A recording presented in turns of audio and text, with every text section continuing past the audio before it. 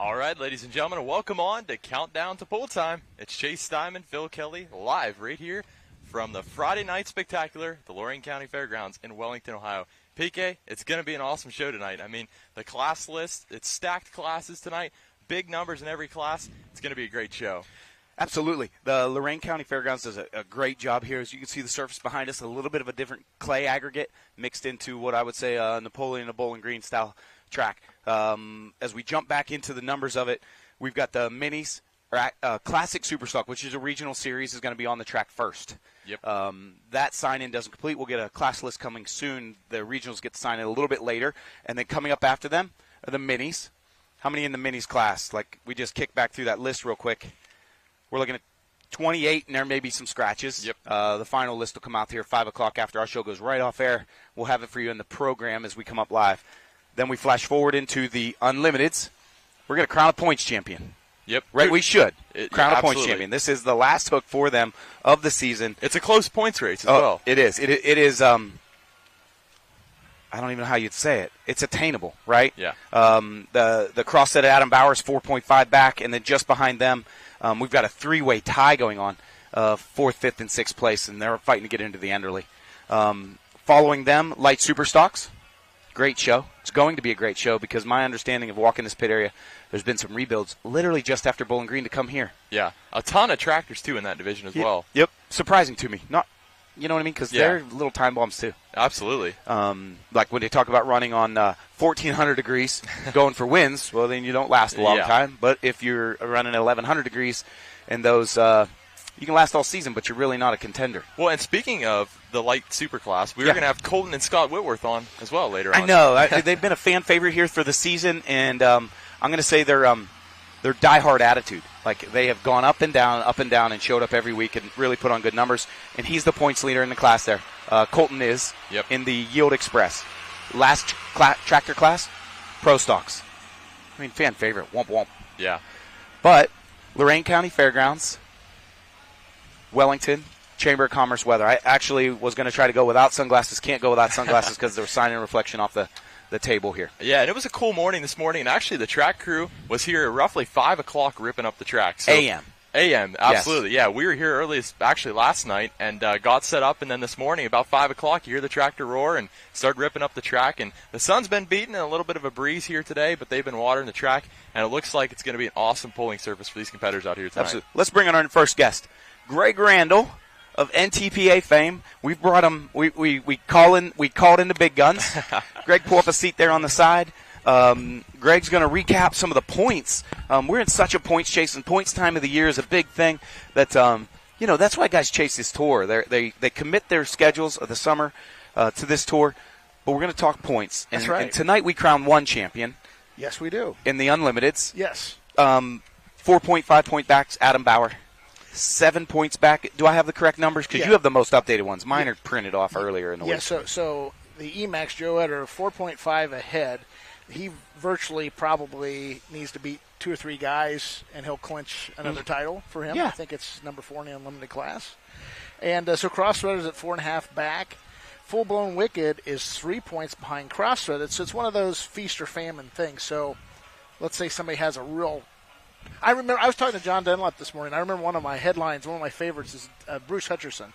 And the headline to Polar Magazine in 1979 was Harness Falters, Hutcherson wins at Syracuse. And what happened was his magnetos went out at 100 feet. So when they're talking harness, they're talking about the wiring harness. Well, no. Don Harness, loudmouth line. Oh. He was a defending champion.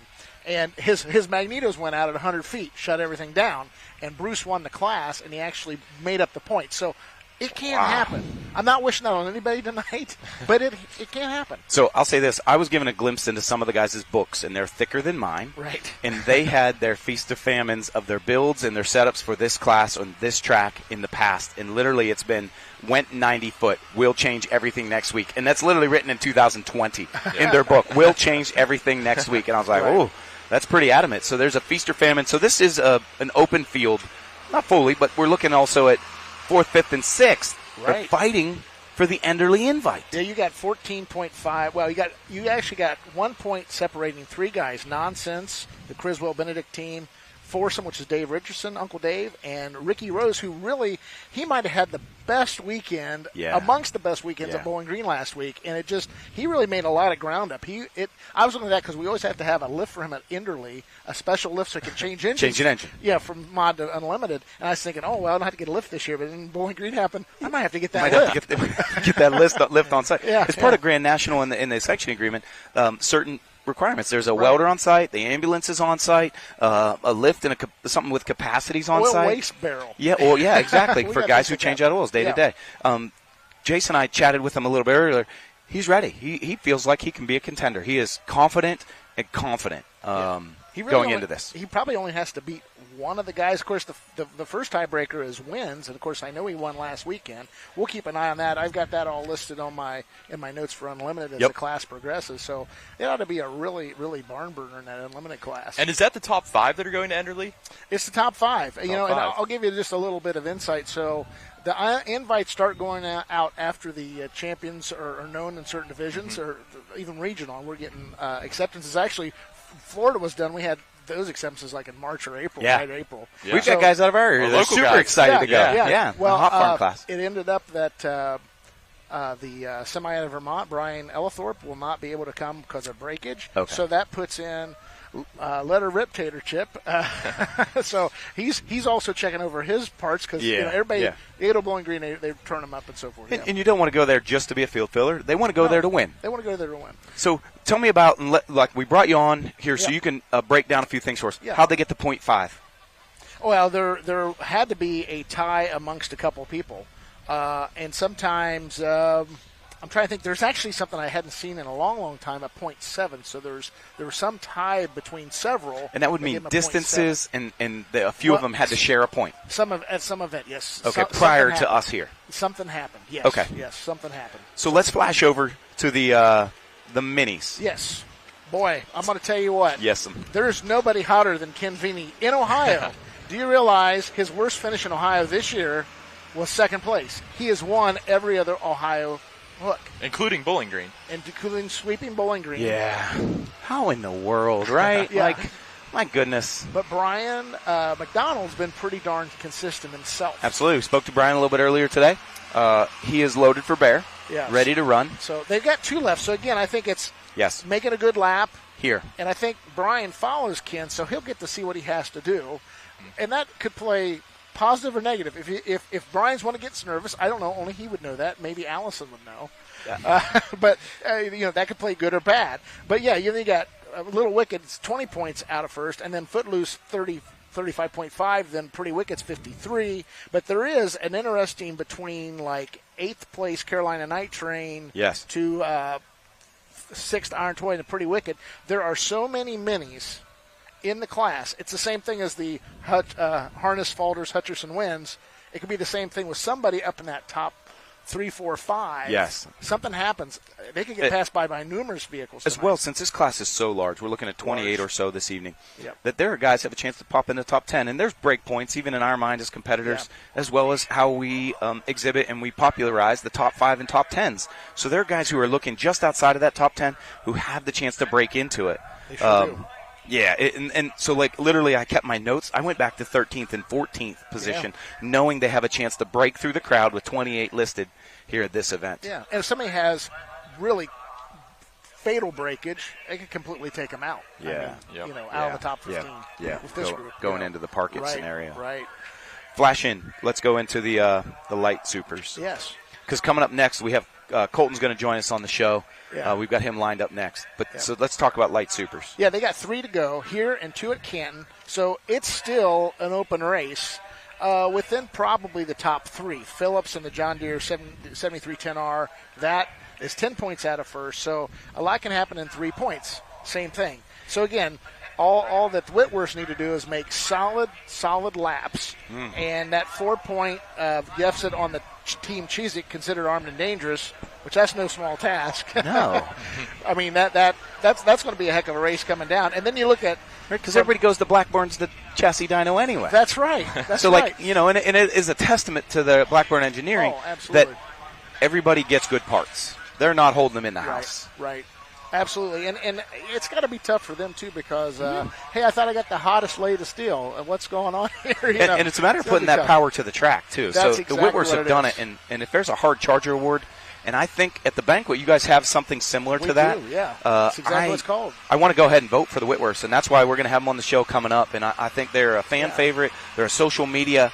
I don't want to use the word darling because they're good guys, Yeah, but right. you know what I mean? Because people look at it and go, man, I feel for him, but holy crap, he keeps putting together good finishes. Yeah, but you look at Phillips in 5th place. You got the other team, Cheesick Tractor, 5 points behind Detonator Black, who's going to go from here and drive all night long to their hometown pool in Weyauwega, Wisconsin. Wow. They've been that for the last few years. There's only 2 of them in that vehicle today. Yeah, there's 7 in their hauler. In the hauler.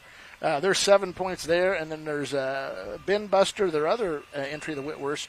So anything can happen. Somebody sneak in the 5th position, 4th position. It's possible with 3 to go.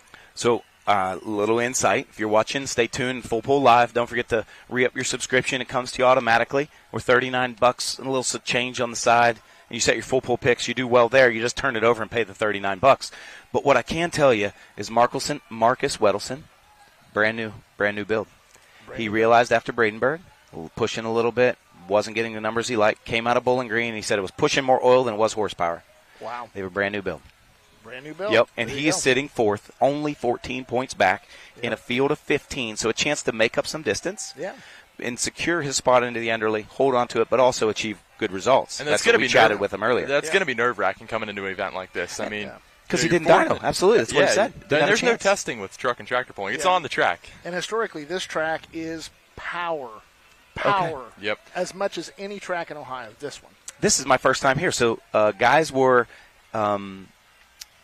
not informing me. They were a little bit of like, well, it's got a little this, got a little that, and some guys would give you the hints. You know how like an astute representative that's maybe an elder gives you the hint, and you have to read between the lines. They're like, well, it's a mix of yellow dirt. Oh, it's a mix of red dirt in there. So when you read into that, you're like, okay, so a little clay substrate. Okay, so might take more power, prep correctly. And like you said, the guys were out early. Yeah.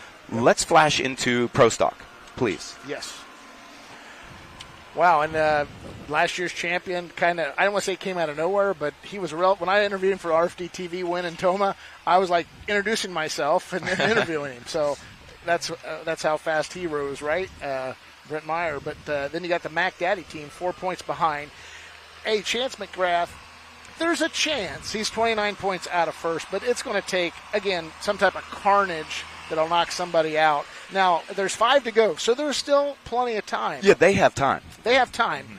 But, again, it's that top degree of tractors, and you're starting to see a little bit of attrition coming off of Bowling Green. I know of 2 that aren't going to run tonight. One wouldn't affect the points, the other one would. But, I mean, there's a second tier there. You got Last Chance, Loud and Heavy, X, and Mac Nasty, 29 to 42 points. That's the 3, 4, and 5. And then you got a third tier, Young Blood, Loud and Heavy, Billet Binder, who Billet Binder is not going to make the call tonight. Okay. And Red Gambler. They, again, with that 5 to go, can one of those get into that 5th spot? It's possible. Anything is possible. So what I know a little bit of, Chase McGrath, and what I like to do is while you have your $39 in there, you can go back and look at all the archive videos. You go back to Bowling Green on his last run coming off of Bowling Green with his run. We all thought he backed out of it. It actually blew the rear end out of it, and that's how he came to the stop. He had more footage in the engine to get further, but the rear end gave up the ghost. Right. Sheared the gears off, pinion gear, everything shattered, everything came apart. It actually came out through the planetaries. And what we didn't quite notice, we noticed he had an issue, but you didn't diagnose it of maybe he's pushing in a clutch, maybe he didn't want to burn it down or burn it in. Right. But that was brand new rear end in his tractor right now. Wow. Smooth and clear. And what we talk about a lot is how you can change around and turn around in your vehicle, take away parasitic loss, and that is the rolling drag friction. And with a brand new rear end, I think you gain horsepower back, right? You put it back in the engine, and you put back down to the tires, down to the pack, down to the track. Yeah. You just hope you don't have any internal breakage that you won't know until you put it out there tonight. And that's exactly what he said. Yeah. He said, won't know. we did this part, but you don't know when you walk back up through the system. Did you stretch a rod? Did anything else occur? You don't know. Yep. So sitting in third. Yeah. That's a little tidbit. So tune in a little bit later. He'll be on with us in the FullPull live show. Right. So I want to unpack the ruling that we're talking about in the light supers. Okay. Let's touch on that. The light super stock, we saw the whole shot tractor, Josh Blackburn, come out the second day and win the hook. Right. And then there was a ruling, there was a discussion that occurred, Right. and then it was found out, it was determined that he was legal. Tractor presented himself and hooked and pulled. Right. And then you guys had discussed Sunday's unpacking, get the heck out of there on Sunday. But you guys at Monday reconvened as a group of board and executives and discussed it. Can you lead me through how we got to that discussion of maybe, and I'll say it, a little bit of an error in conversation of paperwork that presented itself? It's actually what it really is, because this year new to us is we got everybody that's competing, right? Yes, sir. And when you got 402, I think it was, different entrants coming to Bowling Couldn't Green. help but laugh. I'm sorry. 402. You're right. And this was the first night, and it rained. And in fact, We're speaking of Thursday evening. we're talking to Thursday evening for Light Superstock, and it rained. And I was asked, what do we do? How do we pay out? And it's like, well, it's a completed show. Those who ran will get paid as they ran, because we got through 2/3 of the class. Yes. And I was told there's 6 left, which would have included the Blackburn tractor on that, because that was even talked about on Thursday. Just there's 6 remaining. Again, so many massive. You were looking at paperwork. They were looking at paperwork. I was just they called me just to ask me exactly how that is figured. So I said, this is what we do, and so we'll split 15th place among 6 drivers. Well, the 6th driver wasn't even there, and we didn't even know that until I found out what the DQ was on Sunday.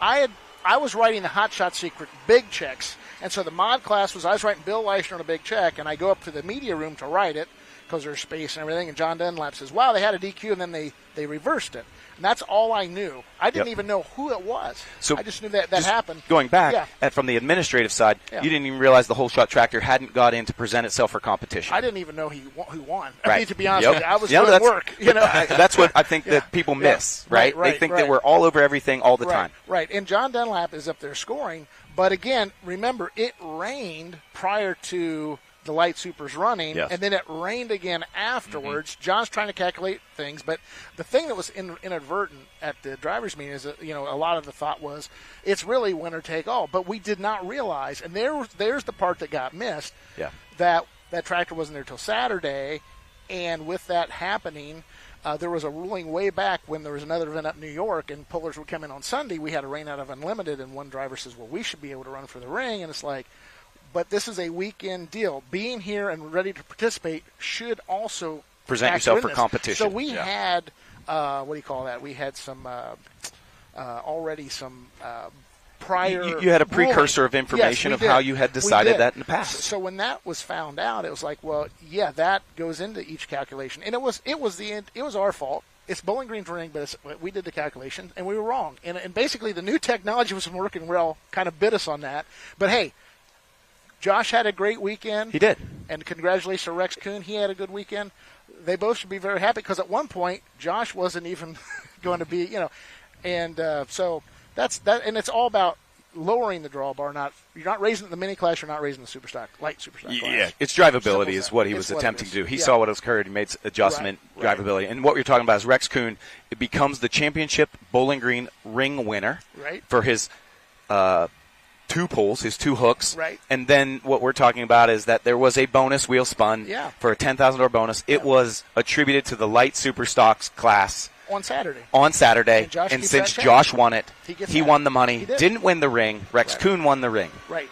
Gotcha. Exactly. Yeah. Okay. Yeah. It's unfortunate it happened, but human is error, and absolutely. There was just a couple things in that whole factoring thing that made it a little tough. And each of you, in I'm going to say the administrative parts, from rules to from how Marvin Epperson and head of tech knew what he knew. You knew one piece. John Dunlap knew one piece on the scoring and stats side. Right. And then when you finally got together on Monday, you each knew a piece that put the puzzle together, and we realized, let's reset here. Yeah. This is how it needed to. This is how it's going to be awarded. Yeah, I understood on Sunday, because I talked to Marvin, because he was so busy, I was so busy. Yes. And we reached out to each other around lunchtime, and You say, hey, I was up in the media room. What was the DQ?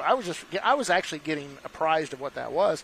And then on Monday I found out, oh, wait a second, the Blackburn tractor wasn't, or the one that, wasn't there on Thursday, which is part of the rain calculation. So it's a long weekend. I got home 10 o'clock on Sunday night, and I had to go back to Bowling Green to grab another trailer to come back. So it's, it is. It's a hustle. I love my career, but it's just like the pullers. There's a lot of hours we spend, and it's not an excuse, but things can happen. It's human. It is. I say the wrong stats all the time, and they berate me on social media, and I just want to get ahead of, or I guess be informative on our show of how it broke down, how it worked, how the line of conversations and the chain of command got involved and double-checked and reassured us that we're making accurate rulings as pullers, competitors, and fans at home alike.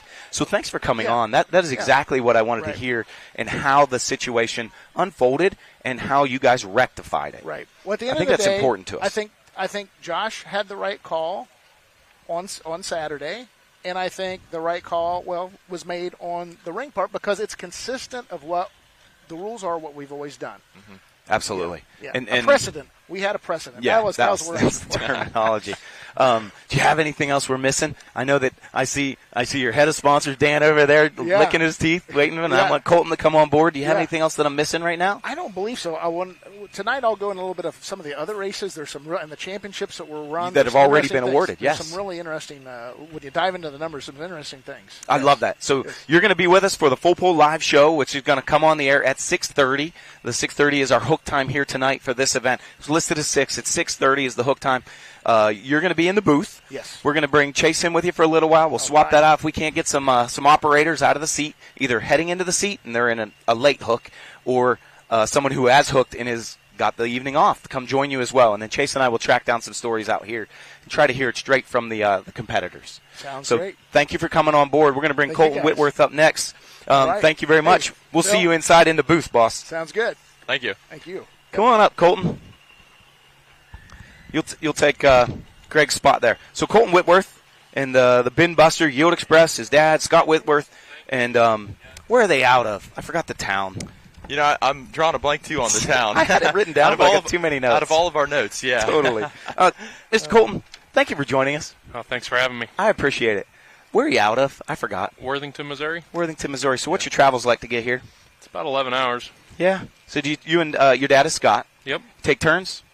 Driving? Yeah. Yeah, pretty well. Who about half and half. Who plays on the phone most? Oh, probably me. You think so? So, why we brought you on is our social media lights up when your two tractors, the Bin Buster, Yield Express. What is Bin Buster sponsored by? NK Seeds. What is that? It's a seed company. They deal in corn and soybeans all over the United States. And then the Bin Buster is a play on words of because the seed makes so much, we're busting bins. Yes. So I wasn't sure if there was a bin sponsorship as well that we could tag or make sure that they knew and appreciate. You know what I mean? Yeah. You getting their name out there. Yeah. Tell me about your story. So we started pulling alcohol super stocks in 2010, pretty local to home. In 2018, kind of started doing more of the national pulling, and kind of through that was a lot of growing pains, but finally starting to get there a little bit. So I noticed that your tagline, success matters, and I see it down the pant leg of your fire suits. You guys bring a professional system, a very professional presentation to pulling and competitive pulling. Who instilled that in you? Oh, my dad and my grandpa, for the most part. My grandpa had a big part of that. What was your grandpa's name? Junior. So I noticed in your social media, if I'm not mistaken, you lost him a year ago? In 2018 to cancer. Oh, okay. So I'm way off on dates then. But him and your dad used to hook a lot. Is that right? Or they'd go to pools a lot together? Yeah, they used to actually race sprint cars back in the day, and then started pulling some carbureted cockshuts that run on gasoline until 2010 there. So we started the super stocks. What was that transition like from the sprint car industry to truck and tractor pulling? Because, I mean, those are two totally different types of motorsports. Yeah, that was a big change. He will tell you it's a young man's game. That's kind of why he got out of it, but it's a big difference. Yeah. What is it in parts, orientation, engineering?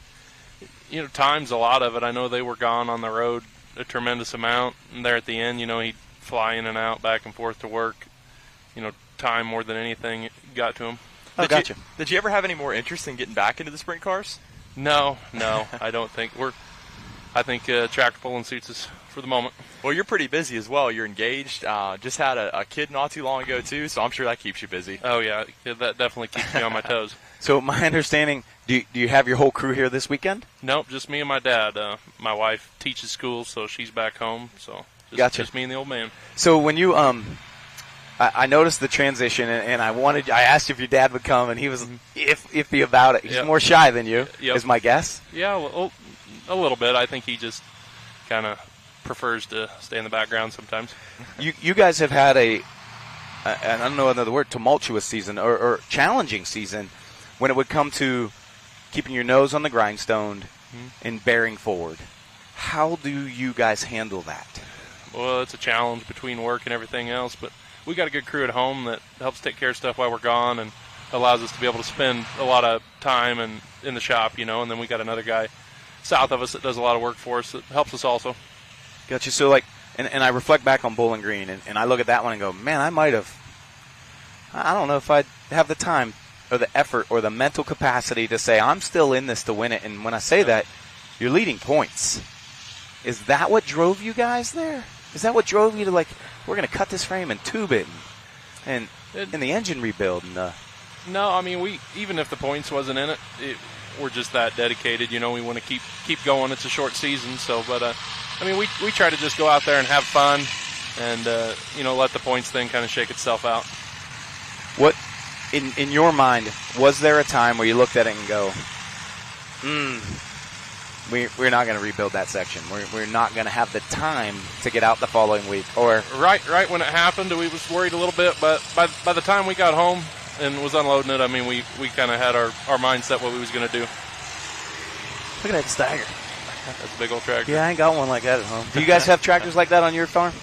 Mostly, John Deere and a little bit of AGCO stuff, but mostly John Deere stuff. Gotcha. Sorry, some squirrel. I get offside. No, so, is it a matter of you're calling, your friends are checking in with you, so saw your run, meet you at the shop, you're pulling in at 2:30 in the morning, they'll get you unloaded, and then we start analyzing and chopping things apart, cutting things apart? Is that how that works at your product? Yeah, for the most part. And in that frame situation, Lance Blackaby, that does a lot of work for us, we brought it down to his shop there and stripped it down to a bare frame, and he did most of the repair work on the frame. Okay. What other issues that I probably don't remember, because they all sort of blend together for me? I don't concentrate on one piece. I just see a whole season. Yes. But you had other issues. I think you had a good run in Benson. You had some good runs. And where were we at after Benson? Was it Chapel Hill? Or I have them all confused. Toma was a challenge. Yep. But Chapel Hill, you came back out and had decent runs. But I thought you damaged an engine. We weren't at Chapel Hill. Okay. Thank you. No, we've had pretty good luck, keeping our engines together for the most part this year. It's just been the frame fiasco and breaking that spindle in Toma. The spindle, that was it? Yep. It's coming down hard, if I remember right. Yep. Okay. So it all blends together for me. But our viewers tend to know every nut and bolt that gets turned on your tractor, and they just school me, and I'm okay with it because I'm just here to tell the story or get your message across. So how do you prepare for this weekend? When we look at it, you've got 3 hooks to go tonight and 2 in Canton next week. It comes down to just time in the shop, looking things over, just simple as making sure clamps are tight, checking every aspect over that we can to be as prepared as possible. Did you go home between Bowling Green and here? Did you bring it here and drop it? No, we went home. Then we'll go back home between Canton and here also, so quite a bit of driving. Wow. Yeah. So will you get guys to help take it off, and you pull the wheels off it, you start looking at drive lines and engine wear, oil filter screens? What do you give me a breakdown. You're going to leave here, and what's the plan? We'll get home, change oil, check the oil filter, pull the valve cover off, pull spark plugs, check out turbos. We'll jack the back of the tractors up and, spin the wheels, kind of feel if everything's turning free and sort of like a doctor. Check all that out. Listen and see if it's click, click, click, or tick, tick, tick. Yeah, you can usually tell pretty quick if something's wrong. How much power does one of these put out right now? A little over 4,000.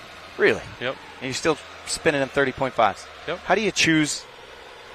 I don't want to give away your secrets because you're too close and you got 3 hooks to go. How do you choose your gear ratios and air pressures and things like that? Is it a book that your dad and Junior and you had built when you were a kid and you keep building off of it? So tire pressure, we don't vary a lot on that. A little bit. But we're still kind of learning with tires. We got a new set of tires a couple of years ago and still trying different things there. But we just have a reverser, so all we have is direct. Okay. So it isn't It's go or no go. Isn't much choice when it comes to gear. You can't confuse yourself out of a setup. No, it's pretty simple there. How about weight and balance then? What would you say your movable weight is on your tractor? Like 6,200 pounds. In my mind, I'm thinking, holy cow, the tires are probably half that. Yeah. But I actually don't know what one of them 30.5s weigh. I mean, we usually have 700-800 pounds of movable weight, and in the light super class, it's all on the front. You usually don't move any to the back. It's got to be a pretty bad track to if you're rolling it to move the rear. weight to the back. Yeah. Your choice there is pretty well to keep her all in the front, and if that won't do it, lower your draw bar. So other than weight, what's the major differences between you guys and a heavy super? Oh, the motor's larger cubic inch. They can be up to 650, and I believe they allow EFI in that class also. Those are the two biggest differences. And you're running the same tire size as well? Yeah. Okay. We got Mitas tires on the heavy tractor. These are Firestones, but they're the same size. So you guys have a total of 3 tractors then, correct? Yes. Okay, so I'm sure it's a pain to keep all those tractors running too throughout the season. Yeah. Like I say, it takes a lot of time in the shop to keep everything going. Is your maintenance system different between a heavy and a light, or is it pretty much the same thing? You tear it apart. No, it's pretty well the same. I mean, the heavies, I want to say a little easier. You don't get on those wild rides and one wheeling it. Don't seem like like you do in the light super class. I never would have thought of that. It's a little easier on drivetrain parts. So your dad had mentioned that you had an engine combination in the heavy, but you changed that engine combination just a little bit, and that's been a little bit of hiccup in the giddy-up and how that one's operating right now. Yeah, it's been a real big challenge this season. We did have a smaller cubic inch motor in it last year, and we decided to build a new one and take it on up to the limit. And we spent most of the summer chasing gremlins with that, and finally felt like we were getting there at Bowling Green, but now the season's over, and we got to wait for next year. So when you say challenge, that's code for... Oh, I mean, tune-up's the biggest thing, and we did have some turbo trouble also, but luckily we've got to thank Terry and Josh Blackburn. We spent a lot of time on their dyno with it, and they helped us out a lot there. So I mentioned them as a parts supplier, an engineer in the group for the light supers. They compete in it, and Terry's 4 points behind you, and that's nothing to sniff about. Like, I just sneezed, and literally he can make up that distance in the sneeze by propelling that armed and dangerous tractor more forward or holding yourself back. How do you maintain a lead on him of 4 points? Boy, we just got to try to have consistency, go out there and try to lay our best effort down, but not try to overthink it too much. He's a great competitor, and he's always zoned in. He's been doing it for a long time. So in putting things, compartmentalizing, how do you go to the dyno there knowing you're going to compete against him soon? Oh, we don't really worry about that too much. Those guys are such a help to us. We've kind of got a little different motor combination that they do, but we buy all the parts we can from them, and they help us out there with that dyno service. Yeah, and I that's what I was trying to let people know at home. Like, as someone who's a partial fan would look at that and go, "Oh my gosh, you can't be getting the best parts." And my perspective is well, if he's not leading the points, obviously he's got one in the top, but yours is in the top, and he's selling you parts and pieces and dynoing there too, because it's a matter of getting it to the ground. Do you watch him and notice what you may do differently, you and your dad may do differently than them? I'm not asking for specifics because I don't want to give it away this close in the season with 3 hooks to go. Yeah, I mean, we're always watching what Terry's doing. He's, a veteran in the sport and always pretty well has everything dialed in. So watching him definitely helps a lot. But I feel like our combinations are enough different that we can't compare a whole lot. You know? What I forgot what your daughter's name was. Does she watch it? Did Allison. you tell her she'd be on? I think she's still at daycare. Oh, okay. I didn't know. Unless they got the TV time turned of the on day, there. 4:30, and I'm hoping maybe your wife is DVRing it. Yeah, so she'll watch on FullPull Live tonight. So I did some Facebook stalking, and you guys are on social media. Yep. And it was funny to read back through a little bit of what your wife's comments about it was when she started traveling with you all, and she wasn't quite sure how your dad was taking her. And I really found it an endearing story a little bit if you read it as a story, like a journal. Yeah. She mentioned that she's not quite sure how Scott, your dad Scott, really likes having her around yet as part of Truck and Tractor Pulling. How did you read that? How did you tell Dad, hey, Dad, she's coming with me? Or did you just say, get in the truck, we'll tell Dad on the drive? No, it was kind of a take her and ask for forgiveness later kind of deal. But she's got to be a pretty good help to us, pulling, getting tractors to the scales. We've actually, me and her have went by ourselves a couple times when we've had other engagements that my dad's had to do and stuff like that with work. She's been a big help. And then now, she spends most of her time taking care of our daughter, but she still helps us all we can. Was she involved in truck and tractor pulling prior? No. She didn't have any background with it until we met. Was that Jumping good or head first. bad? Yeah. No, it was pretty good. I mean, they used to have the big tractor pull in Macon, Missouri, close to home for years. Okay. Till that quit, and she would go to that. Her dad likes tractor pulling, so she would go watch there. Does the father-in-law come out sometimes too then? Just to the close stuff, but really anymore. because this is 11 hours, so Yeah. it's not. Anymore, we don't hardly run very. Rockwell, Iowa is our closest Gotcha. run to home. So. I don't know if I'd want trapped in a hauler or a toter with my father-in-law that long. I hope he's not watching. I hope they don't DVR. Fast forward this house. So it was funny to see. Not funny. It was neat to see the evolution of her saying like, yeah, I think she mentioned like Scott seems to be getting used to me. Oh. First time I've ever drove the toter or drove the hauler. I don't really remember what it was, but drove the hauler. It was on a highway, no less, but it was my first time driving. Did real well. Yeah. I think Scott's starting to trust me. Yeah, no, it took a couple years, but we used to have 3 light supers, and I had to take 2 different trucks and trailers, and she drove the other pickup trailer to the tractor pull once, and we met them there. Her and my grandpa brought the rigs, and me and my dad met them there. So neat. I just think the evolution of how your family grew together. Through the sport, your dad starts to be more accepting. At first, he's hesitant, like, he's just bringing a girlfriend. It's going to take him away from concentration. Like, I can hear it in my family's voice in my ear as well as Chase saying, like, oh, man, how do you take somebody and we're here to compete but not be distracted? How did you handle that? I mean, we're all young ones. It wasn't too bad, It's been a long time ago, so we got adjusted to it slowly. And when she first started coming around, we were pulling more local stuff, so. This Grand National deal adds a lot more stress. It's everyone's on their game. Everyone is at the top of their level. And she had said she takes up in some of the pieces.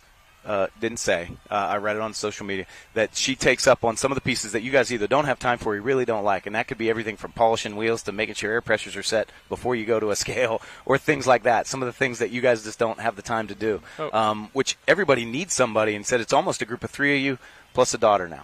Yep. No, and my mom will go to the bigger ones whenever we take the second truck and trailer, and Samantha helps get groceries around, clean tractors, whatever we need to ask her to do, she'll do. How long you been married? Well, actually, we'll get married this January. Yeah. But we've been together for 9 years, so it's been a while. Congratulations. So you already know where your toothbrush is going. She knows it's on that side of the sink. Don't move. Yours is over there. We've been living together for a couple of years now, so we got it down pretty well. Very good. What are we missing in your story? That we may not, you don't know what you don't know. Tell me about you. I mean, what'd you go to school for?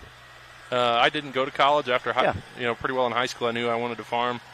Went with that, so graduated high school and went right to working on the farm, and we sell spray drones. My dad, we sell seed, lots of ag retail products and everything else. But farming's the main thing. Tell me about the spray drones. Yeah, that's interesting. We just started this last year, selling drones. Then we use them ourselves, but that's been a game changer for everyone. It takes a little while to get used to, but in tractor pulling, we got a couple friends at tractor pull with us that's got a couple, and it's changing agriculture fast. How? Well, normally traditional methods would be calling in an airplane to crop dust your corn, and now people can buy this drone and do it themselves because most people aren't going to have their own airplane and pilot's license and everything, but it's a lot easier to get set up with a drone to do it yourself. So I'm in Western Pennsylvania, and crop dusting is not a thing around us, but drones may be. Yeah. So I'm going to be a wing of Whitworth Drone Service.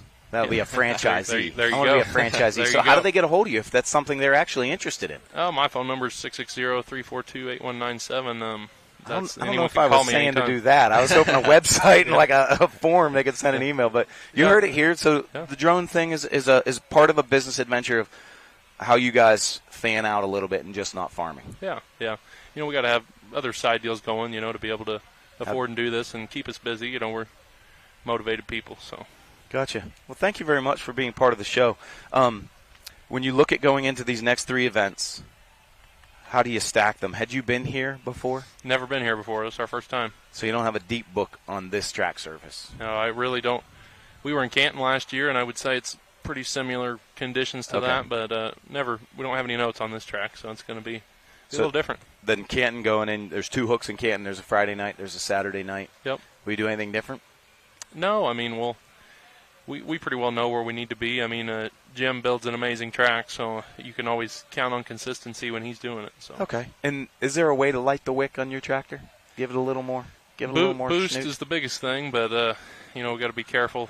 You get aggressive with that a little bit. They these things are already a ticking time bomb. When you go to pull up to the sled, you're pulling the pin on the grenade and hoping won't go off by the end. So the you just mentioned something and my mind went.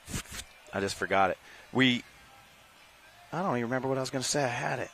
See how this works? When you talk about boost, tell me the number that's too much. Oh, Give me too much. Once you get over that 120 mark, okay, you can be hard on some parts past that. Okay, so that's sort of. I just wanted a generality of where the number and that's almost a dialable system in your vehicle. Yeah, you have regulators that control the wastegates. The linkage opens a butterfly, so you just set that where you want to start opening it. Copy that. What else are we missing? Thanks for coming on. I don't know. Thanks for having me. I busted your chops earlier in the week on the phone. Yeah. And I didn't want to talk much either because I want to be able to sit here and chat as well. No, you're good. Like I say, we appreciate the opportunity and looking forward to tonight and the rest of the season. So what is your ultimate goal? Staying in the light supers, heavy super championship. I know your goal is a light super championship. Like everybody's, you're zoned in. Yeah, and I mean light supers are our passion. Still, the heavy supers a fun ride. Don't get me wrong, but light supers definitely still our passion. Do you have any other tractors in the works?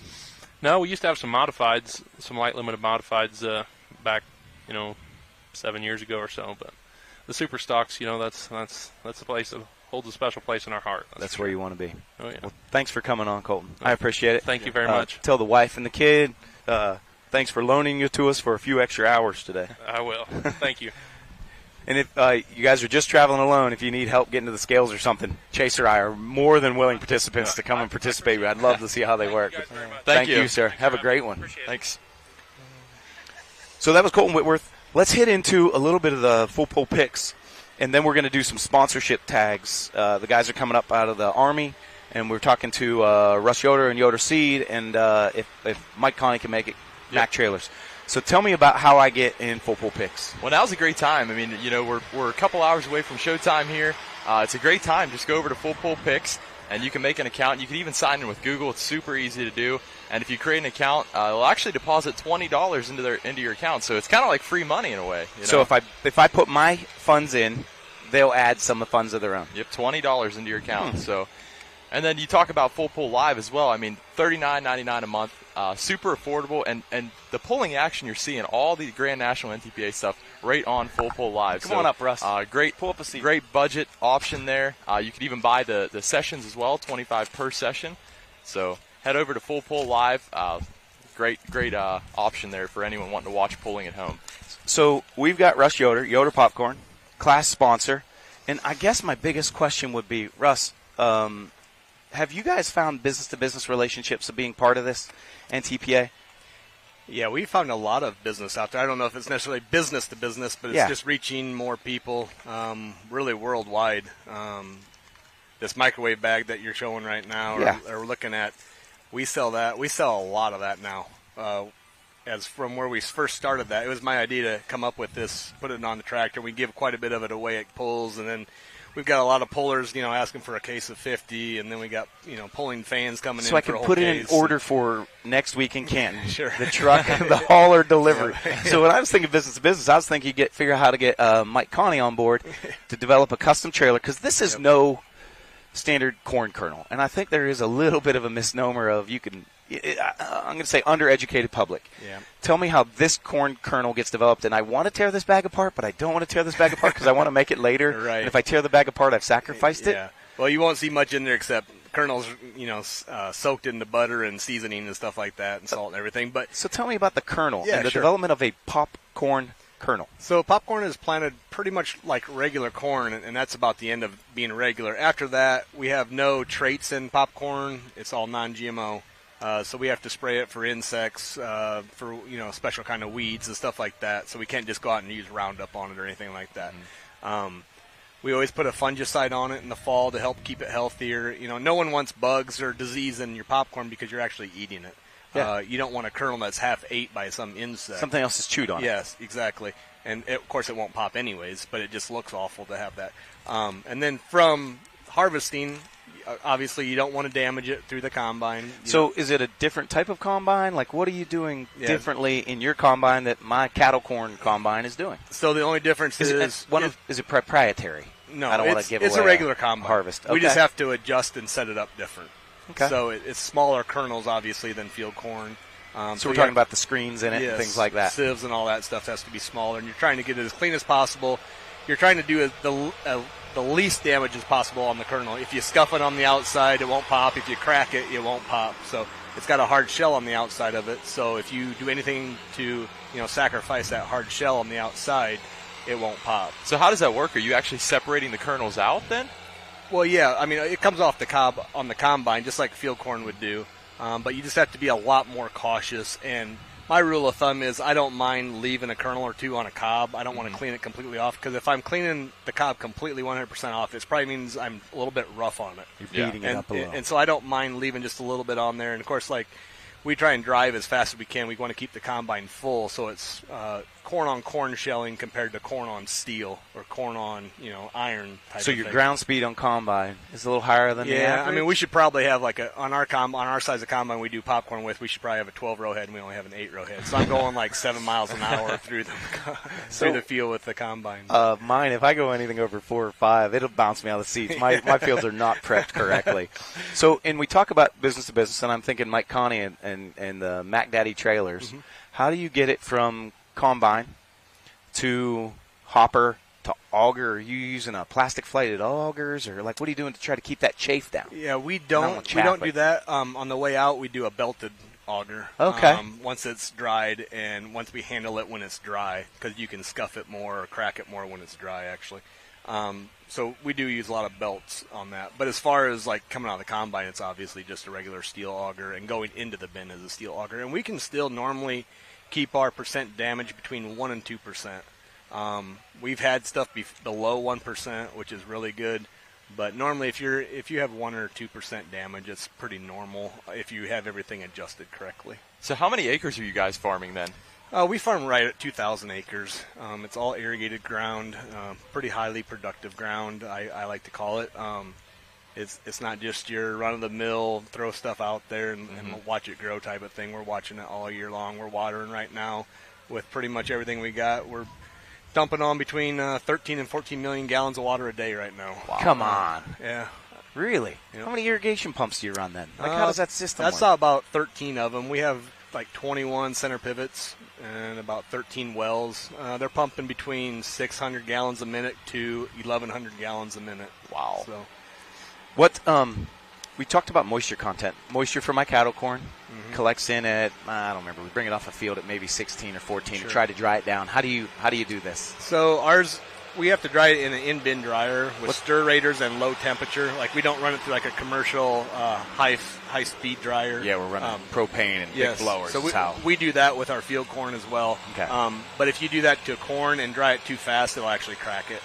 I was going to say it pops in the bin. You'd have to get really hot for that. But, we do low temperature, normally like 80 degrees with a lot of air. Okay.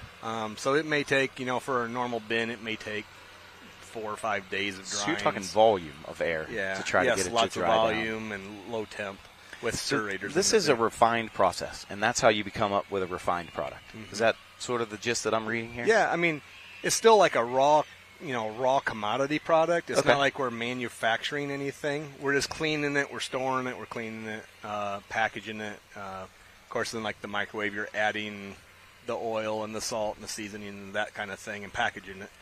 But it's a pretty straightforward type of deal. It's not like we're going out and making chemicals that make something like anything like that. It's just straight commodity stuff. You've got 5 hooks to go in your pro stock, the extra butter, the moline.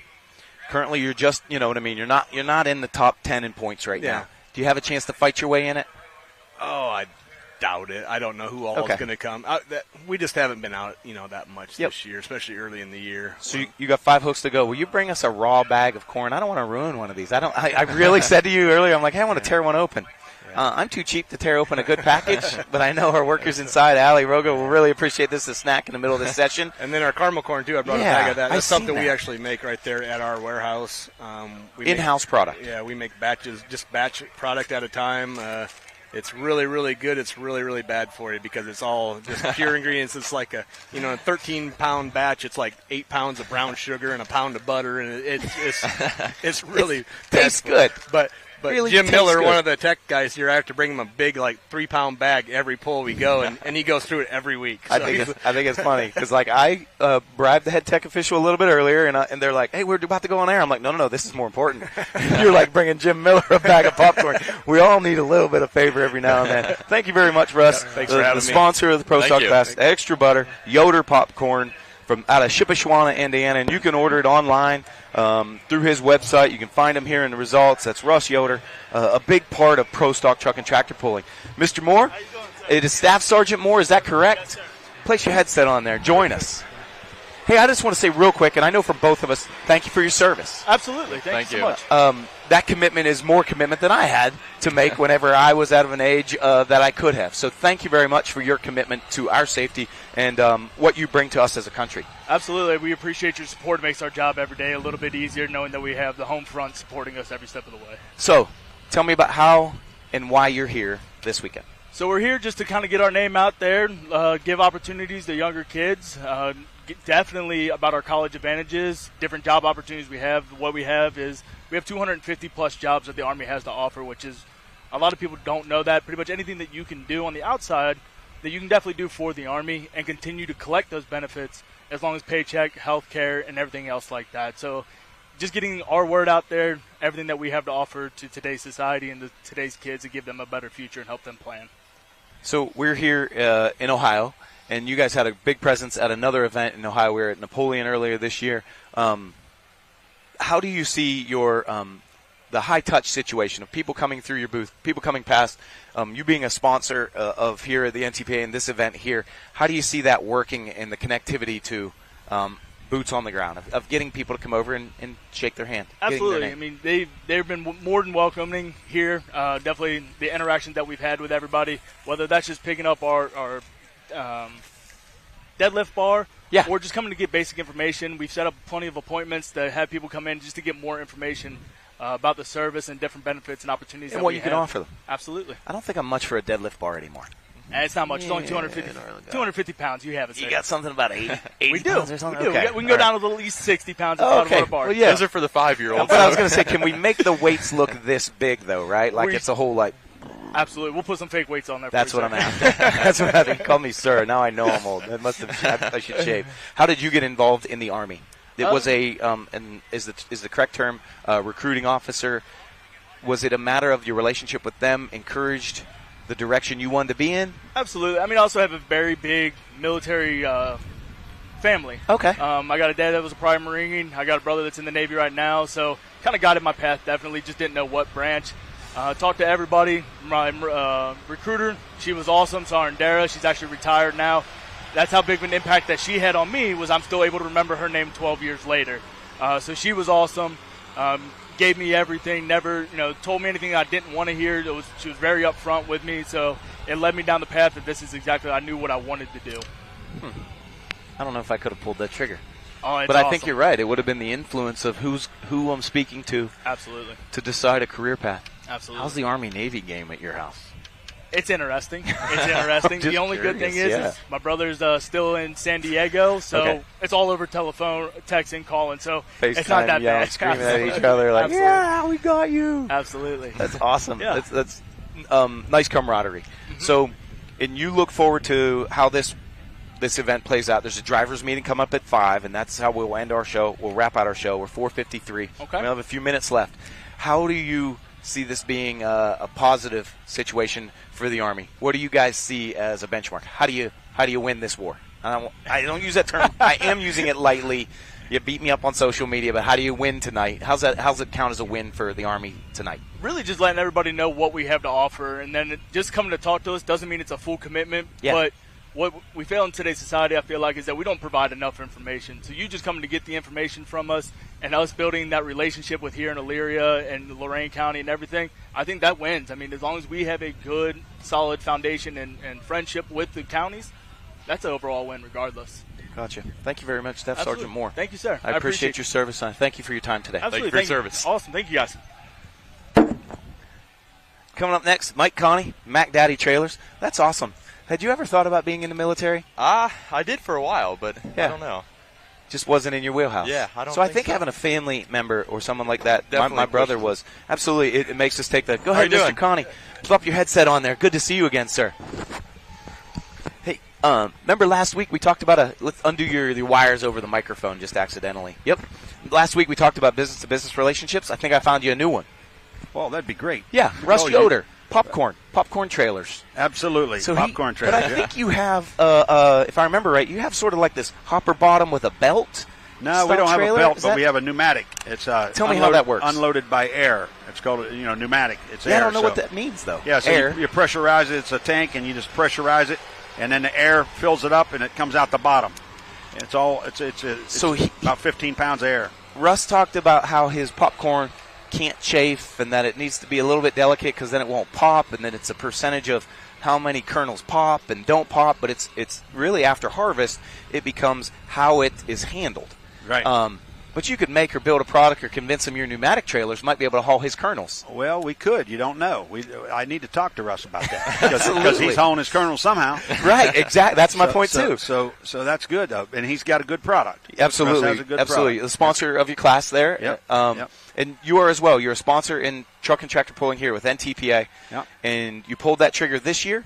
Or how many years had you been a sponsor? It's been about 11 years, I think. 11 years 11 sponsor. years, yeah. And we're still seeing results for that sponsorship. Yeah, You're still absolutely like Russ. I met Russ. Yep. From tractor pulling. Gotcha. So I absolutely. You just meet all the guys.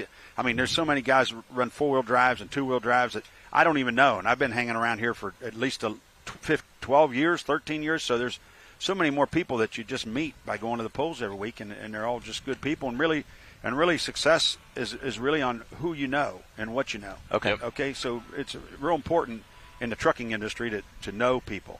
And, they put a face to the name of Mac Trailer, and we built a good product. So really, if the price is fair and it's a good product, you're probably going to get a sale. Well, when we talk about Mac Trailer, I mean, you guys are involved in pulling in not just NTPA, but other organizations, actually a lot of standalone events too. How's that helped your business grow? I can't say that it's all because of that or anything. Mm-hmm. It's just a multiple of things. We're involved in a lot of different things, and it's just been good. I know I'm with Wayne Persinger, runs Uncle Sam. I'm building trailers there, building trailers out at Vaughn's shop in Iowa. All that came from pulling and being a sponsor. Yep. So we just try to give back also, you know what I mean, and help the sport because I love the sport. The sport has given me so much satisfaction with my daughter Julia. She pulls a pro, I pull a pro, and Tate, my son-in-law, and my grandkids, and Chad and Rachel, and my wife, and it's just a good overall. The weekends sometimes they're long when you're trucking 9 and 10 hours to a pull, but you get done with them, and if you have a big win, it's all worth it. Speaking of that, there goes the guys. Hey, There you family.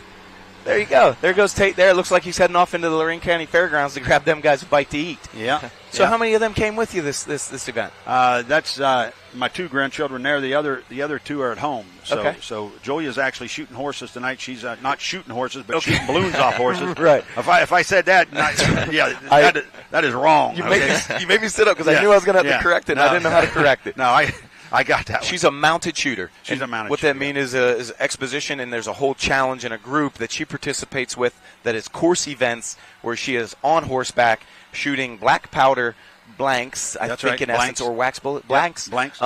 At an obstacle course that is balloons, and it's a timed event. You do a pattern, you come back out, and you get timed. And then that's it's also exactly right. completions and penalties based on the balloons popping or not. That's exactly right. And she's been doing it about 4 years, and she's been going right up the ladder.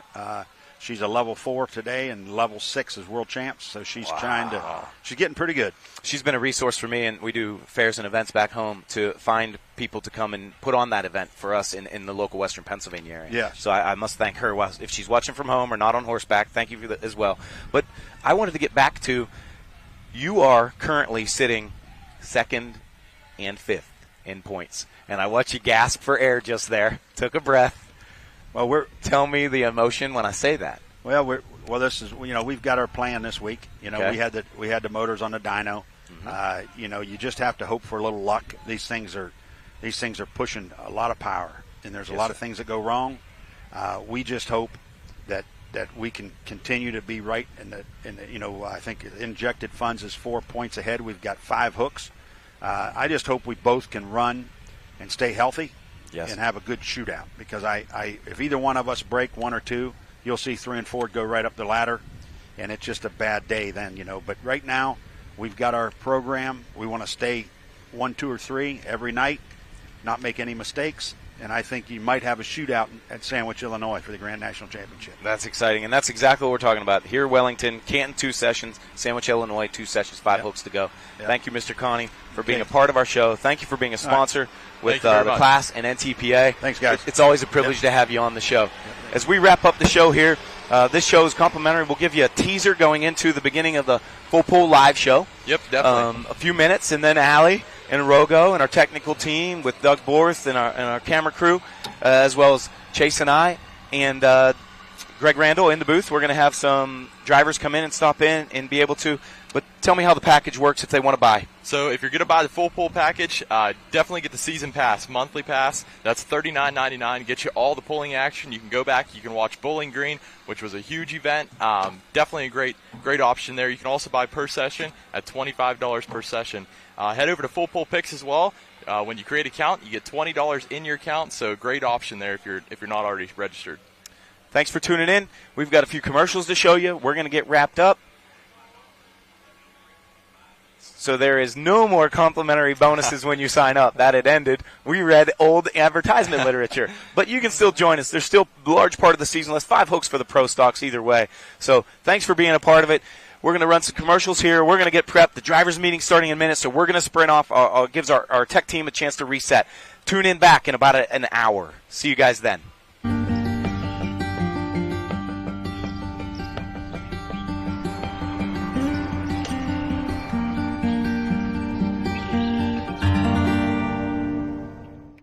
At Beck's, we stand up for things that matter most. Our faith, our independence, and helping farmers succeed. As the largest family-owned seed company in the U.S., we believe in the integrity of remaining an independent family-owned seed company. Since our founding in 1937, we have continued to produce quality products backed by a family of employees and dealers dedicated to serving American farmers. And that's something to be proud of. Beck's, founded in faith, forged in America. For more information, visit BecksHybrids.com.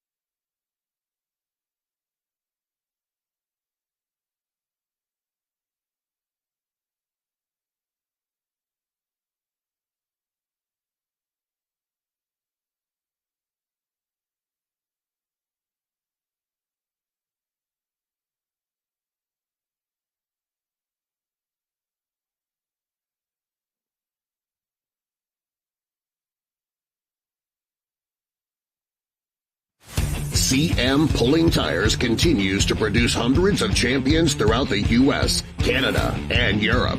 As a dealer of not only our own line of Mayhill tires, we provide Mitos, Pro Puller, Parks Puller, Kaiser, Real Wheels, and Midwest Wheels.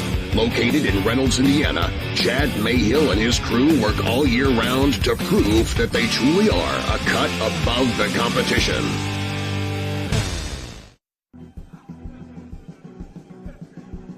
Looking for a refreshing change? Say goodbye to sluggish performance and reach for the one that won't slow you down. That's Chris. Experience the force of clean, pure oil coursing through your engine. No matter what you drive, Wix Filters is the clear choice. Here's to filtration that works as hard as you do. Wix Premium Filters. Performance starts here. Like a seed planted in Ohio soil, Michael Connie knew that success takes time. It requires grit, hard work, and persistence. What began in a one-bay garage grew to revolutionize America's trailer industry. Today, Mac Trailer is a full-scale enterprise with 13 facilities and over 135 dealers across the nation. Mac Trailer supports you with a team of experts in the heart of a small-town hero. Start your legacy with Mac Trailer. You've got questions? We've got answers. Need a pro you can trust? We have stores of that too. No matter what you need, our professional parts people have the training and expertise to help you do things right. Deep automotive knowledge. Just one part that makes O'Reilly stand apart. The professional parts people. O'Reilly Auto Parts.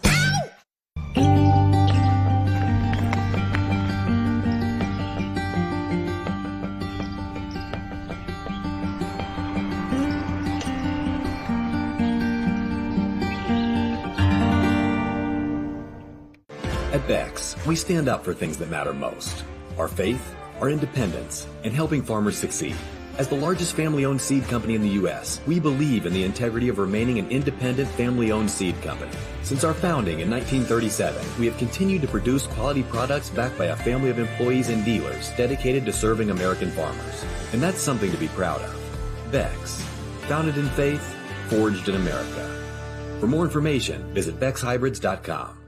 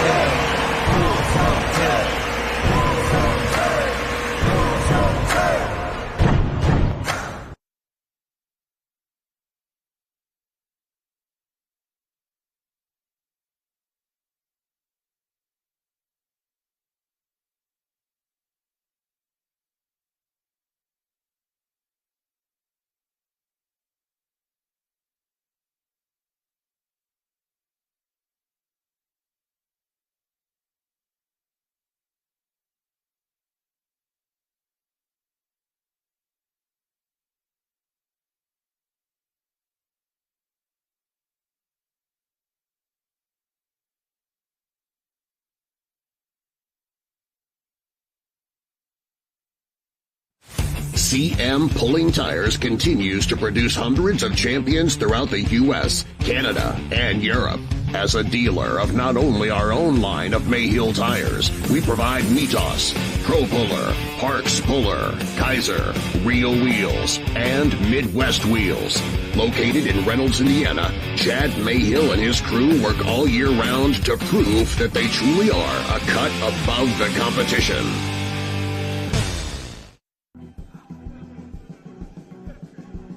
Looking for a refreshing change? Say goodbye to sluggish performance and reach for the one that won't slow you down.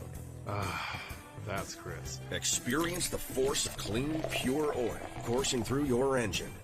No matter what you drive, Wix Filters is the clear choice. Here's to filtration that works as hard as you do. Wix Premium Filters. Performance starts here. Like a seed planted in Ohio soil, Michael Connie knew that success takes time. It requires grit, hard work, and persistence. What began in a one-bay garage grew to revolutionize America's trailer industry. Today, Mac Trailer is a full-scale enterprise with 13 facilities and over 135 dealers across the nation. Mac Trailer supports you with a team of experts in the heart of a small-town hero. Start your legacy with Mac Trailer. You've got questions? We've got answers. Need a pro you can trust? We have stores of that too. No matter what you need, our professional parts people have the training and expertise to help you do things right. Deep automotive knowledge. Just one part that makes O'Reilly stand apart. The professional parts people. O'Reilly Auto Parts.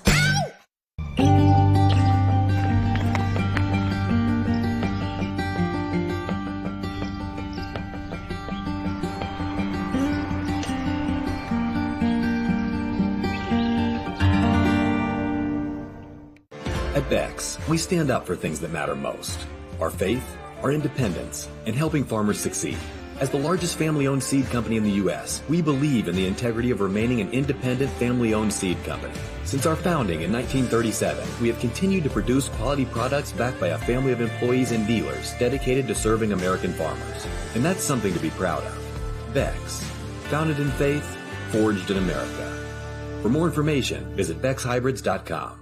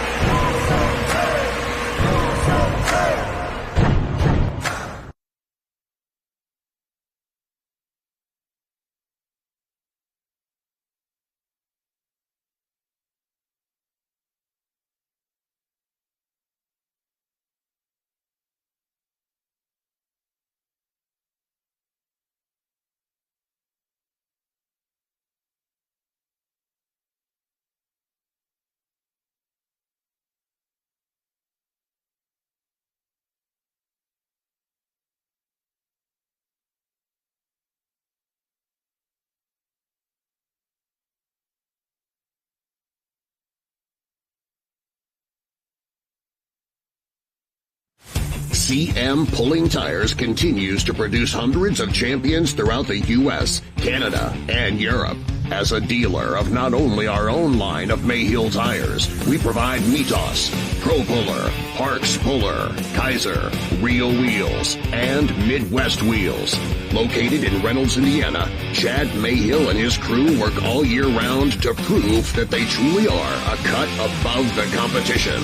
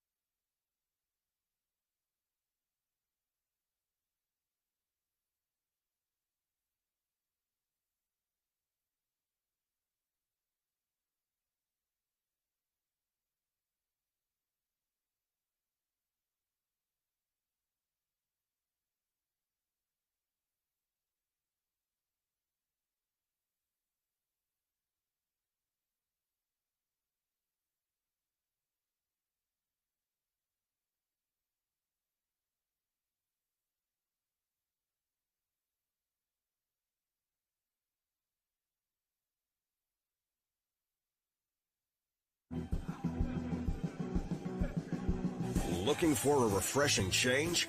Say goodbye to sluggish performance and reach for the one that won't slow you down.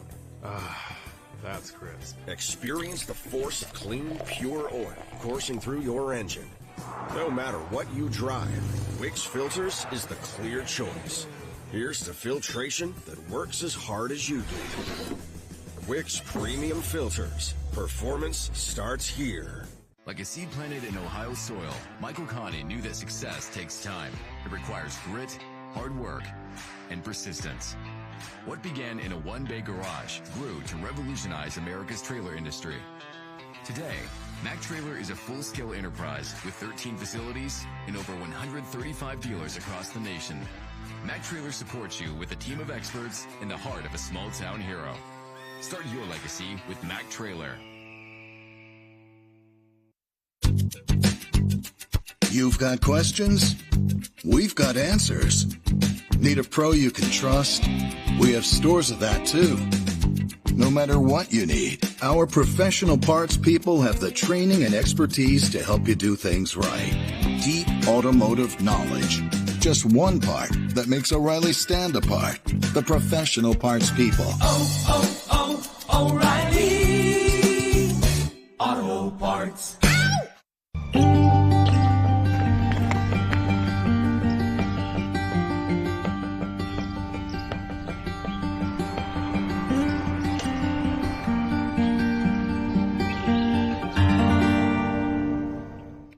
At Beck's, we stand up for things that matter most. Our faith, our independence, and helping farmers succeed. As the largest family-owned seed company in the U.S., we believe in the integrity of remaining an independent family-owned seed company. Since our founding in 1937, we have continued to produce quality products backed by a family of employees and dealers dedicated to serving American farmers. And that's something to be proud of. Beck's, founded in faith, forged in America. For more information, visit BecksHybrids.com.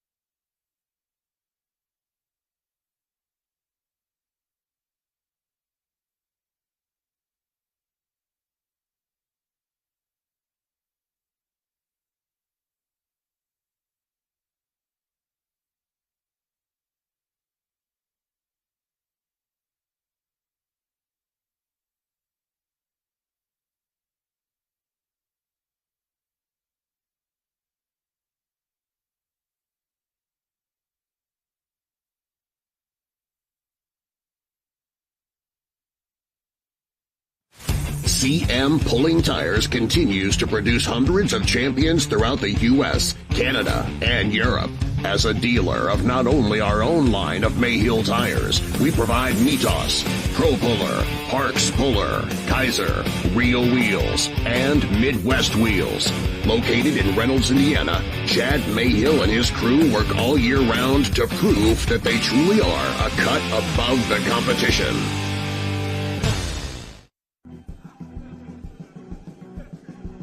Looking for a refreshing change? Say goodbye to sluggish performance and reach for the one that won't slow you down. That's crisp. Experience the force of clean, pure oil coursing through your engine. No matter what you drive, Wix Filters is the clear choice.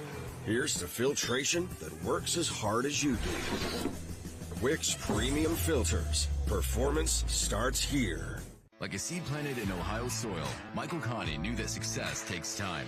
It requires grit, hard work, and persistence. What began in a one-bay garage grew to revolutionize America's trailer industry. Today, Mac Trailer is a full-scale enterprise with 13 facilities and over 135 dealers across the nation. Mac Trailer supports you with a team of experts in the heart of a small-town hero. Start your legacy with Mac Trailer. You've got questions?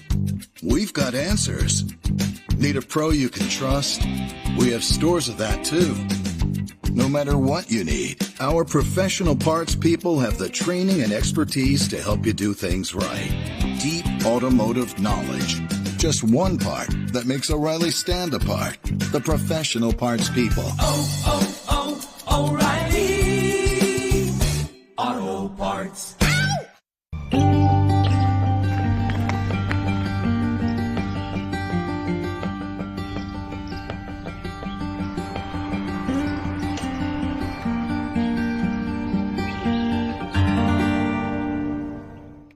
At Beck's, we stand up for things that matter most.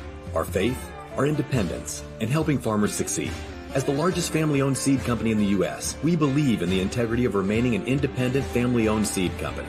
Since our founding in 1937, we have continued to produce quality products backed by a family of employees and dealers dedicated to serving American farmers. And that's something to be proud of. Beck's, founded in faith, forged in America. For more information, visit BexHybrids.com.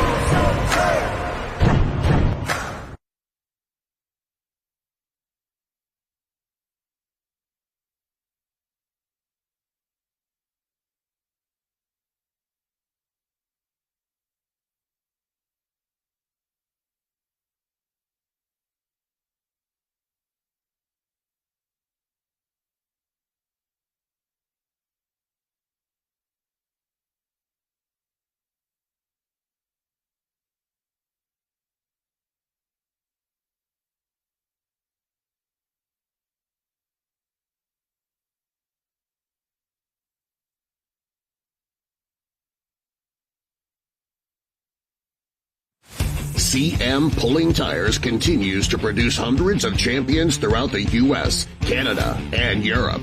As a dealer of not only our own line of Mayhill tires, we provide Mitos, Pro Puller, Parks Puller, Kaiser, Rio Wheels, and Midwest Wheels. Located in Reynolds, Indiana, Chad Mayhill and his crew work all year round to prove that they truly are a cut above the competition.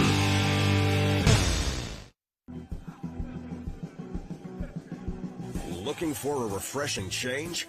Say goodbye to sluggish performance and reach for the one that won't slow you down. That's crisp. Experience the force of clean, pure oil coursing through your engine. No matter what you drive, Wix Filters is the clear choice. Here's to filtration that works as hard as you do. Wix Premium Filters. Performance starts here. Like a seed planted in Ohio soil, Michael Connie knew that success takes time. It requires grit, hard work, and persistence. What began in a one-bay garage grew to revolutionize America's trailer industry. Today, Mac Trailer is a full-scale enterprise with 13 facilities and over 135 dealers across the nation. Mac Trailer supports you with a team of experts in the heart of a small-town hero. Start your legacy with Mac Trailer. You've got questions? We've got answers. Need a pro you can trust? We have stores of that too. No matter what you need, our professional parts people have the training and expertise to help you do things right. Deep automotive knowledge. Just one part that makes O'Reilly stand apart. The professional parts people. O'Reilly Auto Parts.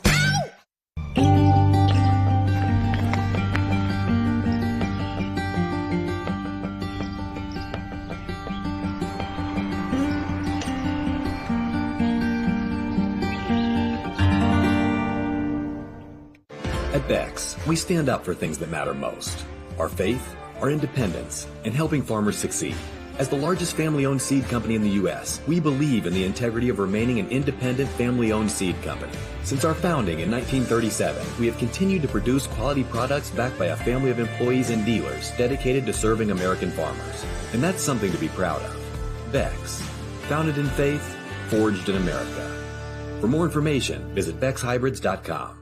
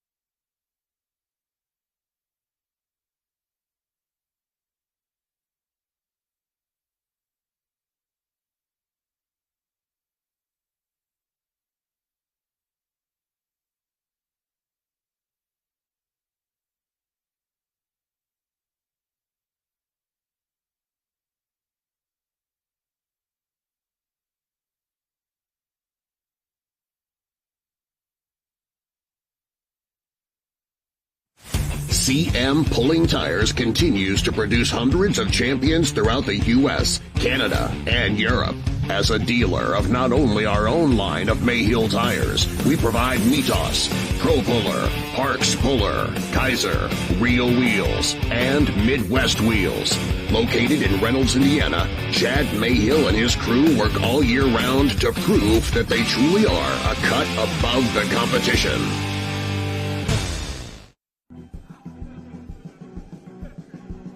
Looking for a refreshing change? Say goodbye to sluggish performance and reach for the one that won't slow you down.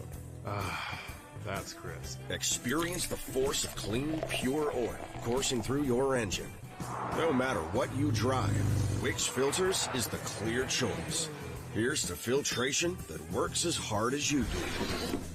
Wix Premium Filters. Performance starts here. Like a seed planted in Ohio soil, Michael Connie knew that success takes time. It requires grit, hard work, and persistence. What began in a one-bay garage grew to revolutionize America's trailer industry. Today, Mac Trailer is a full-scale enterprise with 13 facilities and over 135 dealers across the nation. Mac Trailer supports you with a team of experts in the heart of a small-town hero. Start your legacy with Mac Trailer. You've got questions? We've got answers. Need a pro you can trust? We have stores of that too. No matter what you need, our professional parts people have the training and expertise to help you do things right. Deep automotive knowledge. Just one part that makes O'Reilly stand apart. The professional parts people. O'Reilly Auto Parts.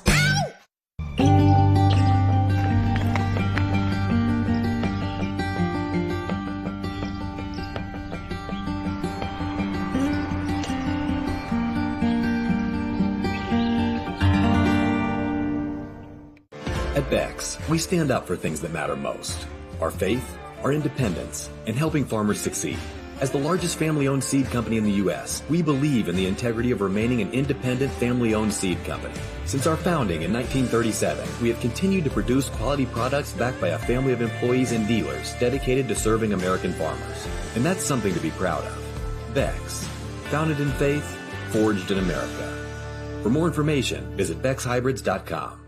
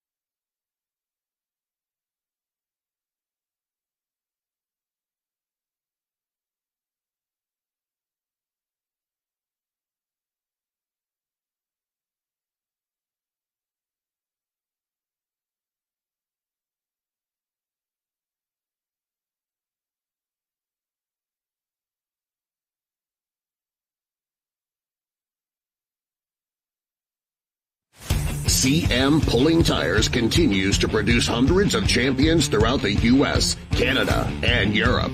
As a dealer of not only our own line of Mayhill tires, we provide Mitos, Pro Puller, Parks Puller, Kaiser, Real Wheels, and Midwest Wheels.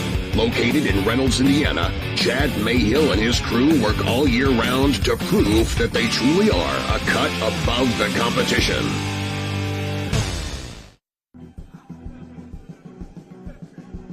Looking for a refreshing change? Say goodbye to sluggish performance and reach for the one that won't slow you down. That's crisp. Experience the force of clean, pure oil coursing through your engine. No matter what you drive, Wix Filters is the clear choice. Here's to filtration that works as hard as you do. Wix Premium Filters. Performance starts here. Like a seed planted in Ohio soil, Michael Connie knew that success takes time. It requires grit, hard work, and persistence. What began in a one-bay garage grew to revolutionize America's trailer industry. Today, Mac Trailer is a full-scale enterprise with 13 facilities and over 135 dealers across the nation. Mac Trailer supports you with a team of experts in the heart of a small-town hero. Start your legacy with Mac Trailer. You've got questions? We've got answers. Need a pro you can trust? We have stores of that too.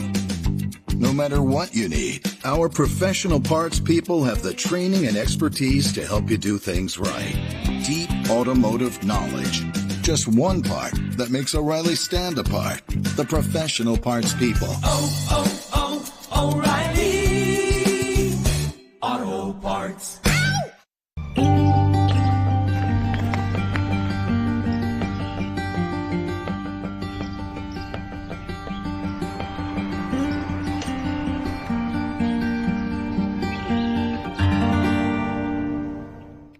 At Beck's, we stand up for things that matter most. Our faith, our independence, and helping farmers succeed. As the largest family-owned seed company in the U.S., we believe in the integrity of remaining an independent family-owned seed company. Since our founding in 1937, we have continued to produce quality products backed by a family of employees and dealers dedicated to serving American farmers. And that's something to be proud of. Beck's, founded in faith, forged in America. For more information, visit BecksHybrids.com.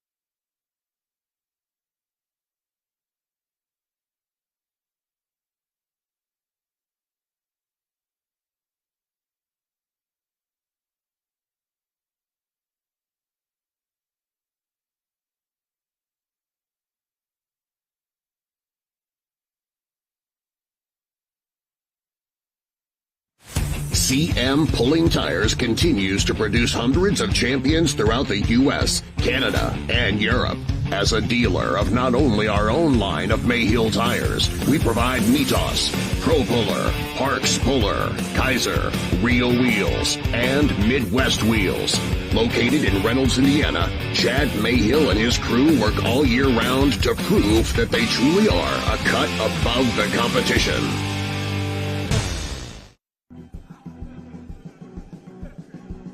Looking for a refreshing change? Say goodbye to sluggish performance and reach for the one that won't slow you down. That's crisp. Experience the force of clean, pure oil coursing through your engine. No matter what you drive, Wix Filters is the clear choice. Here's to filtration that works as hard as you do. Wix Premium Filters. Performance starts here. Like a seed planted in Ohio soil, Michael Connie knew that success takes time. It requires grit, hard work, and persistence. What began in a one-bay garage grew to revolutionize America's trailer industry. Today, Mac Trailer is a full-scale enterprise with 13 facilities and over 135 dealers across the nation. Mac Trailer supports you with a team of experts in the heart of a small-town hero. Start your legacy with Mac Trailer. You've got questions? We've got answers. Need a pro you can trust? We have stores of that too. No matter what you need, our professional parts people have the training and expertise to help you do things right. Deep automotive knowledge. Just one part that makes O'Reilly stand apart. The professional parts people. O'Reilly Auto Parts.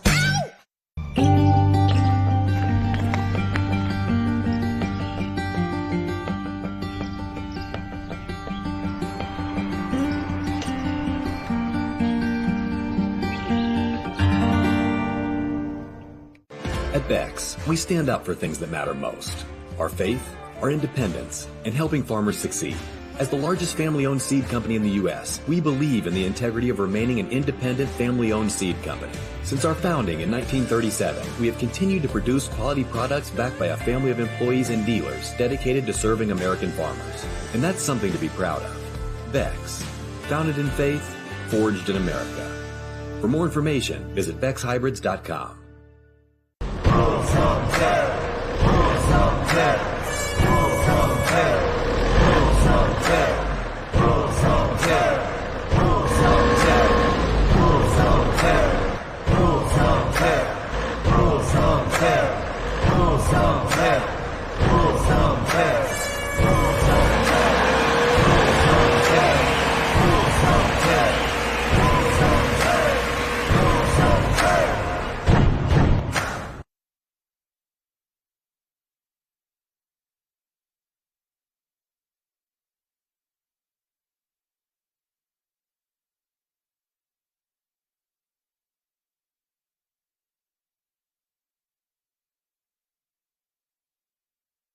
Of Mayhill Tires, we provide Mitos, ProPuller, Parks Puller, Kaiser, Rio Wheels, and Midwest Wheels.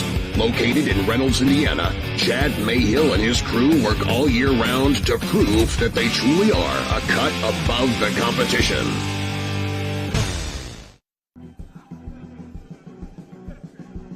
Looking for a refreshing change? Say goodbye to sluggish performance and reach for the one that won't slow you down.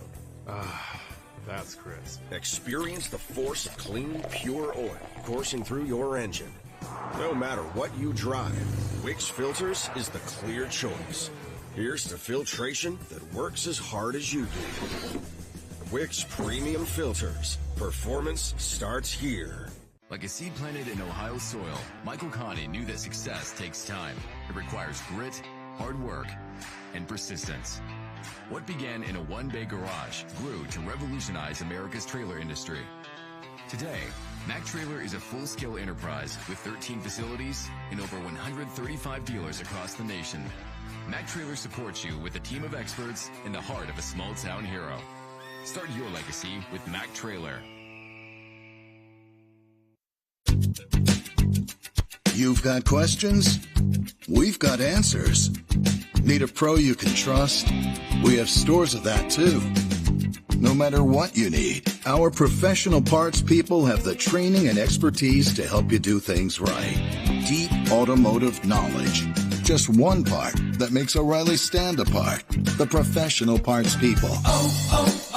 O'Reilly Auto Parts.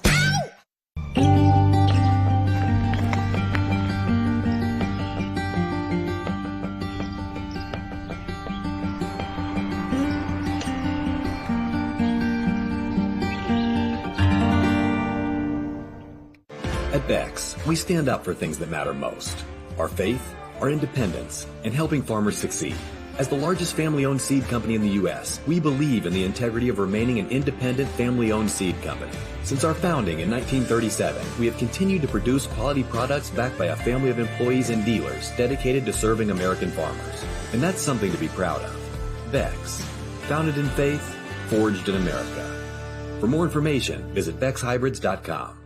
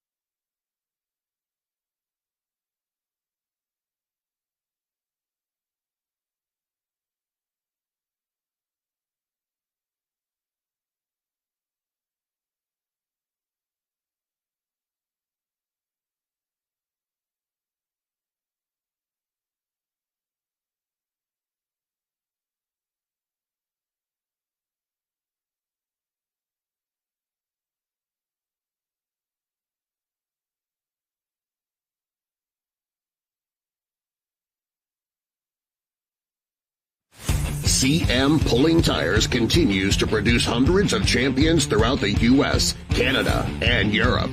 As a dealer of not only our own line of Mayhill tires, we provide Mitos, FullPull, Parks Puller, Kaiser, Real Wheels, and Midwest Wheels. Located in Reynolds, Indiana, Chad Mayhill and his crew work all year round to prove that they truly are a cut above the competition.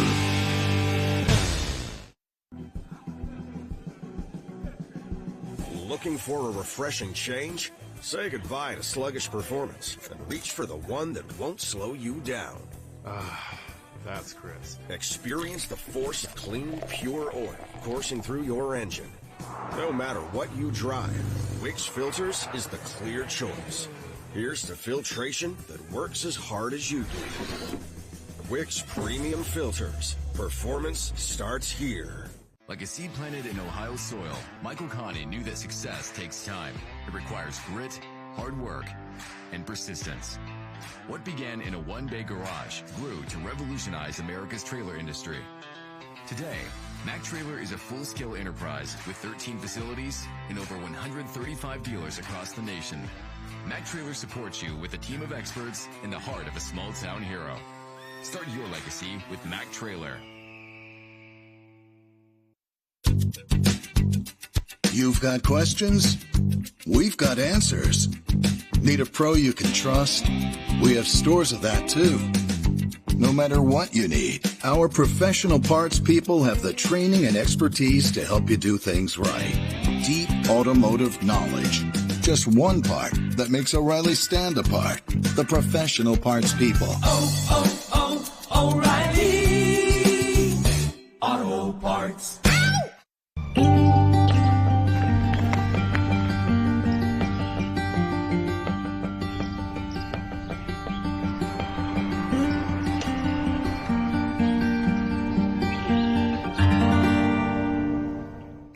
At Beck's, we stand up for things that matter most. Our faith, our independence, and helping farmers succeed. As the largest family-owned seed company in the U.S., we believe in the integrity of remaining an independent family-owned seed company. Since our founding in 1937, we have continued to produce quality products backed by a family of employees and dealers dedicated to serving American farmers. And that's something to be proud of. Beck's, founded in faith, forged in America. For more information, visit BecksHybrids.com.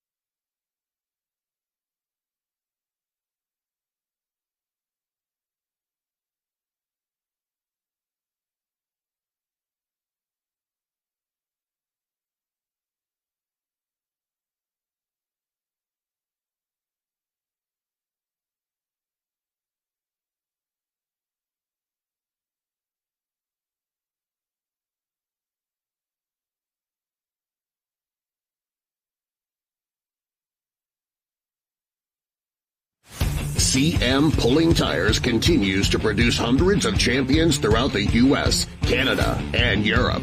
As a dealer of not only our own line of Mayhill tires, we provide Mitos, FullPull, Parks Puller, Kaiser, Real Wheels, and Midwest Wheels.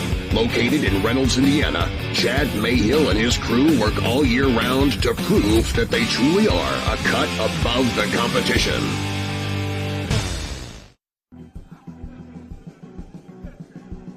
Looking for a refreshing change? Say goodbye to sluggish performance and reach for the one that won't slow you down. That's crisp. Experience the force of clean, pure oil coursing through your engine. No matter what you drive, Wix Filters is the clear choice. Here's to filtration that works as hard as you do. Wix Premium Filters. Performance starts here.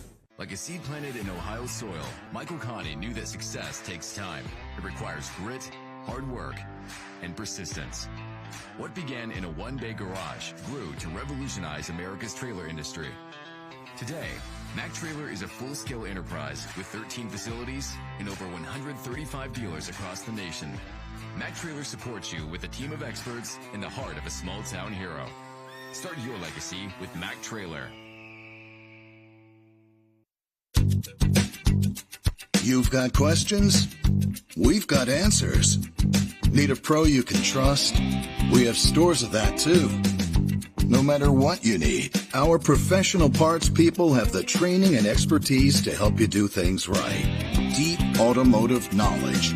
Just one part that makes O'Reilly stand apart. The professional parts people. O'Reilly Auto Parts.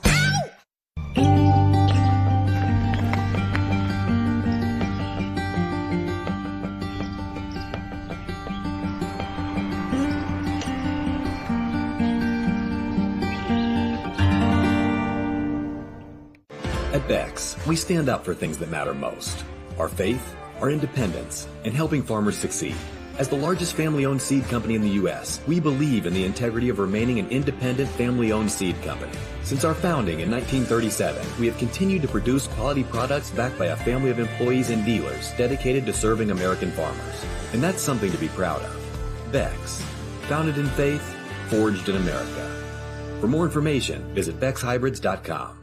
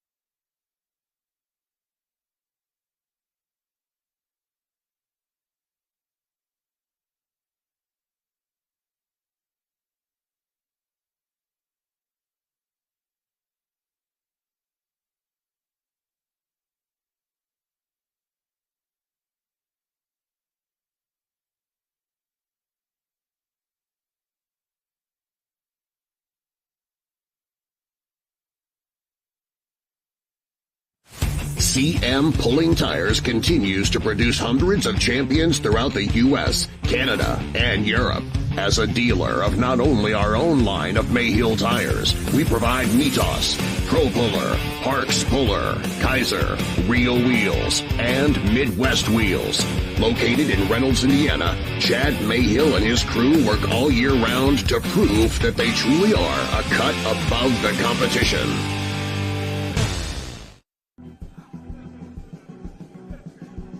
Looking for a refreshing change? Say goodbye to sluggish performance and reach for the one that won't slow you down. That's crisp. Experience the force of clean, pure oil coursing through your engine. No matter what you drive, Wix Filters is the clear choice. Here's to filtration that works as hard as you do. Wix Premium Filters. Performance starts here.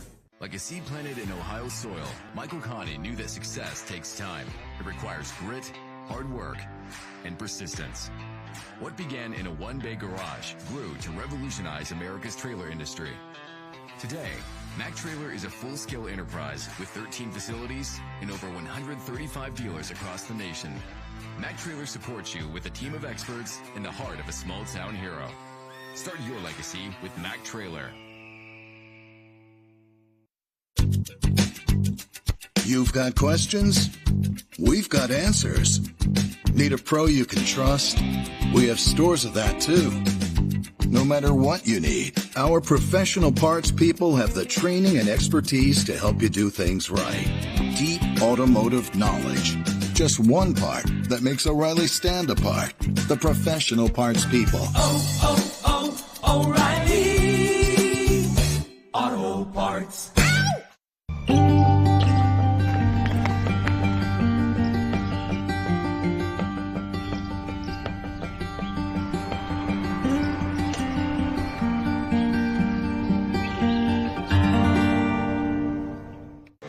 At Bex, we stand up for things that matter most. Our faith, our independence, and helping farmers succeed. As the largest family-owned seed company in the U.S., we believe in the integrity of remaining an independent family-owned seed company. Since our founding in 1937, we have continued to produce quality products backed by a family of employees and dealers dedicated to serving American farmers. And that's something to be proud of. Bex, founded in faith, forged in America. For more information, visit BexHybrids.com.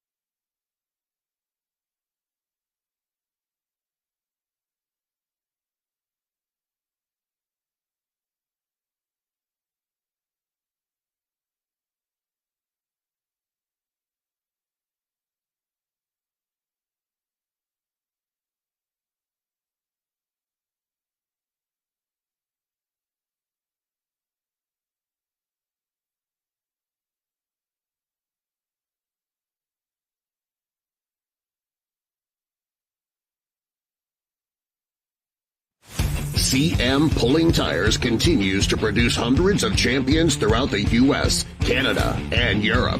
As a dealer of not only our own line of Mayhill tires, we provide Mitos, ProPuller, Parks Puller, Kaiser, Rio Wheels, and Midwest Wheels.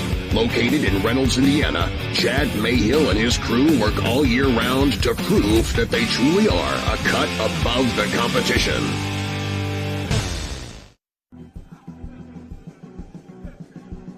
Looking for a refreshing change?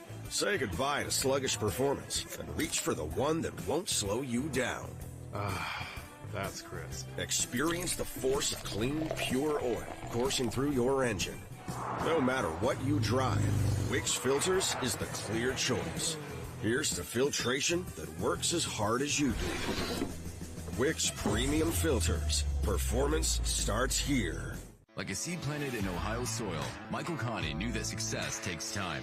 It requires grit, hard work, and persistence. What began in a one-bay garage grew to revolutionize America's trailer industry. Today, Mac Trailer is a full-scale enterprise with 13 facilities and over 135 dealers across the nation. Mac Trailer supports you with a team of experts in the heart of a small-town hero. Start your legacy with Mac Trailer. You've got questions? We've got answers. Need a pro you can trust? We have stores of that too. No matter what you need, our professional parts people have the training and expertise to help you do things right. Deep automotive knowledge. Just one part that makes O'Reilly stand apart. The professional parts people. O'Reilly Auto Parts.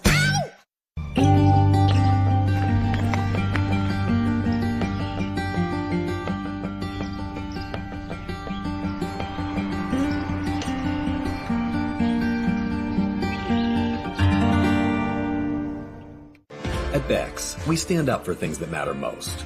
Our faith, our independence, and helping farmers succeed. As the largest family-owned seed company in the U.S., we believe in the integrity of remaining an independent family-owned seed company.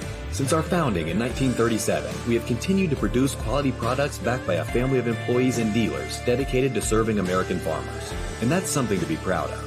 Bex, founded in faith, forged in America. For more information, visit BexHybrids.com.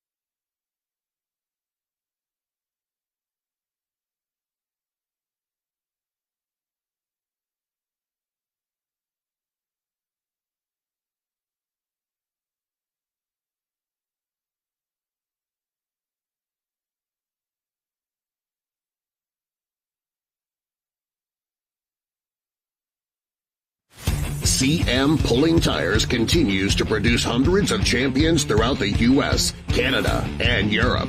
As a dealer of not only our own line of Mayhill tires, we provide Mitos, Pro Puller, Parks Puller, Kaiser, Real Wheels, and Midwest Wheels. Located in Reynolds, Indiana, Chad Mayhill and his crew work all year round to prove that they truly are a cut above the competition.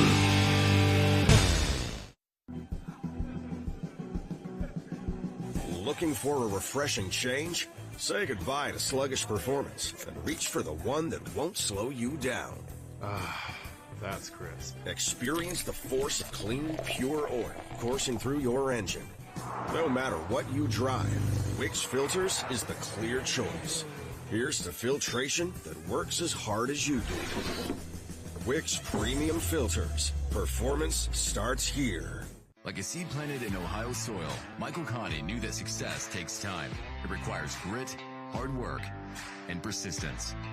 What began in a one-bay garage grew to revolutionize America's trailer industry.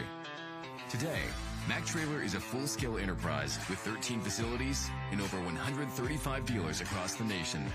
Mac Trailer supports you with a team of experts in the heart of a small-town hero. Start your legacy with Mac Trailer.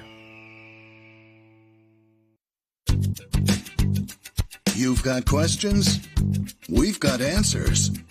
Need a pro you can trust? We have stores of that too.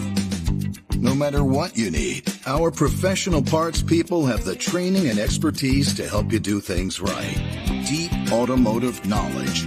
Just one part that makes O'Reilly stand apart. The professional parts people.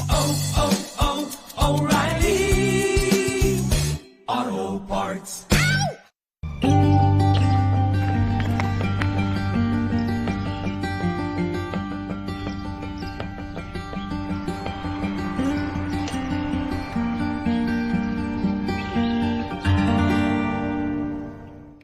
At Beck's, we stand up for things that matter most. Our faith, our independence, and helping farmers succeed. As the largest family-owned seed company in the U.S., we believe in the integrity of remaining an independent family-owned seed company. Since our founding in 1937, we have continued to produce quality products backed by a family of employees and dealers dedicated to serving American farmers. And that's something to be proud of. Beck's, founded in faith, forged in America. For more information, visit BecksHybrids.com.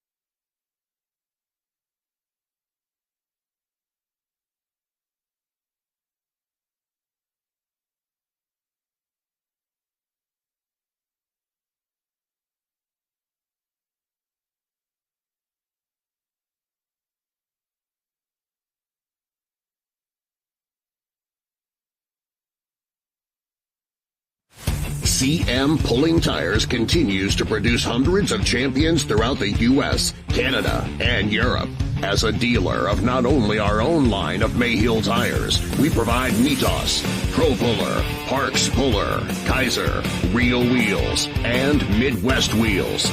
Located in Reynolds, Indiana, Chad Mayhill and his crew work all year round to prove that they truly are a cut above the competition.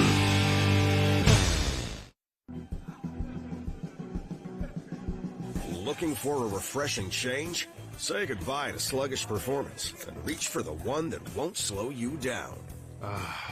That's crisp. Experience the force of clean, pure oil coursing through your engine. No matter what you drive, Wix Filters is the clear choice. Here's to filtration that works as hard as you do. Wix Premium Filters. Performance starts here. Like a seed planted in Ohio soil, Michael Connie knew that success takes time. It requires grit, hard work, and persistence. What began in a one-bay garage grew to revolutionize America's trailer industry. Today, Mac Trailer is a full-scale enterprise with 13 facilities and over 135 dealers across the nation. Mac Trailer supports you with a team of experts in the heart of a small-town hero. Start your legacy with Mac Trailer. You've got questions? We've got answers. Need a pro you can trust? We have stores of that too. No matter what you need, our professional parts people have the training and expertise to help you do things right. Deep automotive knowledge. Just one part that makes O'Reilly stand apart. The professional parts people. O'Reilly Auto Parts.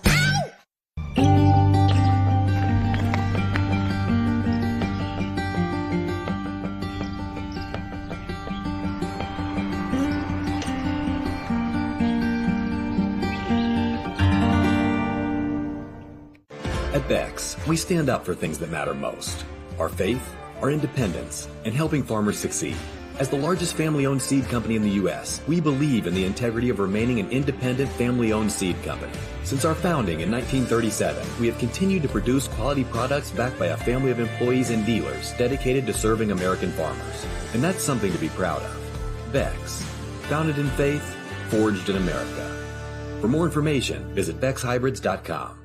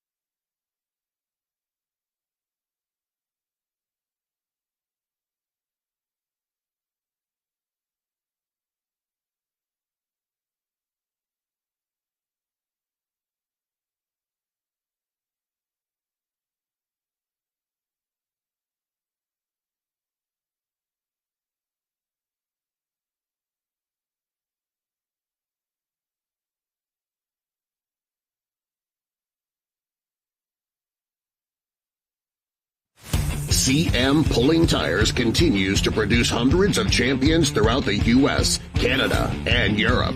As a dealer of not only our own line of Mayhill tires, we provide Mitos, Pro Puller, Parks Puller, Kaiser, Real Wheels, and Midwest Wheels. Located in Reynolds, Indiana, Chad Mayhill and his crew work all year round to prove that they truly are a cut above the competition.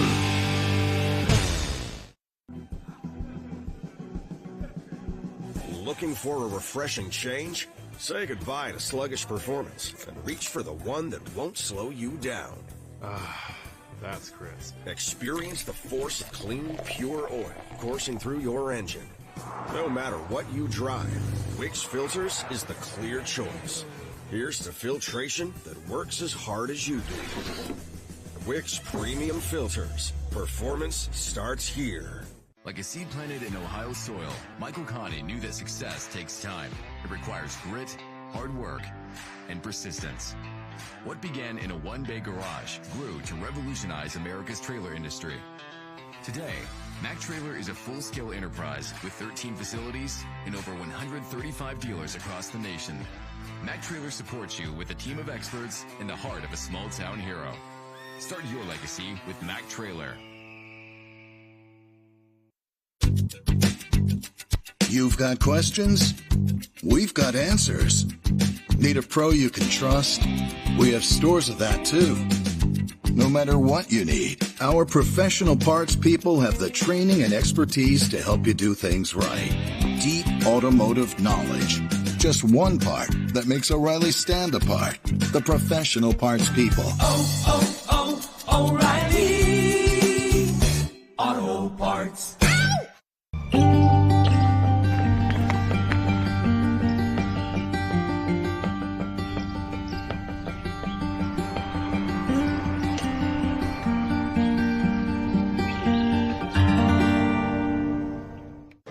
Bex, we stand up for things that matter most. Our faith, our independence, and helping farmers succeed. As the largest family-owned seed company in the U.S., we believe in the integrity of remaining an independent family-owned seed company. Since our founding in 1937, we have continued to produce quality products backed by a family of employees and dealers dedicated to serving American farmers. And that's something to be proud of. Bex, founded in faith, forged in America. For more information, visit BexHybrids.com.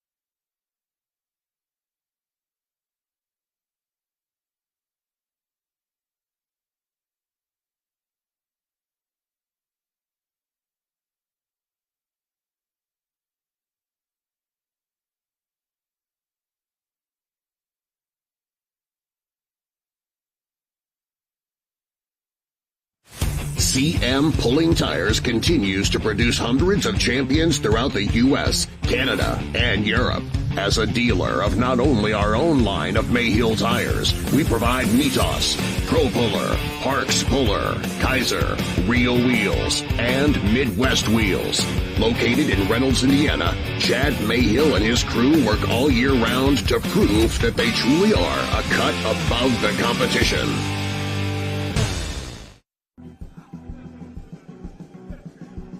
Looking for a refreshing change? Say goodbye to sluggish performance and reach for the one that won't slow you down. That's crisp. Experience the force of clean, pure oil coursing through your engine. No matter what you drive, Wix Filters is the clear choice. Here's to filtration that works as hard as you do. Wix Premium Filters. Performance starts here. Like a seed planted in Ohio soil, Michael Connie knew that success takes time. It requires grit, hard work, and persistence. What began in a one-bay garage grew to revolutionize America's trailer industry. Today, Mac Trailer is a full-scale enterprise with 13 facilities and over 135 dealers across the nation. Mac Trailer supports you with a team of experts in the heart of a small-town hero. Start your legacy with Mac Trailer. You've got questions? We've got answers. Need a pro you can trust? We have stores of that too. No matter what you need, our professional parts people have the training and expertise to help you do things right. Deep automotive knowledge. Just one part that makes O'Reilly stand apart. The professional parts people. O'Reilly Auto Parts.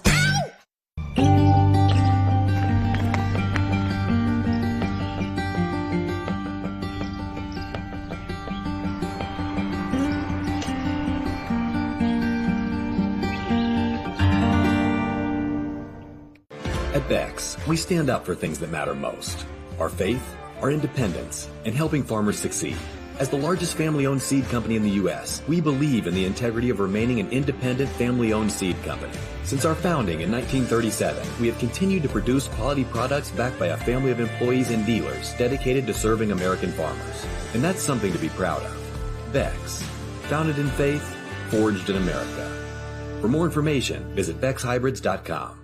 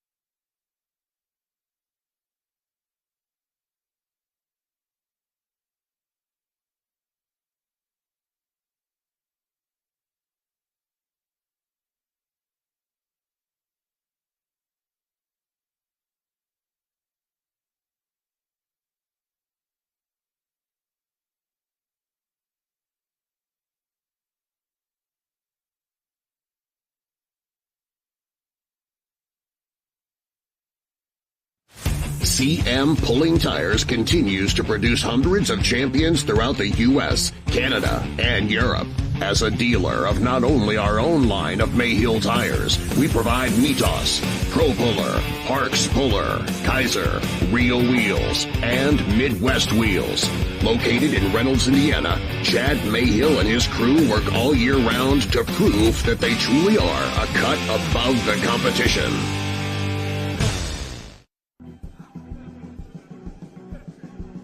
Looking for a refreshing change? Say goodbye to sluggish performance and reach for the one that won't slow you down.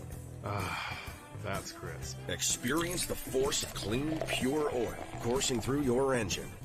No matter what you drive, Wix Filters is the clear choice. Here's to filtration that works as hard as you do. Wix Premium Filters. Performance starts here. Like a seed planted in Ohio soil, Michael Connie knew that success takes time.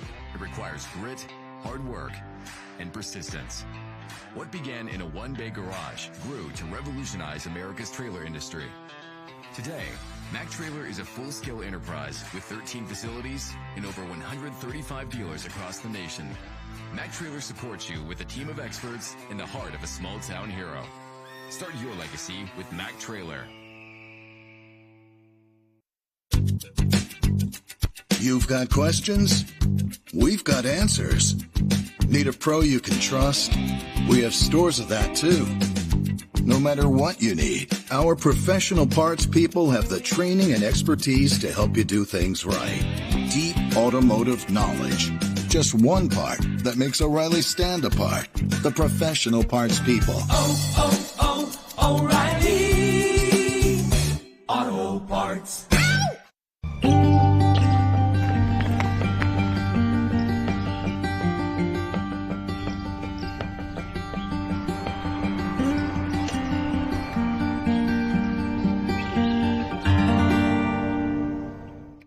At Beck's, we stand up for things that matter most. Our faith, our independence, and helping farmers succeed. As the largest family-owned seed company in the U.S., we believe in the integrity of remaining an independent family-owned seed company.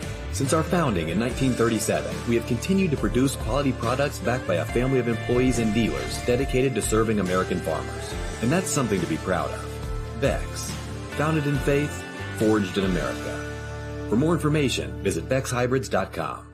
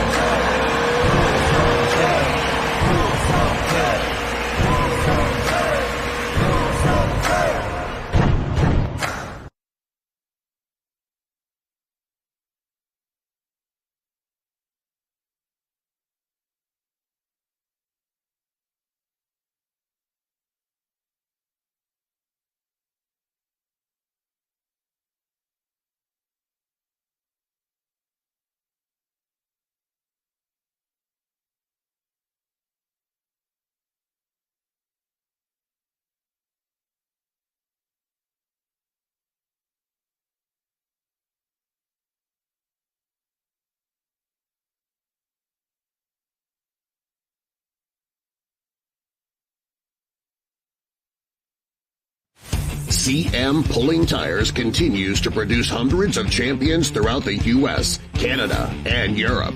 As a dealer of not only our own line of Mayhill tires, we provide Mitos, Pro Puller, Parks Puller, Kaiser, Real Wheels, and Midwest Wheels. Located in Reynolds, Indiana, Chad Mayhill and his crew work all year round to prove that they truly are a cut above the competition.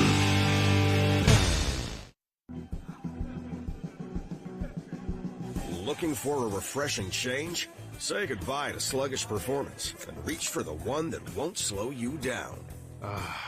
That's crisp. Experience the force of clean, pure oil coursing through your engine.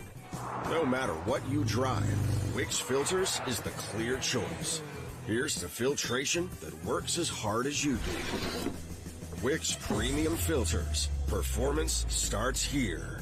Like a seed planted in Ohio soil, Michael Connie knew that success takes time. It requires grit, hard work, and persistence. What began in a one-bay garage grew to revolutionize America's trailer industry. Today, Mac Trailer is a full-scale enterprise with 13 facilities and over 135 dealers across the nation. Mac Trailer supports you with a team of experts in the heart of a small-town hero. Start your legacy with Mac Trailer. You've got questions? We've got answers. Need a pro you can trust? We have stores of that too. No matter what you need, our professional parts people have the training and expertise to help you do things right. Deep automotive knowledge. Just one part that makes O'Reilly stand apart. The professional parts people. O'Reilly Auto Parts.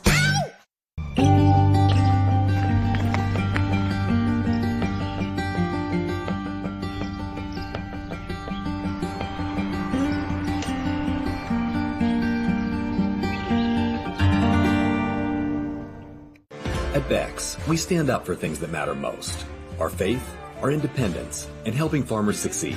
As the largest family-owned seed company in the U.S., we believe in the integrity of remaining an independent family-owned seed company. Since our founding in 1937, we have continued to produce quality products backed by a family of employees and dealers dedicated to serving American farmers. And that's something to be proud of. Beck's, founded in faith, forged in America.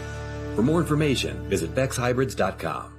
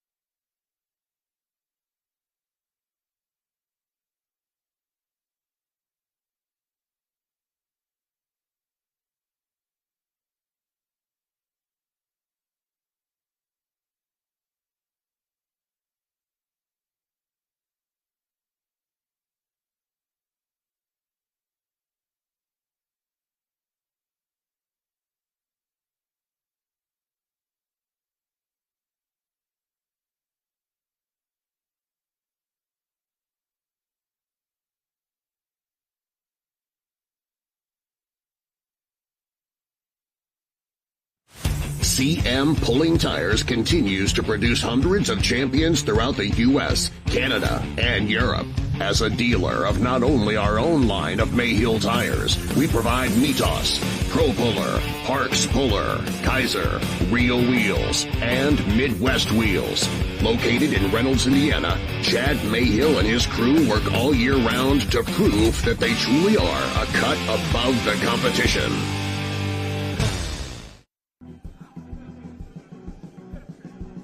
Looking for a refreshing change? Say goodbye to sluggish performance and reach for the one that won't slow you down. That's crisp. Experience the force of clean, pure oil coursing through your engine. No matter what you drive, Wix Filters is the clear choice. Here's to filtration that works as hard as you do. Wix Premium Filters. Performance starts here. Like a seed planted in Ohio soil, Michael Connie knew that success takes time. It requires grit, hard work, and persistence.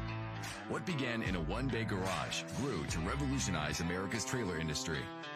Today, Mac Trailer is a full-scale enterprise with 13 facilities and over 135 dealers across the nation.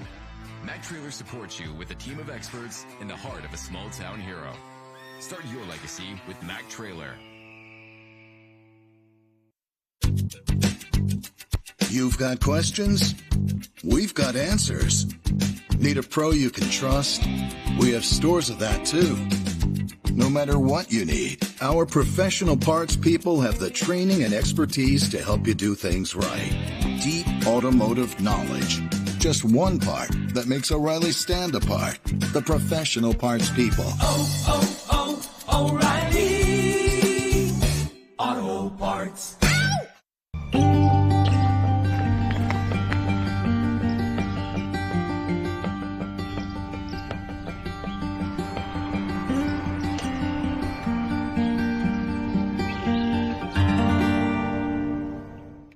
At Beck's, we stand up for things that matter most.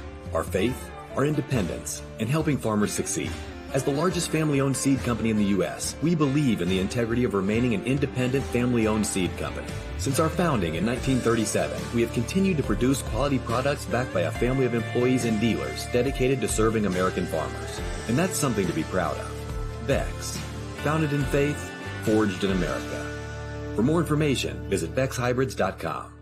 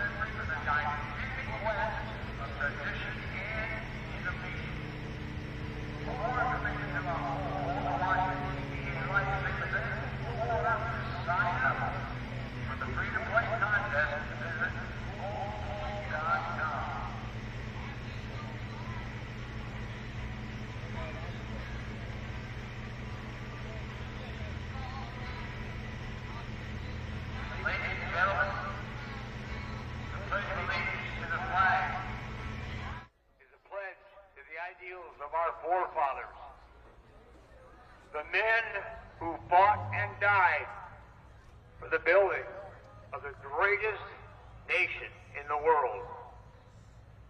It is a pledge that they took seriously to fulfill the duties and the obligations as citizens of the United States and to uphold the principles of our Constitution.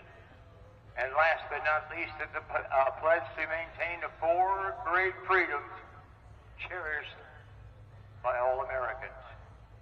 Freedom of speech, freedom of religion, freedom from want, and freedom from fear. Ladies and gentlemen, the freedoms we enjoy are simply because of the men and women who fought and died for you and me. Let's show them the respect they deserve. Please.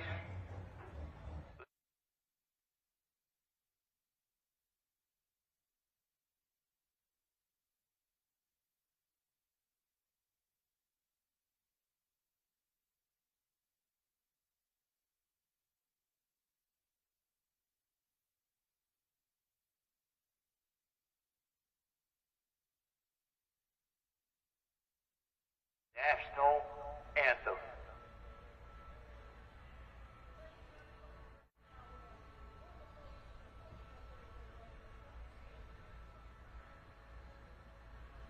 Oh, say, can you see by the dawn's early light what so proudly we hailed at the twilight's last gleaming, whose broad stripes and bright stars through the perilous fight o'er the ramparts we watched were so gallantly streaming, and the rockets were free, the bombs bursting in air gave proof to the night that our flag was still there.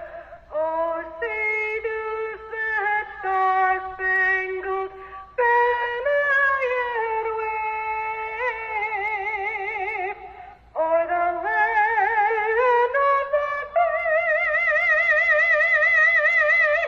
and the home of the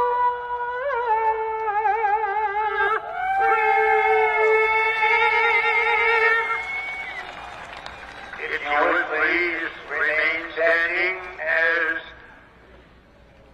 we have the presentation of our Canadian national anthem.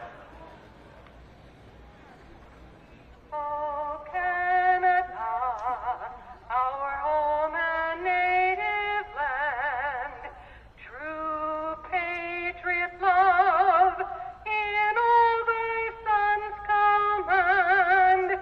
With glowing hearts we see thee rise, the true north strong and free.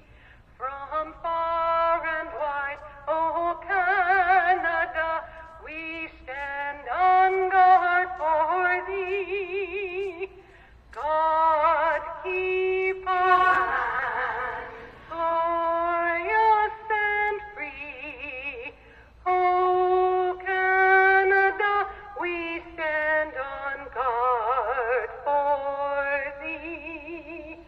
Oh Canada, we stand on guard for thee.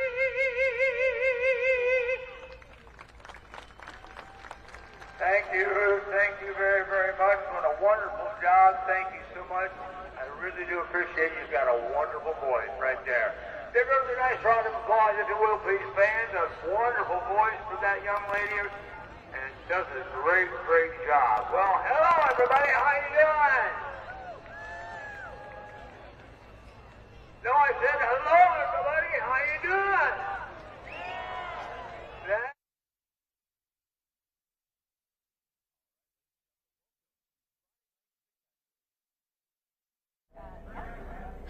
Ladies and gentlemen, welcome to the Friday Night Spectacular right here at the Lorain County Fairgrounds in Wellington, Ohio. Super excited to be with you here tonight, and we're here with the legendary Greg Randall, the Executive Director of NTPA. Greg, it's awesome to be here. Pleasure Chase, working with you. Hey, good to be here, and good to be back at the Lorain County Fair. Yeah, it's an awesome facility, and talk about a great lineup tonight. You know, we talked about it a little bit in our countdown to pool time. Classic Super Stocks Region 2 coming at you first. Looks like our first competitor is almost ready to roll here. Jake Agitator, Hanoverton, Ohio, the Red Edge.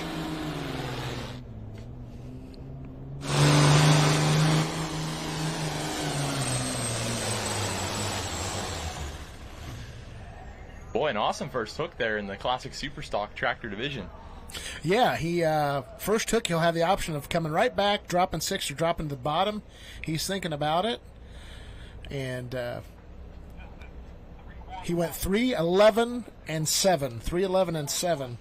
So he's talking to the official right now to decide if he's going to take that pull or come back.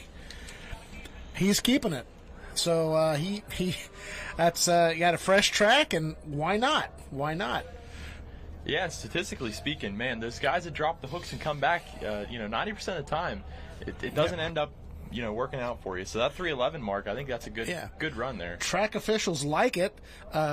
Jake is not in our top part of our point standing, so you can see him coming down the track here. Front end kind of bobbles up and down.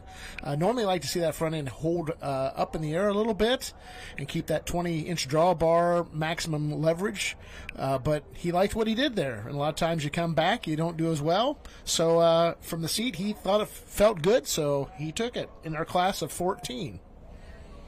Yeah, good classic super stocks. Looks like we got Josh Morgan, the track boss, pulling sled out of Chillicothe, New York, right here on Ohio. the facility. I said that earlier. You said that earlier to me, yeah. Ohio, that is correct. Yeah. Down there. Pike County is actually where he's from, so know the county, didn't know the state. How about that? Yeah. Good shot of blue skies here. 2 years ago, last year, quite different. This event got rained out on a Wednesday. They had water up to the door of cars in the parking lot, so they had quite a mess. So we're glad to be back here as we bring our second competitor, and this is Tim Stanley out of Salem, Ohio, with a John Deere 5010. You might be asking, what is a Classic Super? Well, it's a 1970 and older sheet metal, stock appearance, single turbocharger, limited by a 531 cubic inch diesel fueled motor.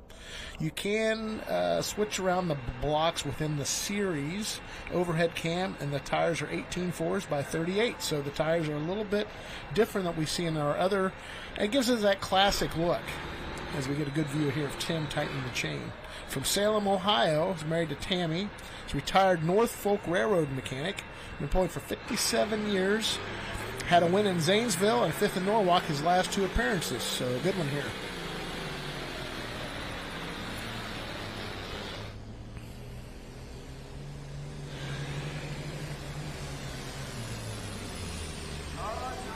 Ooh, another one right up there. And they're going to find their gear here tonight. That is a tight track. Number 1 in points from Region 2 here. So, really, he's had some good finishes all year long already. Seconds and thirds in Lisbon, Cadiz, Mechanicstown. Well, this is one of those competitors, too. If there's a Classic Superstock Tractor Division at any pull, he's going to be there. I mean, he's got lots of experience on many tracks and with a lot of different sleds and different organizations, so always good to see him out here. We'll see what that distance is. Number 1 in points, number 1 right now in our class, 3:13 and 2. That is a good 1.5 foot better than Jake with the red edge. So John Deere has the edge as we go to our FullPull live replay. Take me through it, Chase. Well, it looks like he was good off the line there, but he was still having some trouble with getting that front end hopping down the track there. So that'll cost him some distance in the long run. But, man, 3:12 and 2:0, a good mark to put down here. And we'll see how it holds up here throughout the rest of the class. What I've normally noticed in classes that have, the smaller cubic inch, smaller turbocharger, etc., they are very close. The machines from the different brands keep it close, and that's what fans like to see in the competition. Absolutely. So, again, nice run by our leading point guy in Region 2, Classic Superstock. You're watching NTPA Championship pulling from the Lorain County Fair. There's our leaderboard. So this is going to be top 5 on our leaderboard. Coming up next, we have John Jones out of Freeport, Ohio, with the Lunatic Fringe. He is in 6th place, currently 21 out of the lead. To win here tonight, you'll get 15 hook points, 15 place points for a total of 30 points. So that's how it kind of gets down the pecking order. Yeah, and Doug doing a great job there on the starting line, getting a good shot of this driver here, getting all of his proper safety equipment on, and you saw the side panel earlier there, and just a sharp-looking tractor. And most of these tractors are, really good-looking tractors, and they run pretty much as good as they look as well. They do. This is a 1967 International 1206, so it has to be 1970 or older. And to his credit, a second in Cadiz, Ohio, back in June, a third in Lisbon to start off our month of August. John Jones, Freeport, Ohio, farm equipment dealer by trade. Going after that 313-2 just laid down by Tim Stanley.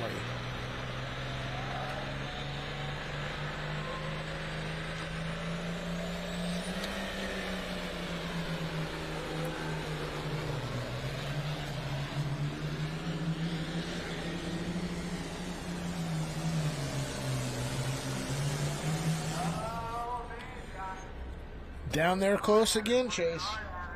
Yeah, we'll see how the distance stacks up, because that 313 mark, he's got to be awfully close there. Yeah, they're all stacked up there pretty well. I thought he had a pretty big gear the way it was coming down the track. I thought he maybe was in a little taller gear than the last guys. That's my opinion, or my observation may be wrong. 313-5, wow. So he takes it by 0.3 of a foot. That tells you right now what we're going to be doing. We're splitting hairs all night long, not just in this class. I think we'll see it in the other classes coming up the Grand National portion. But here comes John's replay. Yeah, front wheels up in the air, a good run. I do agree with you, I think, on the gear selection there, but weight box topping off and shutting him down there, 313-5-0. It looked like he had the back wheels walking a little bit. I don't know if it was optical illusion, but as he was coming down there, 150, 200 foot mark, this right wheel, you kind of see it kind of move back and forth coming down the track. You just kind of see it just working the track. But it's really working. This clay is top 5 every year, in my estimation, my opinion. I've been here several times. Good clay here at the Friday Night Spectacular. The crew here they do an excellent job. Well, and we were talking in the countdown to full time as well. These guys were out here at 5 o'clock this morning. We were actually here last night getting set up, and early this morning, 5 o'clock, you hear the tractors start roaring and they start ripping up the track. So those guys doing a great job here on this pulling service. 15,000 gallons of water, I'm going to guess. Jim Miller, who's right there, he's kind of the track steward, the master of building the tracks. This is John Rose out of Homeworth, Ohio. This is, you can read it on the screen, Slutty Alice. I'll hook up to anything. Right now, he's wanting to hook up and go past 313-5. Orange tractor, green helmet. We'll take it. How about that? Yes. Right now, John is, had a 7th in Lisbon, Ohio. His best finish to date on the circuit, 1969 Alice Chalmers D21. Wife Lindsay, and has a couple grown children, Jacob and Jared.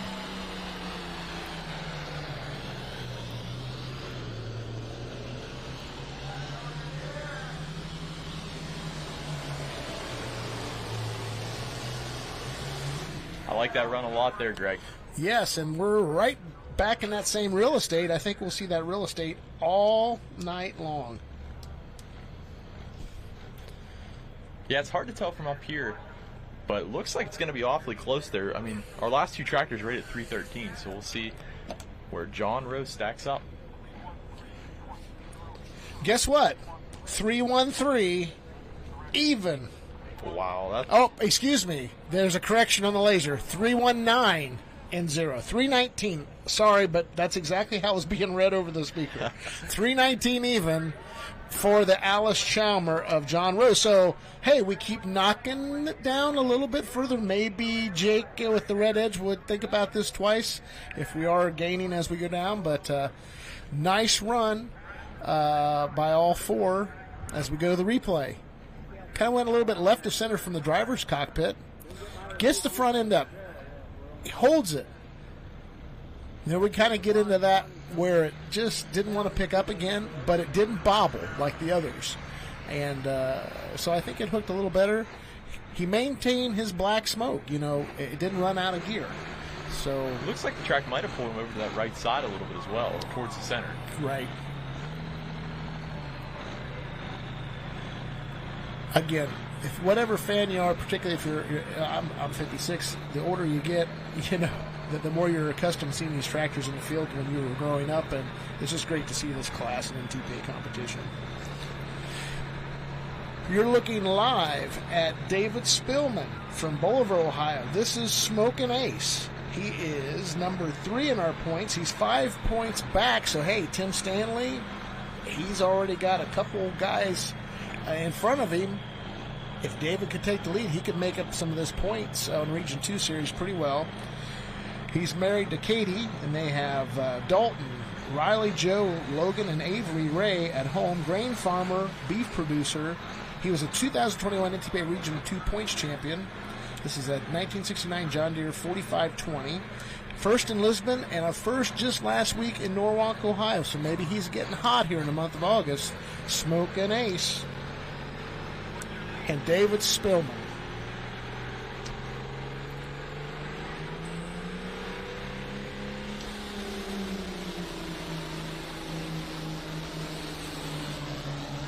There it is, front wheels up in the air.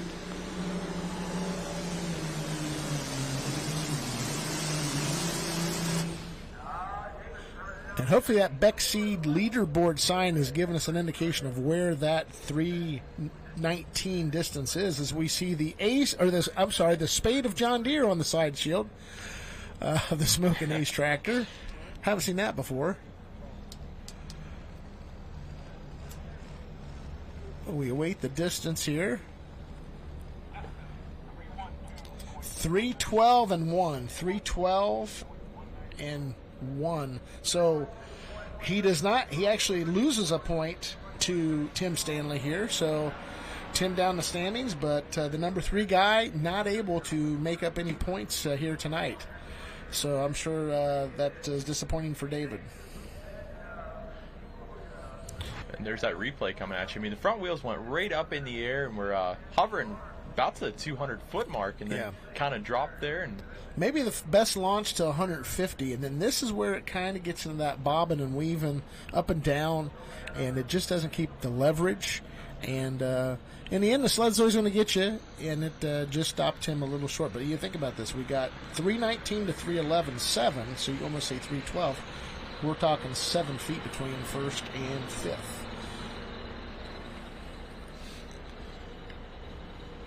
And so our classic super stock guys, they've been pulling Josh Morgan's track boss sled quite a few times this season, but our other classes, we haven't really seen them on this sled.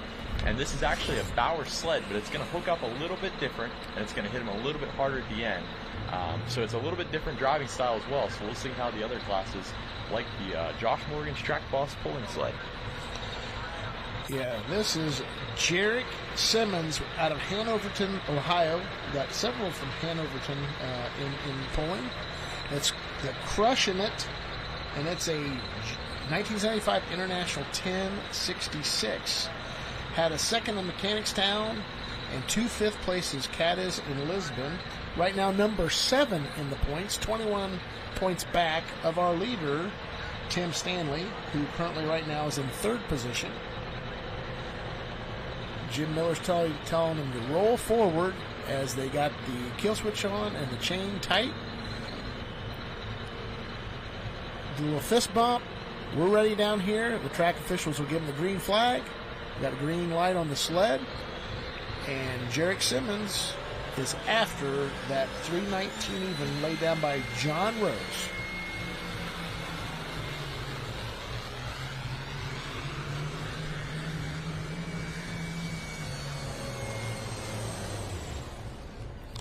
Runs out of power, had the tallest wheelie that we've seen of the night, and we'll see how this works out for him. Man, a sharp-looking International 1066 there.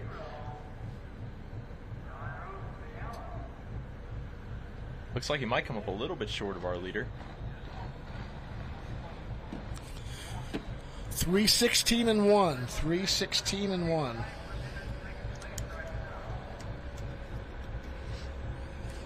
That's going to put him in second place. And there's your replay coming at you. Man, that was definitely the tallest wheelie we've seen so far. Yes, it was. We're going to see the replay here. Sleek-looking black tractor, that's for sure. The shuts her down at 3:16-1. There's your leaderboard. The Slutty Owl still in the number one spot, 3:19-08, the mark to beat. Crushing it, holding second so far. Yeah, and we're moving fast through this class of 14. We're already at the halfway mark with the next guy coming out. This will be Kyle Hawk, Kensington, Ohio, Black River Deer. A nice mural on the side of this one. Boy, look at that one. Really, really nice.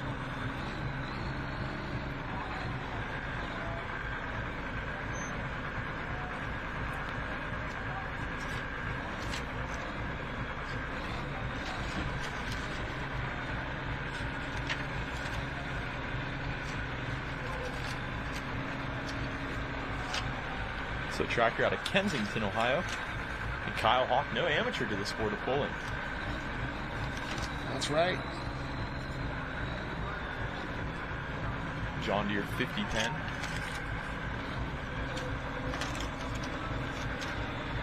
So now Alice Chalmers in the number one spot.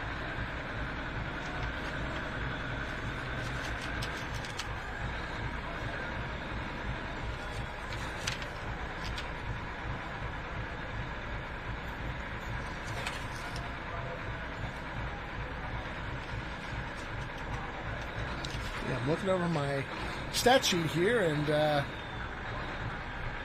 looking for some information on Kyle. Good-looking John Deere. He's trying to get after that 319 even of John Rose.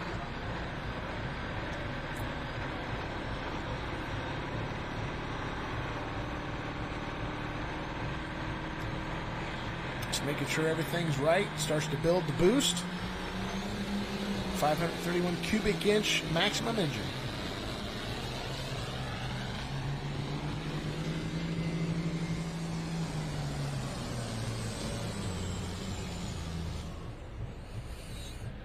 Well, he used all of his gear on that one, Chase. Yeah, cruising right along. Ran out of ponies there at the end of the track. Nice run, though. Should get him up there in that top part of our leaderboard. Yeah, we'll watch that replay here. I'd like to thank everyone watching at home on our social media platforms. Just a reminder, we are going to be going over to FullPull Live, so you can subscribe there, watch. It's a great deal to subscribe. It's a lot of great pulling action. So once again, after a replay there, we'll send it right over to FullPull Live. 3:13-9. 3:13-9 on the distance there for Kyle Hawk. Black River Deer, that'll put him in third place. Well, that's our third competitor out of 7 to go 3:13 and something. Almost reminds you of what you see in the four-wheel drive truck or super farm class. Razor thin margins in a lot of these classes. Well, and that's what really makes it entertaining and fun for everyone watching as well. So there's your classic Superstock leaderboard, the Slutty Alice at 3:19-08. Going to be a tough mark to beat, Greg. I don't know. Looks like the track is holding out really well here for our first class of tractors. I'd like to thank Lisa Peterson. She's telling me that this is Slutty Alice, that it needs 2 T's to be the other. So our apologies out there. However, wow, I've heard that mispronounced a lot of places. Say, I've heard many announcers. Many announcers use that. So hats off to Lisa. Hope you guys are enjoying the show, and I wish you guys were here as we see Ryan Pollock, the Greenbrook Deer, number 2 in our points. He's just 3 back. So this could absolutely change up the point standings leaving Wellington, Ohio, if Ryan can get her hooked up. The Greenbrook Deer. And as we near the end of these guys' point season, it's every hook is crucial here. Yeah, he was the 2023 Classic Superstock first place points person, and he won the Enderley pull-off. He's a machinist out of Salem, Ohio, 1961 John Deere 4010. Second in Zanesville and a second in Norwalk. That's the last 2 events, so he's starting to catch up here to the leader, Tim Stanley, in the points. Our leader in the class. John Rose on the slotty. Alice, how about that?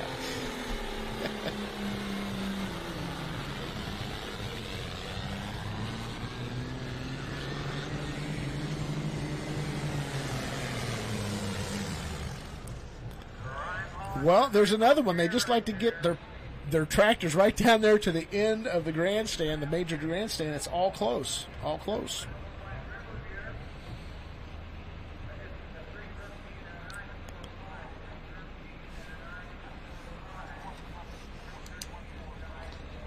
Newman in second place, 317.145 or 317.1. So the Greenbrook Deer just on the heels of that Alice Chalmer D21. I think I'll just refer to that the rest of the night. Well, there you go. That'll work. So second place run there so far here in the class. Looks like we still got a lot of Classic Supers left to run. Yeah, we've got 6 to be exact, and I don't think we've seen maybe the last of our leaders. But right now, that really puts the points. He was 3 down, was Ryan Pollock to Tim Stanley, and he's got enough in between him to be tied or take the lead. So, again, still got a few events to go left for the Classic Superstocks. It's been a popular class here in Region 2. Always getting good numbers, good-looking tractors. Look at this one coming out. This is Jack Jones, Freeport, Ohio, and the Survivor. And he's a mechanic, 13 years of pulling. This is a 1967 International 856. 7th place in Norwalk. Not in the top 7-8 of our points race, but maybe he hasn't quite made all of those hooks, but good looking international here. I like the clean, sleek look. Look at that grill. You can see the turbo inlet. I do see a green weight hanging on the front, though. I was actually looking at that there.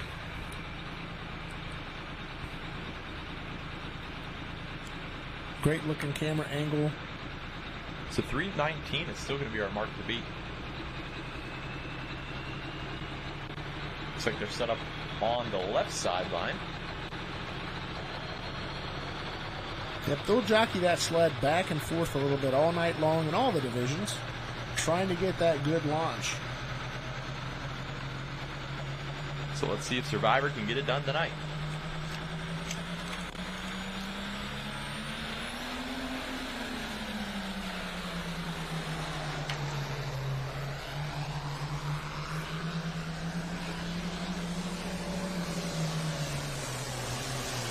Uh-oh.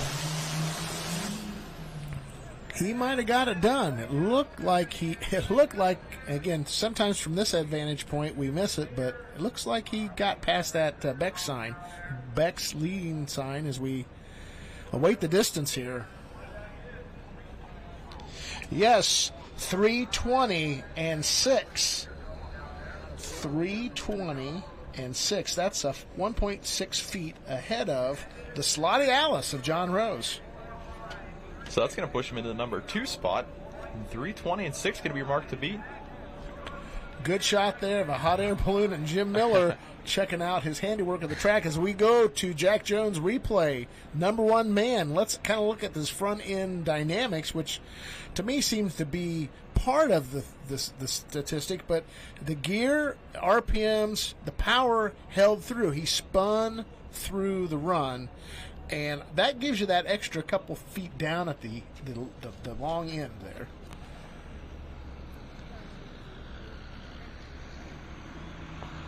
Yeah, that's exactly right. Front wheels up in the air there. Pretty much a textbook run. Not much you'd change on that run. Exactly. FullPull Live says it's the new class leader, ladies and gentlemen. The Survivor. It's got the cancer logo there on the side, and everybody pretty much knows what that is. It's like tying a yellow ribbon around that old oak tree. Looky here. Smoking green. A character of Phil Kelly on the front, I see. Larry Jenkins, he's out of Carrollton, Ohio. Number 8 in the points. 37 points out of the lead, but pitchfork and those dollars. Man, every puller's out there doing that, aren't they? Yeah, definitely. Expensive sport to keep those things not only on the track but up and down the road. We appreciate every lady and gent that do that on the NTPA circuit. We love having you, and we love seeing this type of competition out here in front of us. Larry's from Carrollton, Ohio, owns a trekking company, 45 years behind the wheel, has a couple children. 1973 John Deere 4320, 4th place in Zanesville, 7th in Cadiz, his best 2 finishes of date. Number 8 man in the points. Again, look at this paint job. Spectacular looking field of classic super stocks. Hats off to those guys.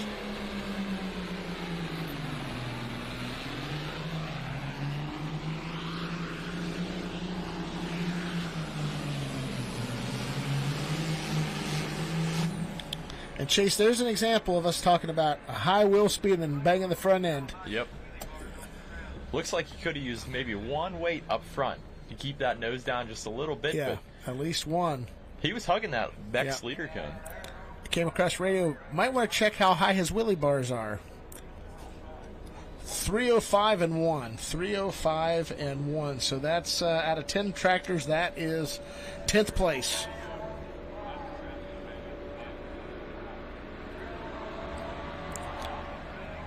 As we give you the wide angle there, you can see the stands filling in here on a beautiful Friday night. It's beautiful. You know, Chase, we should take a ride on the merry-go-round after this is over with. Absolutely. 56, I need to slow down a little bit on my ride selection at the fair. You know, Phil Kelly also takes me on the zipper. So as we look at the replay here, we've got the high launch. And, boy, that's about as high as you're going to see a front end tonight. And comes down once, twice. And do we have 3? I think we'll have 3 about right at the 250 mark. And then it just, you know, that's that leverage going from 20 inches to who. I mean, it's a good question how tall the draw bar is at the highest point. But it definitely does not help your distance. Looks like most of these guys are still taking that same line. It's been pretty much follow the leader throughout the class here. My historical perspective of this track, it has always been consistent throughout, good throughout, sideline to sideline. So it's well maintained, well built. Like I said, I'd say top 5 track in the country every year. It's that dirt's that good here. It's in the genes, let's say. David Catlett comes out here out of Minerva, Ohio. He's a firefighter paramedic. And it's on a 1961 John Deere 4010. 7th place in Mechanicstown. And not right now in our point standings, but a sleek-looking John Deere he calls the Night Train.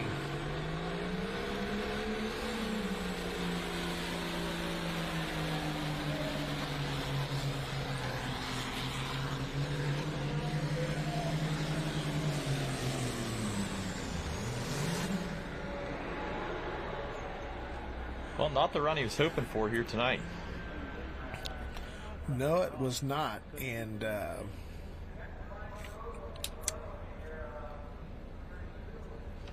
interesting run compared to the others. Interesting driving style. If you watch real close, you can see that he didn't really let out of the clutch until at least 100 foot. Yeah, and he is 305 and 4, so he just beat Larry Jenkins, the smoking green, by 0.3 of a foot. So our last 2 guys have ended up at the bottom of our field as we see the replay here. But still, from top man to bottom, we're still talking 15 feet of distance. That's probably the closest first to last place you'll see all night long. Definitely. Absolutely. And I mean, all these tractors over 300 feet here tonight, but all of them putting on a show here for the fans in the stands. Matthew Spillman getting set to run as well. So we got 3 coming up, and they're all top 10 in points, and should be interesting here, as that Spillman name has been around for quite a while in our pulling sport. This is Shell Shocked. He's from Bolivar, Ohio. Married to Jennifer, and they have Savannah and Ethan at home. Grain farmer, 26 years behind the wheel. This is a 1971 John Deere 4320. Third in Norwalk, last time out. 2 fifth-place finishes Mechanicstown and Lisbon to round out his 5th place in the points situation. 17 from the leader, well, coming in, Tim Stanley. I'm not so sure we'll have a new leader in Ryan Pollock. So 320 is still going to be your mark to beat, put down by the Survivor tractor. As we see what Shell Shocked can do here tonight, Matthew Spillman.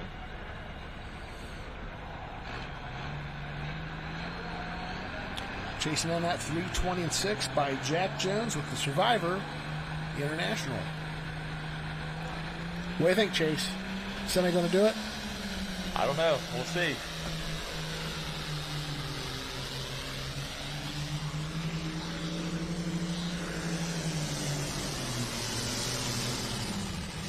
Whoa. There toward the end, he ran out of some of the ponies.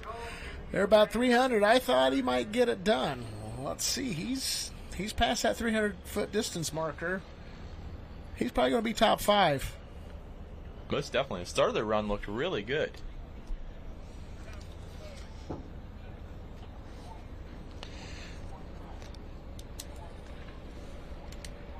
$3:16.6. I think that will put him in 3rd place, just besting Jarek Simmons with the Crushing It from Hanoverton. I believe that's where he's going to end up as he takes off his neck collar and starts to unbuckle the 4th place, excuse me. So there's a replay coming at you.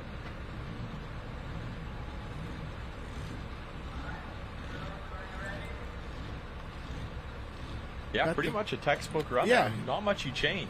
No, got the front end up, and again, he's 3.7 feet out of the lead. So just kind of ran out of some ponies there. I think there was a little bit more maybe in there, but that wasn't quite able to squeeze it all out. Survivors in first, followed up by that nice Alice Chalmers at 3:19.8. Greenbrook Deer 3:17.1. And then Shell Shocked at 3:16.3. And look, Crushing It's 3:16.1. So top 5 all less than 4 feet apart. Looky here. Am I going colorblind? I don't think I am. This is Lindsay Rose on the Rumors tractor. Also a good album name for Fleetwood Mac. Coming to the line. You know who Fleetwood Mac is, Chase? I don't. I think that was before my time. Oh, my gosh. A liver spot just jumped out on my skin here. Lindsay Rose. Good-looking Series 2 tractor.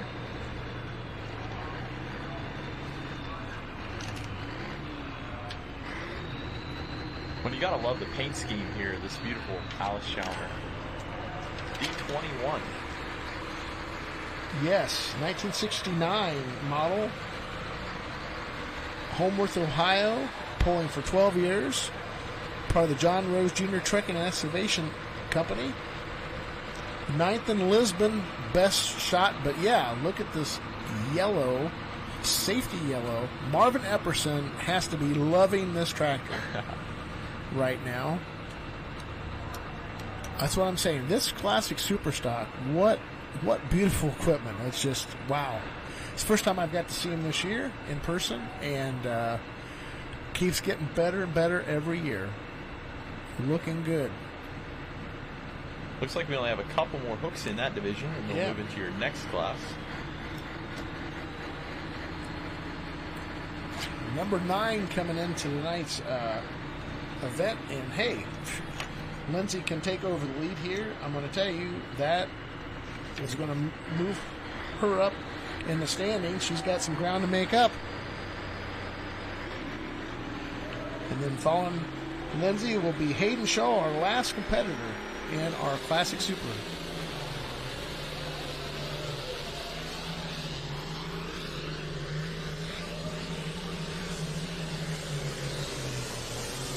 Uh-oh. Challenging down there again.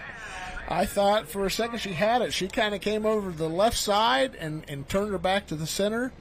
That industrial Alice Chalmer doing a good job here tonight. Well, unfortunately, that left to right is going to cost her some distance, but, man, talk about an incredible run. 3:13.9. We got two at 3:13.9. Kyle Hawk as well as Lindsay. So we'll have to see what the two. That'll put her in 6th position, according to the FullPull leading scoring or the scoring program. You see, getting on the brakes right there, just kept it in bounds. She had a little room there, but she good correction on her behalf. And right now she's about middle of the pack. But right now that would be her best finish to date if she holds on to that 6th place. That'll be your 4th tractor at that 3:13 mark as well. Yeah, it's a game of inches or centimeters if you're from Canada. And there's your top 10. That Survivor tractor is still putting down that tough mark to beat at 3:20 and 6:4. Still 1.6 feet ahead of it. Really kept the power, kept the gear, had a very, very nice setup. And this is Hayden Shaw, Amsterdam, Ohio, with the Haymaker. You know anything about making hay? What's that? Making hay, like... Oh, yeah. Hay. Yeah. He's a farmer, makes sense, right? And first in Mechanicstown, first in Cadiz, first in Lisbon. So it makes you wonder... He's number 4. He's 12 points out. He must be the home run hitter. I think he has as many wins as anybody in this class. But I also see there's a 16th place, and there's a 10th place. So, sometimes the consistency helps you, keep him in that top 5 versus 3 wins, and then you have somewhere you miss out on some points. Well, and that's exactly right. And, Hayden's been running quite a bit this season, and actually the past couple seasons he's made a lot of hooks just trying to get down the track and get that information so he can make better runs in the future. And this is a tractor there out of that southeastern part of Ohio, there around the Smithfield, Ohio. Yeah, beautiful looking machine. And, no, he definitely knows how to win. Just finding some consistency, getting those laps in, as you say, is big. And how long is Hayden's actually hasn't been pulling very, very, very much, right? He says he has 1 year of, I would say, at least NTPA experience. They fill out these forms, and we got all this information on every driver, except for Kyle Hawk. And I apologize, Kyle. I was looking through my notes here, and I didn't have anything on you, but good-looking tractor. Yeah. Our final hook here, 7,700-pound Classic Superstock. Let's see if he can do it.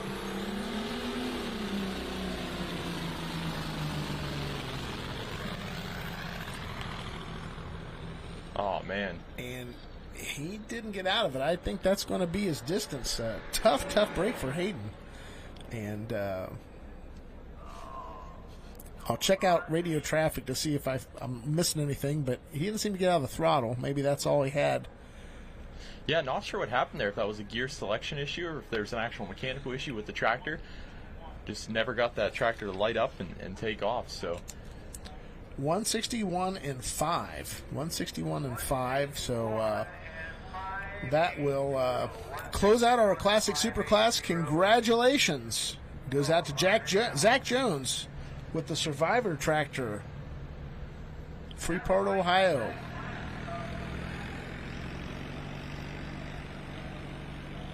Tough class of 14. We'll see the replay, and yeah, it seems like the power went away. I don't know if it's a water injection issue. Put the fire out. Hard to say. So there's our top 5. I hope you enjoyed the Classic Superstock class as much as we enjoyed bringing it to you. 320.6, 319 even, 317 and 1, 316 and 3, 316 and 1. Your top 5. So again, 4.5 feet between first and fifth. It doesn't get much better than that. And a couple of those guys, 1 or 2 adjustments, the leaderboard could look a lot different, Chase. That's exactly right. Looks like they're going to pull Hayden Shaw off the track there, and then we'll get our sled on, the Iron Boy sled. And there's your replay for our winner of the class. Perfect run put down by Zach Jones and the Survivor. It sure was. A first place one. Knocks that Beck's leader flag down the track a little bit. Takes the win. Region 2. Well, we've been watching Region 2 action. Now we're going to go over to the Grand National Minis. And up first, we've got Grant Theobald out of Shelbyville, Indiana, with the Little Wicked.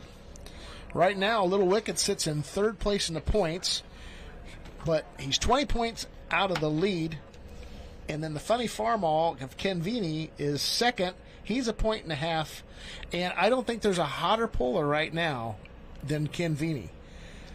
Ken has been dominant in the state of Ohio this year, and the mini class does not leave Ohio. So Brian McDonald, who's been very, very consistent, he's got Ken on his heels, and we'll see how that all plays out tonight. That's the race within the race. But right now, we got Grant Theobald awaiting to get the startup as they're checking out the mini sled on the Lorain County track here. We've got 27 2,050-pound mini rods here in our class. And, you know, you look at this lineup, you look at our point standings. 10th place, Grandpa's Disaster, Brian Guzes, 81 points out of first. So really, it's right now it's a 2-horse race with 2 to go. We got Wauseon, Ohio next Friday night, and so it would have to be a real topsy-turvy type of finish here to get anybody down in that 3 through 10 to get anywhere remotely close to the top. Really, you can say Grant Theobald and Adam Kester, who's in fourth at 35.5 points out. They're right now the only ones that could have a shot into that top 3 if the top 2 guys really falter and everybody gets in between them and say Little Wicked or Footloose. That's the only way this points race changes tonight. But Grant comes to the line. He was a runner-up in 2022 for the Grand National Points. He was an interleague pull-off champion in 2022. 4th year of pulling. First in Benson, first in Hutchinson, first in Toma, Wisconsin. Then Chapel Hill, things started to slide a little bit for him. 3rd in Fort Recovery, 4th in Fort Recovery, 1st in Rockwell, 3rd in Rockwell, and then the last 3 outings, 14th in Napoleon, 28th in Bowling Green, and 12th in Bowling Green last weekend. That's why he's 20 points out. Some of those good wins, but some of the other ones have kind of slid him down to 3rd place. Nothing to sneeze at. This is tough competition. Purdue University student and farmer, Grant Theobald. Well, we talk about him only pulling 4 years, but man, he knows how to drive. He does. It's in the genes, both sides. His whole family involved here in the sport of pulling. Here in the first hook in the mini class here tonight, Wellington, Ohio.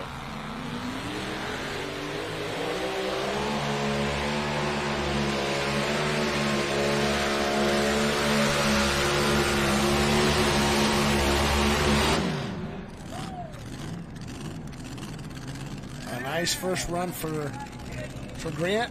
He'll be thinking about this, what he wants to do. Boy, it'd be hard to turn down a pass like that. Wow. 323.4. 323 and 4.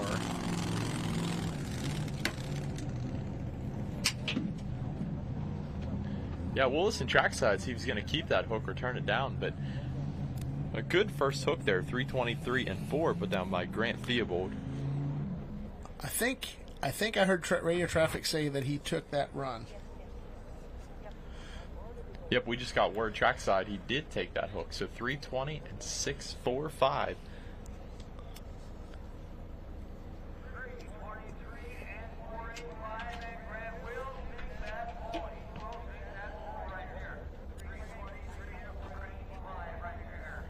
Might check that distance.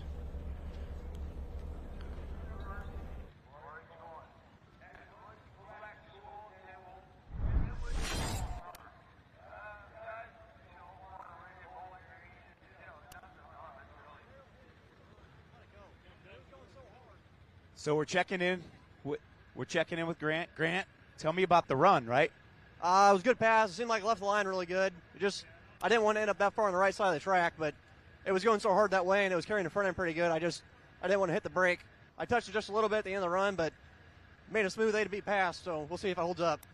Copy that. Thanks. You got another tractor bring down the track. Renee's coming up a little bit later.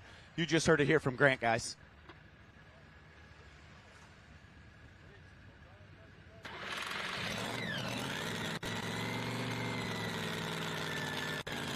All right, I'd like to thank PK there trackside, getting us those great interviews as we move into your next competitor here. Yeah, we got David Kepfer out of Durham, Gray, Ontario, Canada, with the Hammer Time. His best finish thus far is a 12th in Fort Recovery, Ohio.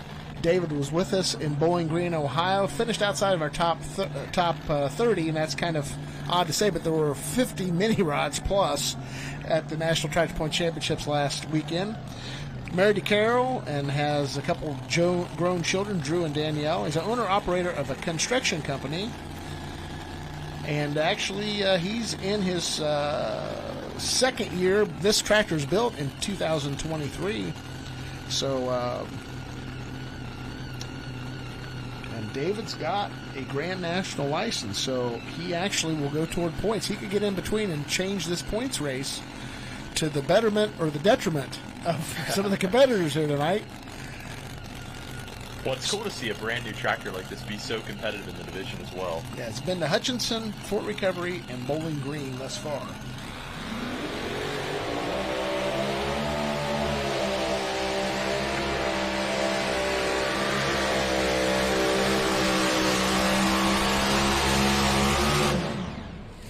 Around that 300-foot mark, and really didn't get the front end up. I'm kind of noticing that here on our minis. Maybe a lot of them weighted him up heavy in the front.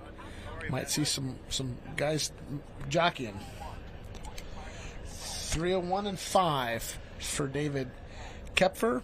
301 and 5. So he's off the mark there a good 22 feet.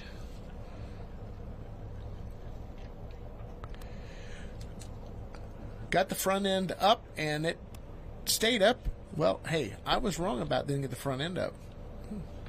Yeah, it seemed to hold there till about the 200-foot mark, 250, and then dropped and then settled down.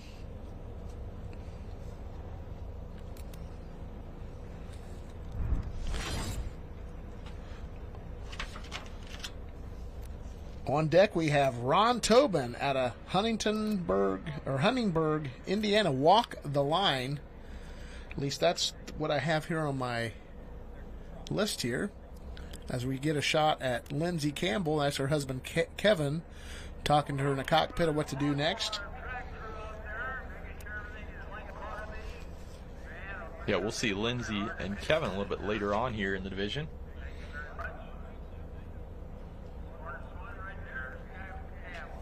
Looks like Ron Tobin will be up next here.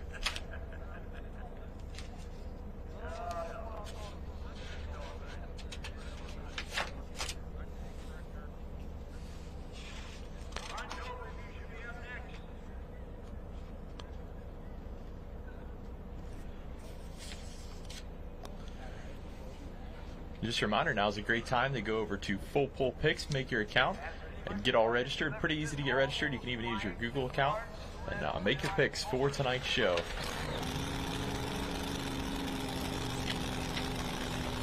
I'd like to thank everyone watching at home on FullPull Live.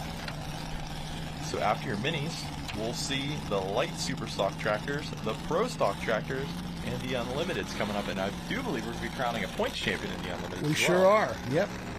Joe Ader is coming in with the lead, 4.5, but you never know what happens as we follow. Walk the line.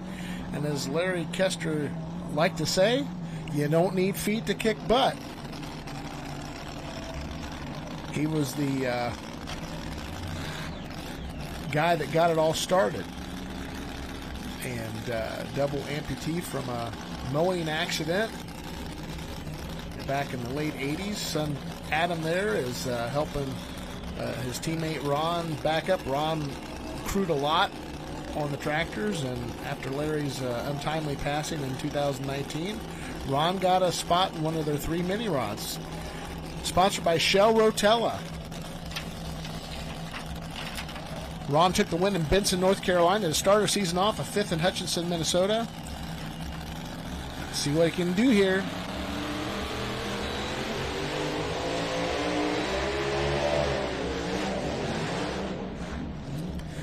Yeah, got a little crossed up there, and when those minis start walking with all that horsepower to weight ratio, it's best to live to fight another day.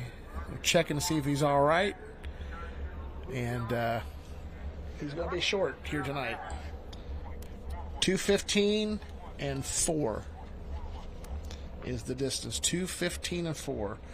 Tough luck for Toby, as they call him. As we watch the replay here, Chase, how'd you like to be sitting in the cockpit of one of these when this happens? Definitely a wild ride, man. Started out great and then just started tilting over to that right side, and there you can see when it gets one wheel and the other tire that lifts off the ground grows, speeds way up, and when it touches, it rocks them back and forth. There's not too much they can get out of that death walk, as some call it. 2:15 and 4. Our leader, Grant Theobald, early going, 3:23 and 4. We get to see the first of 2 Carolina night trains. This is Cody Singletary coming up from Tar Heel, North Carolina. That's in the eastern part of the United States. Jeff Hertz gives him a little pep talk. We'll see Jeff in this class too with a couple entries. Carolina night train. First year on the Grand National Circuit for Cody. He's enjoyed it. He called me one night. I was at my house on the back porch, and he decided after some success in Florida he wanted to bump up to a Grand National license and come chase the big circuit. And he's enjoyed it. 3rd place in Benson, 8th place in Napoleon, Ohio. Of the 2 night trains, the original night train hasn't quite fared as well as its counterpart. In fact, right now, Carolina Night Train 2 is in 8th place, and this original Carolina Night Train's in 15th. All right, we're going to... Hey, let me just say, this is one of my favorite sights. This ring gauge, completely empty. 0. The temperatures tonight are phenomenal, and some of the unlimited guys have talked about how much power they're going to make because of the low humidity and the cool air. Volume's going to be key. Let's get this guy lined up and watch him back in.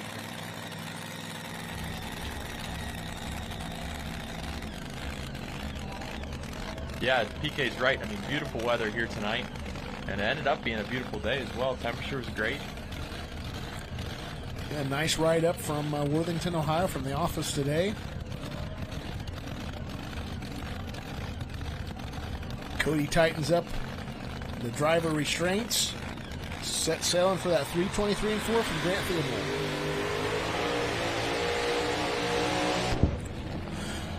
Burst panel. That's just pretty much like a relief valve. And when that happens, it keeps all that air, excess air, going down and doing damage in the engine. But sometimes something in the engine causes the backfire the opposite direction as well. Yeah, another tractor tough luck here tonight.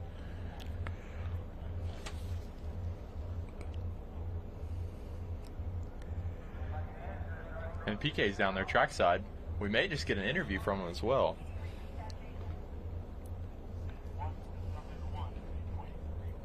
One, 7, 1, and 3. So our back-to-back guys had problems getting past the 200-foot mark. You know, we had the wild ride from Ron Tobin, and Cody had the, as we see on the replay, you'll see right in front of the engine there, bang.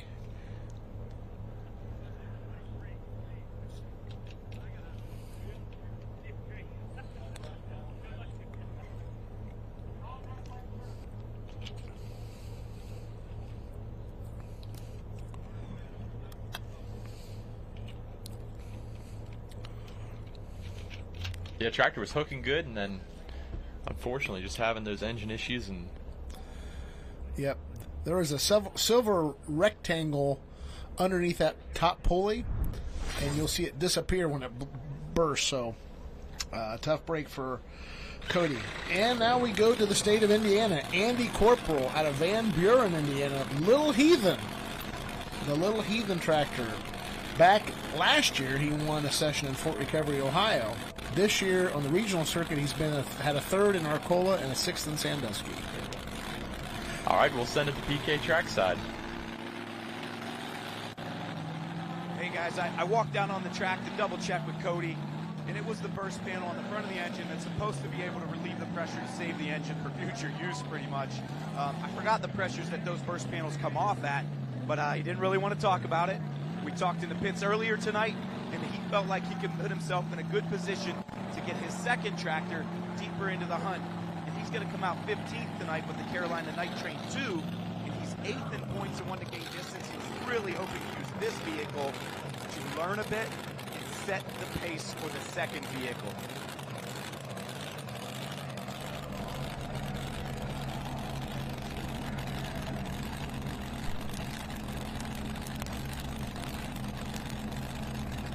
All right, looks like we're back here. Next tractor getting set to run. A Little Heathen trying to beat that 323 mark put down by Grant Theobald.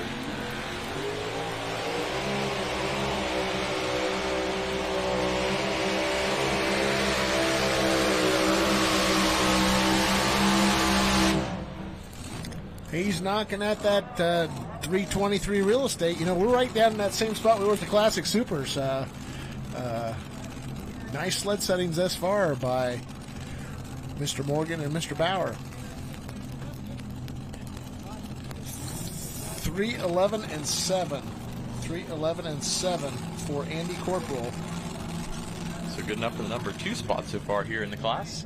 Corporal name big in the sport of pulling. Les Corporal in the light mod and the modified class, and modern machine with Brad.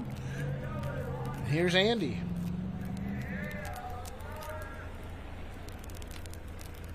Nice run. Nice balance. Didn't have to touch a brake.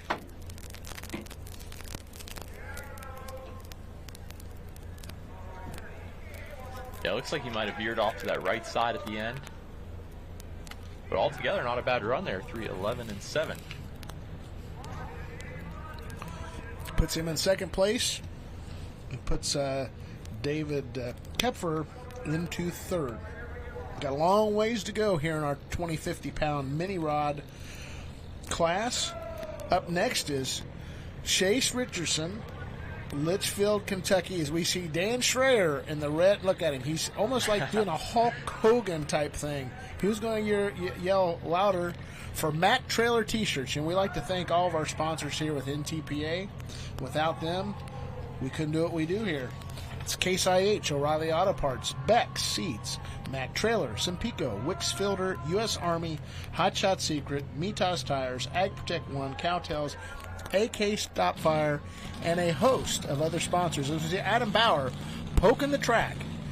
And what they're trying to do is just kind of find how firm parts of the track is, how far does it go down. And some pullers swear by it, some people just swear by it. Who swear at it. As we see Chase Richardson coming out. This is normally driven by C.J. Graysick. And right now, Chase is doing that duty.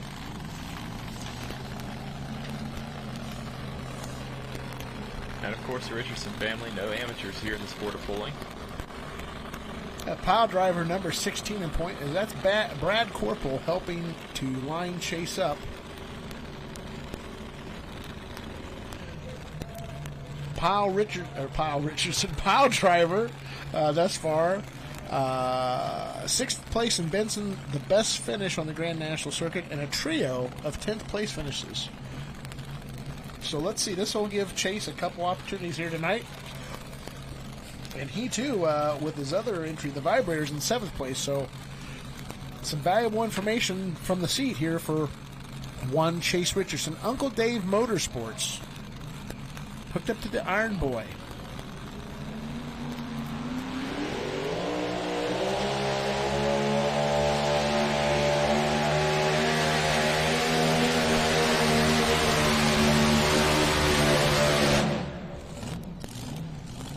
another monster pass put down there by Chase Richardson. It looks like one of the header pipes blew off the side of the head there. The back right one.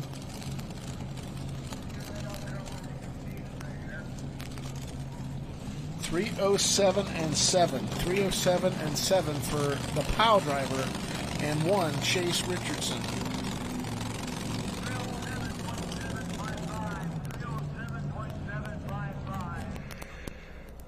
So looks like that'll be good enough for the number 3 spot so far here in the class. Yep. He set up the Iron Boy sled on the right sideline.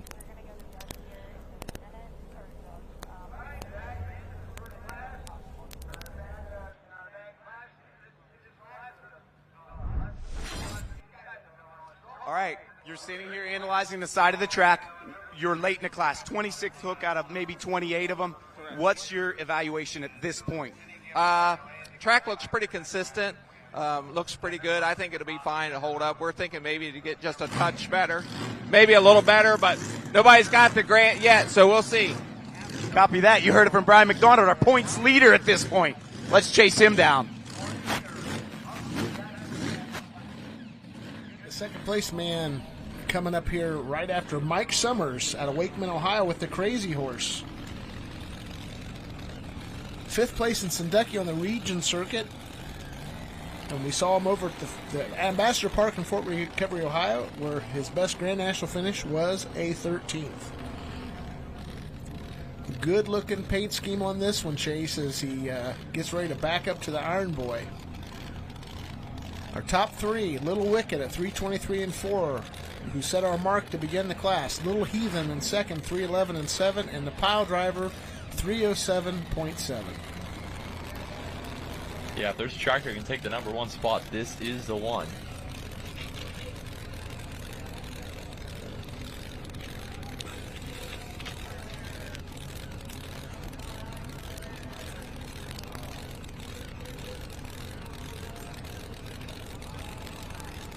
Yeah, gotta love the wrap on that tractor as well.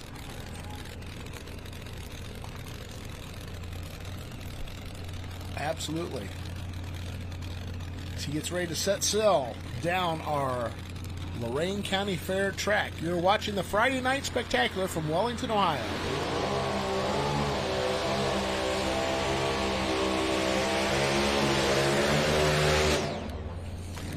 He had a run going, and then the rear tires started to walk a little bit, and he was wise to get out of it.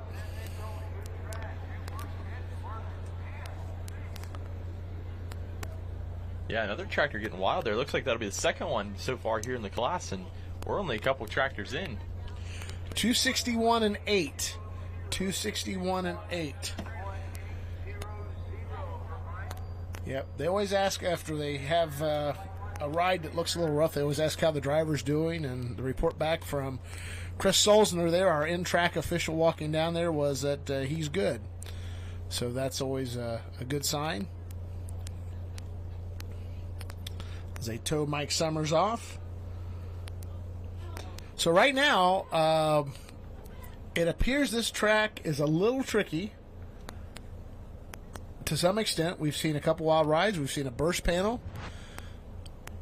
Watch it again here, Chase, as he comes out, gets the front end up, and right when it settled about right there, I said, man, he's on a pass right there. Front end kind of comes down, touches, comes up, not real high, but you can see there's where it went left to right with the wheels, and that's when it gets into that side-to-side walk, and that is the walk of death. Yeah, the back wheel's sliding from left to right as we get your leaderboard up on the screen. Little Wicked still in the number 1 spot, 3:23 and 4:8. Little Heathen in second so far, 3:11 and 7:0. Pile Driver holding out third with 3:07 and 7:5 as they get the legendary funny little farm all fired up. Yeah, I talked about it when we had our countdown to pole.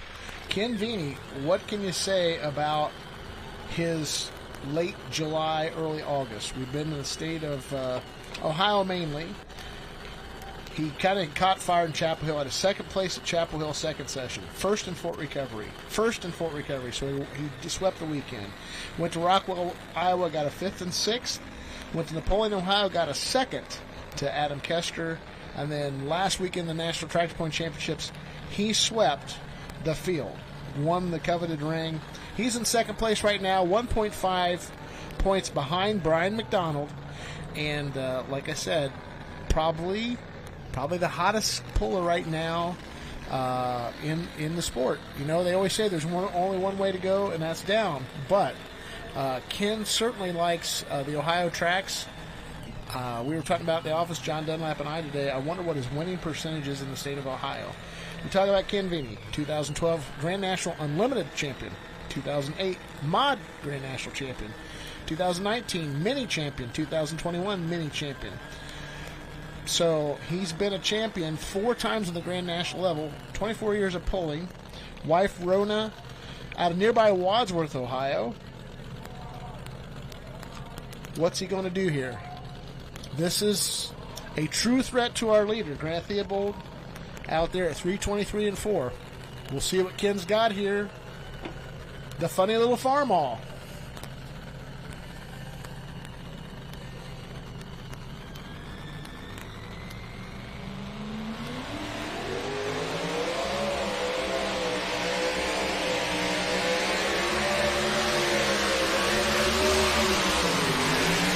He is on a mission. Yeah, but I'll tell you what, that was an uncharacteristic run there for Ken. Very uncharacteristic. He, too, got in that wheel kind of side to side. He kind of drove through it, but I think it unhooked. And that distance is going to be 291. 291, 120. So just like that, the door for Brian McDonald to take a bigger lead opens. That's the war within the battle.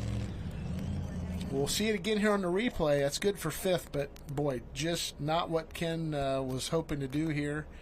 There goes down, up, and you can see right about there. He kind of drives through that. It wanted to kind of do the side-to-side deal, and it kind of hopped up, got off the ground almost there, and unhooked, and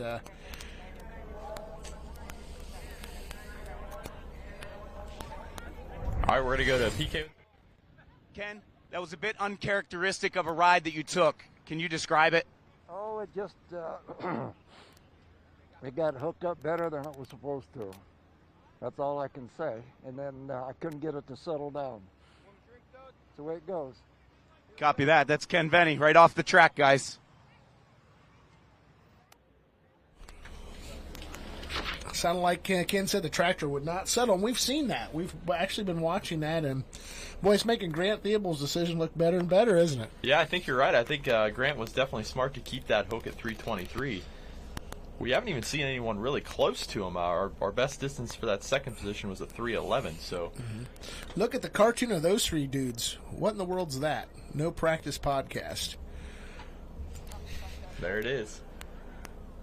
So this is Jeff Hurt, the little bear out of Port Clinton, Ohio. Married to Jessica, comes from a long-time pulling family. His father, Bill, super stock ACD21 back in the day. And Jeff, super stock, gives the thumbs up. Super stock open participant. Jumped in these minis. It seems like this is his second, third year, whatever it's been.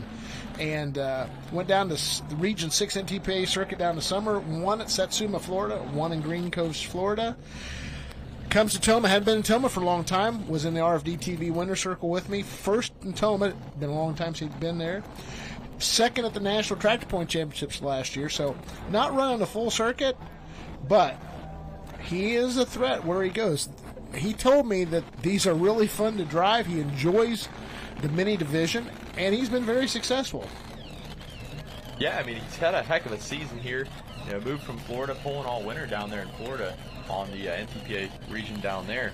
And then he actually moved to the Mack Trailer Winter Nationals in Louisville, Kentucky, and had a good run. So yeah, B-Bear, I think, was second place there, and it was just Abby Leichner kind of raining on his parade at the last hook there.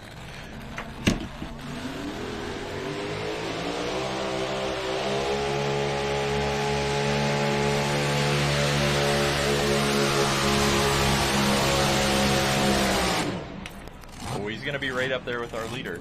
Yes. And he did not have that problem of staying hooked. Now, excited to see the replay. It seems like that tractor just hooked up to the track and made a textbook pass there. We have a new leader, 325 and 1. 325 and 1, so just under 2 feet. Jeff Hurt takes the lead with Little Bear. So we'll watch the replay here momentarily, send it back to PK after the replay. But man, right off the line there, hooked up.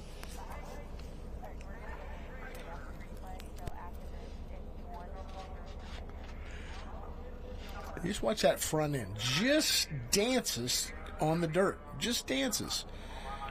That's the run you're needing. Perfect run there. We'll send it to PK trackside.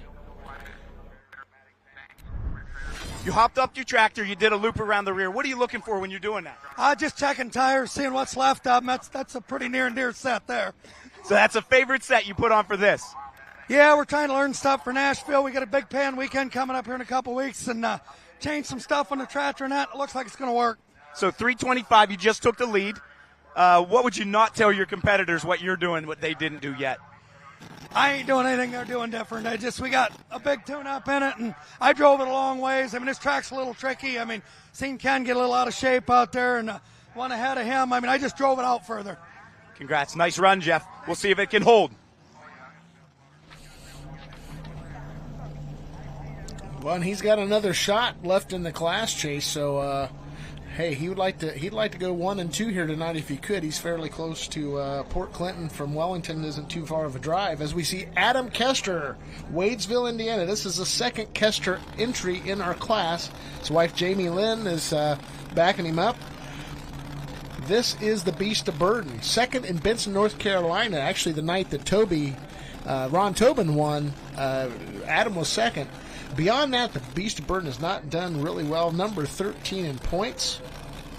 He'd like to put a few more points on the board and maybe sniff that top 10 at season's end.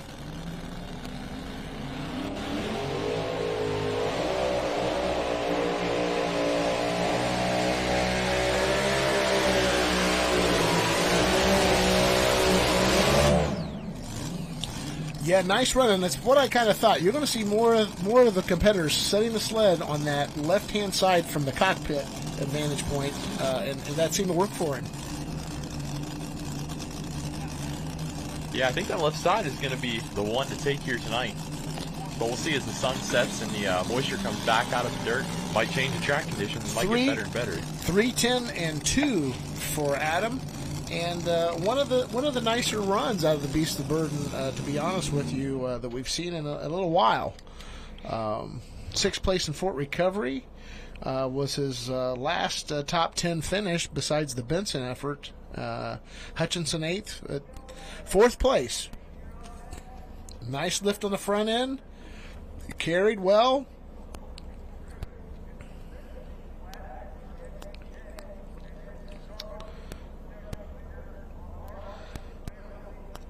So we've pulled 10 here tonight, thus far in our mini class. And probably the story thus far is Ken Vini kind of stubbing his toe tonight. Yeah, didn't expect that kind of run out of him here tonight. I don't think he expected that. Normally, and he tried driving through it, but it looked like when he drove through it, it hopped again and almost took the back tires off the ground, unhooked him.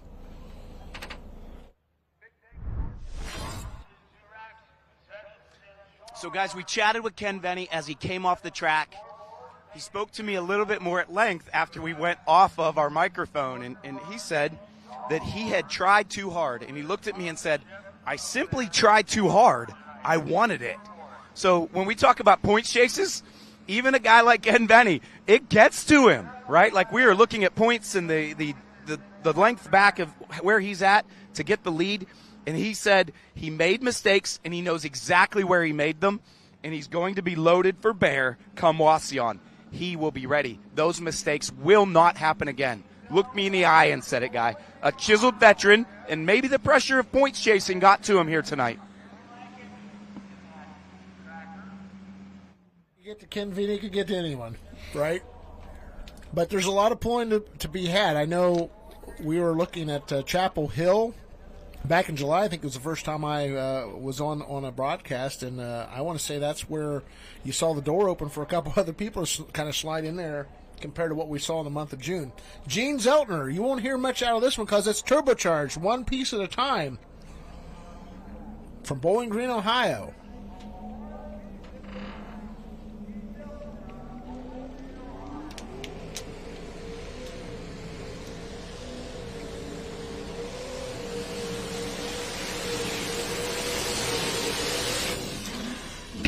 Wow, what a run by Gene Zeltner. He's really improved his program. Flew with that boundary line, but kept hooked and really made a fine run. Yeah, another tractor on the left sideline tonight. Looks like that's going to be the line to take here. 300.9. We've had 7 past 300 out of our 11. Chris Zeltner, the in-trackman, said he did not touch the boundary line, which we could see from our vantage point here in the trailer. 7th place for Gene. Nice run. Incredible driving as well. Yeah, look at that. Nice camera angle there, and he tickled it, but never dashed over it. Yeah, I don't know if we've ever seen a tractor get that close to the line but not hit it. Just an awesome run there, awesome driving put down. We look at our leaderboard here. Little Bear by Jeff Hurt, 325 and 10, followed by Little Wicked. Hey, look at this. You got to be little. Little Bear, Little Wicked, Little Heathen.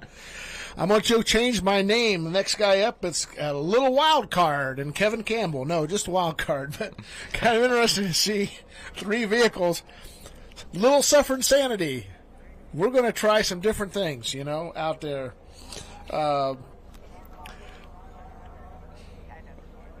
But up next will be Kevin Campbell, Washington, PA, Wild Card. Chaos Fabrication, you hear a lot about that. That's Kevin's business. 2012 Superstock Open Champion. He got here in the mini class not too long ago. Second in Benson has been his best finish. Number 9 in the points. 72.5 points back. So he's got a lot to make up. But, can he make it toward the Enderley? Let's see. Number 5 is ahead of him by about 19 points. So a lot can happen still with 2 hooks. Kevin Campbell, window's starting to close, but top 5 finish? Well, he's got to do good here and good in Wauseon to make that happen. But with all this competition, top 10 finish, first time running a full Grand National circuit, he'd tell you he'd take that. Second last week in Bowling Green, third in Chapel Hill, Paraforce, Rockwell, and Napoleon. So he's had good runs. And let's see what he can do chasing Jeff Hurt at 325 and 1.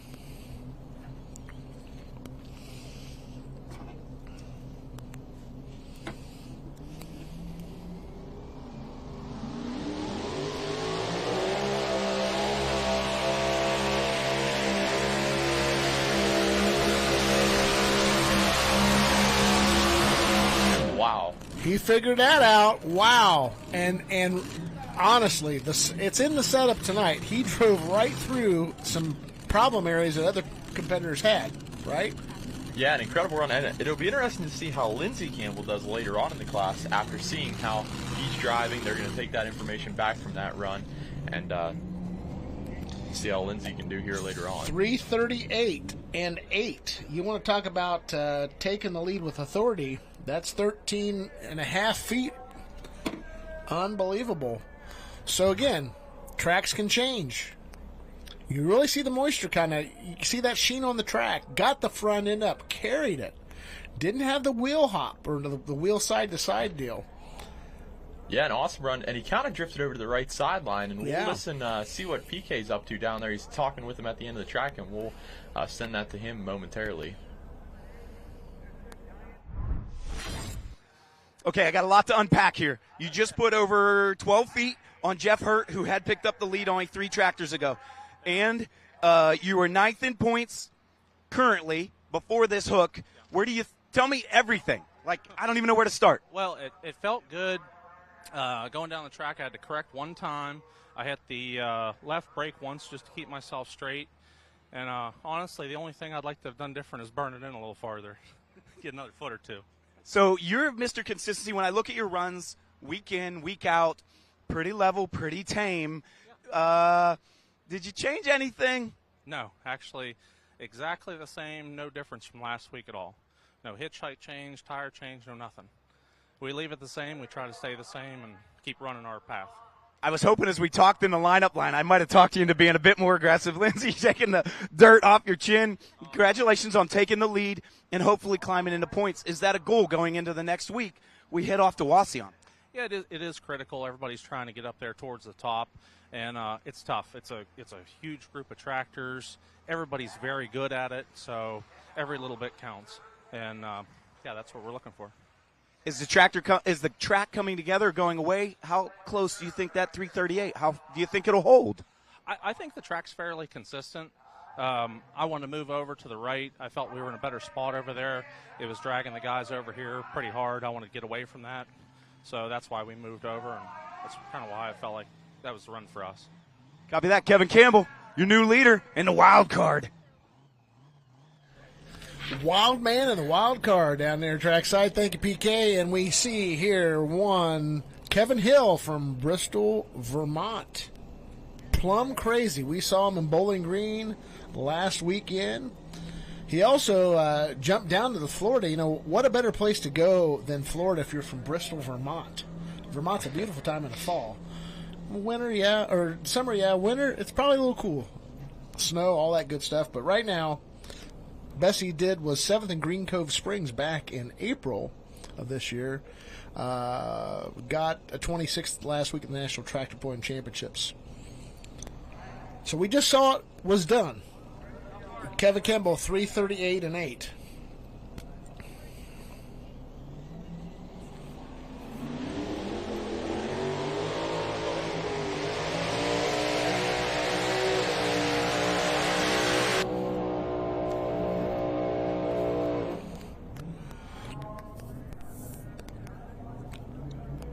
Well, there's a solid pass by the Plum Crazy, Kevin Hill. We'll wait for the distance here and see how close he is to Kevin Campbell. 286 and 8. 286 and 8 for Kevin Hill. So, don't see the tractor very often. You always get in the question of where the horsepower spectrum is with some vehicles. Don't know. Could be set up. But we're certainly glad to have him down from Vermont. Up next, we have Renee Theobald out of Shelbyville, Indiana, with the Pretty Wicked. And talk about a family that has generations of pullers in their background. And Renee has been pulling for 14 years. We saw her son Grant earlier. Mason won the two-wheel drive National Tractor Point Championships two-wheel drive event last weekend. Got the ring. And Doug had a great weekend in the Unlimited as we go back and see Kevin Hill's replay here. Front end got up in the air, and if it was a case of setup ponies, both. This when you step up to this level, it's tough. Yeah, you're truly dealing with the best of the best out here. Absolutely. Got through radio traffic. We had Dusty Price supposed to be the 24th hook in our lineup out of Kimmel, Indiana, the Bacon Bits machine. He has a problem. He has to scratch. So sorry we won't be seeing Dusty in our program tonight. But always love that body he has on there. And he was a sprint car racer for a while, or a roundy round track racer, and yeah, he always said, I need more billboard space for my rig, and the Mini, there's not a lot. But here's the aforementioned Renee Theobald.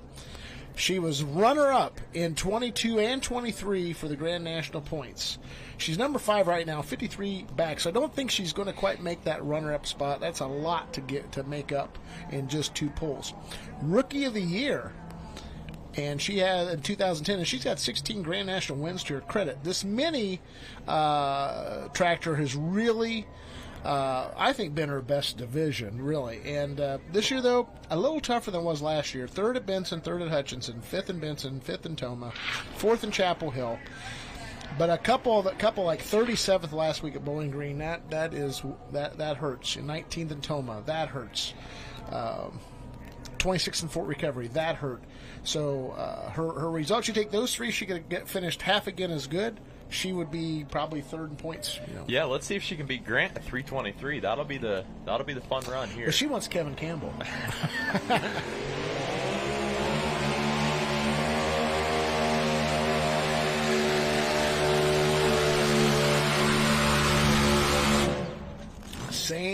Same kind of run we saw Ken Vinny. I even hate to say this, it almost looks like both vehicles overpowered the track. Didn't really hook up like you normally see these tractors hook. Yeah, I tend to agree with you. Right off the bat, they're just not hooking up and not carrying that front end like we like to see. So 285 and 4. 285 and 4. And so Renee's not going to be real happy with that effort there. Grant's still sitting pretty well. I think he's still in 3rd place at that 323 and 4 to begin our class. But some of the, 2nd place man, not Ken Vini, didn't have a good run. Renee Theobald finished behind Ken. Didn't have the type of run we were thinking we were going to see. And everybody goes out there with a setup, a motive, how we're going to attack this thing. And dirt and horsepower are 2 combinations that it's hard to master. Yeah, and we can see the replay there. I mean, kicking up a bunch of dirt, the wheels are spinning, just wasn't grabbing anything. Yep. So Kevin Campbell's still going to be the one to beat so far here, 338 and 8. I think if I was back there, I'd be moving that sled over to the left-hand side from the cockpit and trying that, because it seemed like Kevin Campbell really had the prettiest run and 13 feet taking over the lead. That's massive. That's massive. Yeah, it looks like left to right to the center maybe is going to be the best line for these guys. Right. But it's hard for us to tell, too, up here. Yep. Up next, we have Cody Singletary coming back with his 2nd entry, the Carolina Night Train 2 out of Tar Heel, North Carolina. He's a construction owner. He's a 2022 Region 6 champ. And 5th at Fort Recovery and a 5th at Napoleon has been his best 2 outings thus far. Number 8 in points. He's ran a couple regional events, some top 5s there. Learning these Grand National tracks, I always tell guys that are doing it for the first time what I think their biggest challenge is going to be. And I said it's not only getting to the facilities, learning different things, but the tracks. And everybody's out there to win, so they'll give you some advice, but, maybe not all the secrets, right? Well, this is another one of those tractors, too, that we saw on the Florida circuit on the Region 6. And, man, put down a couple good hooks down there as well, so see if we can get it done.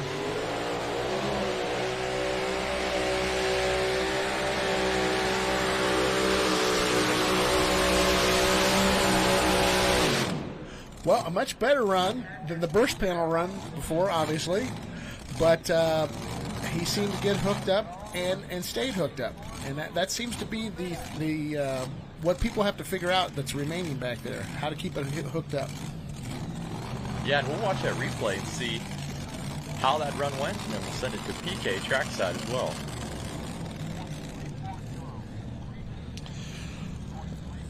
Wow, 4th place. He just misses out on Grant Theobald, 322.840. So we'll see the replay here, and he gets the front end up right away. And the front end carries, too, for quite a ways down the track. Yes. 322 and 3. Pardon me, I can't read my own writing. 322 and 3 is correct. They're moving a lot of dirt tonight.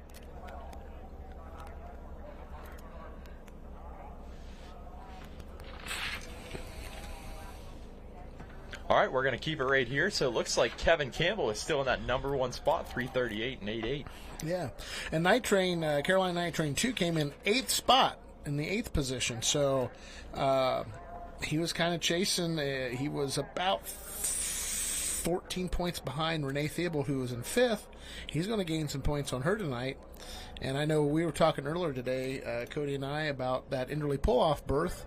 And he certainly likes coming to Enderley. And we had a discussion about the back half of this season as we see Chase Richardson. So we saw him earlier on in the class as well. Yeah. On the vibrator, where we normally see him sitting. Uncle Dave Motorsports. You see his dad is a passenger on that John Deere Gator coming down the track. And Don behind the steering wheel. Don was kind of a star a couple weeks ago on the broadcast. Chase Richardson, number 7 in points. Had a 3rd place in Chapel Hill, Tennessee, and a 5th place. That's his best weekend of the year thus far. 3rd Napoleon, 5th last week in Session 2 at Bowling Green, and then followed up with 21st, which is kind of taking one on the chin for the Richardsons. But they take it all in stride. Win, lose, or draw, they're always in an upbeat mood. Enjoy the sport of pulling. Also, your 5th place tractor there from Bowling Green, so respectable run put down against some of the best minis in the nation. Right.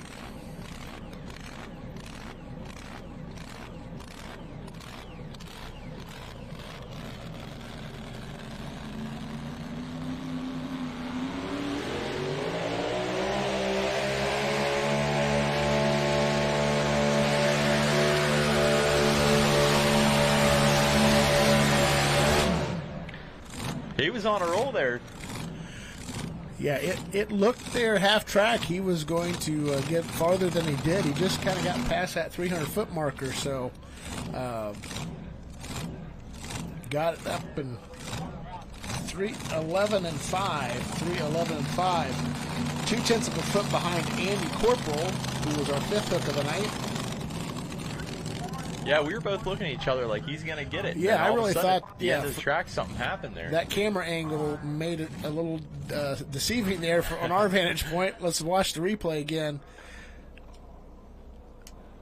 6th place, so respectable run for Chase Boom Boom Richardson. But if you also look, he was over to that right side as well, and we've been saying the left side might be the one to take. So yeah, yep, I agree. There a few weeks ago in Chapel Hill, we were talking about the minis getting their front end up, and Chase wrote it about that reminiscent of that run in Chapel Hill. Colton, I see you analyzing the track here a little bit. You're the first hook in the next class, the Light Supers. What are you reading? What are you seeing with 10 minis still to go? Oh, it's hard for us to learn a lot from these mini rods just because of the huge difference, but that track looks like it's shaping in pretty nice. It's going to be a good track tonight. Copy that. So just taking a look at it, guys. He's first hook, and he's in the points. He's in the points leader for the Light Supers class. Yeah, Light Super Stock, that's going to be a barn burner. We've got 3 hooks left for them, so that thing's still up for grabs. As we see him grooming the track here at the Friday Night Spectacular. We're watching NTPA Championship Pulling, the Grand National Circuit, on FullPull Live. Thank you for subscribing. We appreciate you watching our circuit of exciting pulling action here from Wellington, Ohio, the great Lorain County Fair. Here's Kevin Dick and the Cats Sass. Got to be careful with that one. That in the ACD21 and the Classic Superstock class. They're trying to get us in texting trouble tonight. Well, I don't know. I still think we were saying that right. But we'll leave that one alone. We're in the mini rod action here. Kevin Dick. Hey, Kevin was in the Legends series. Still is. He's got the Spirit of 76 in the Little American and continues to run the Spirit of 76 with the National Tractor Pulling Legends. He's 49. He's a financial advisor. So, hey, he must be a good financial advisor being in the mini rod class, right? First in Dorr, Michigan at a Region 2 event, and 4th last week in Bowling Green. His best finish in the Grand National Circuit to date. So he'd like to continue that uptick in the Grand National Circuit. Let's see what Kevin's got here tonight.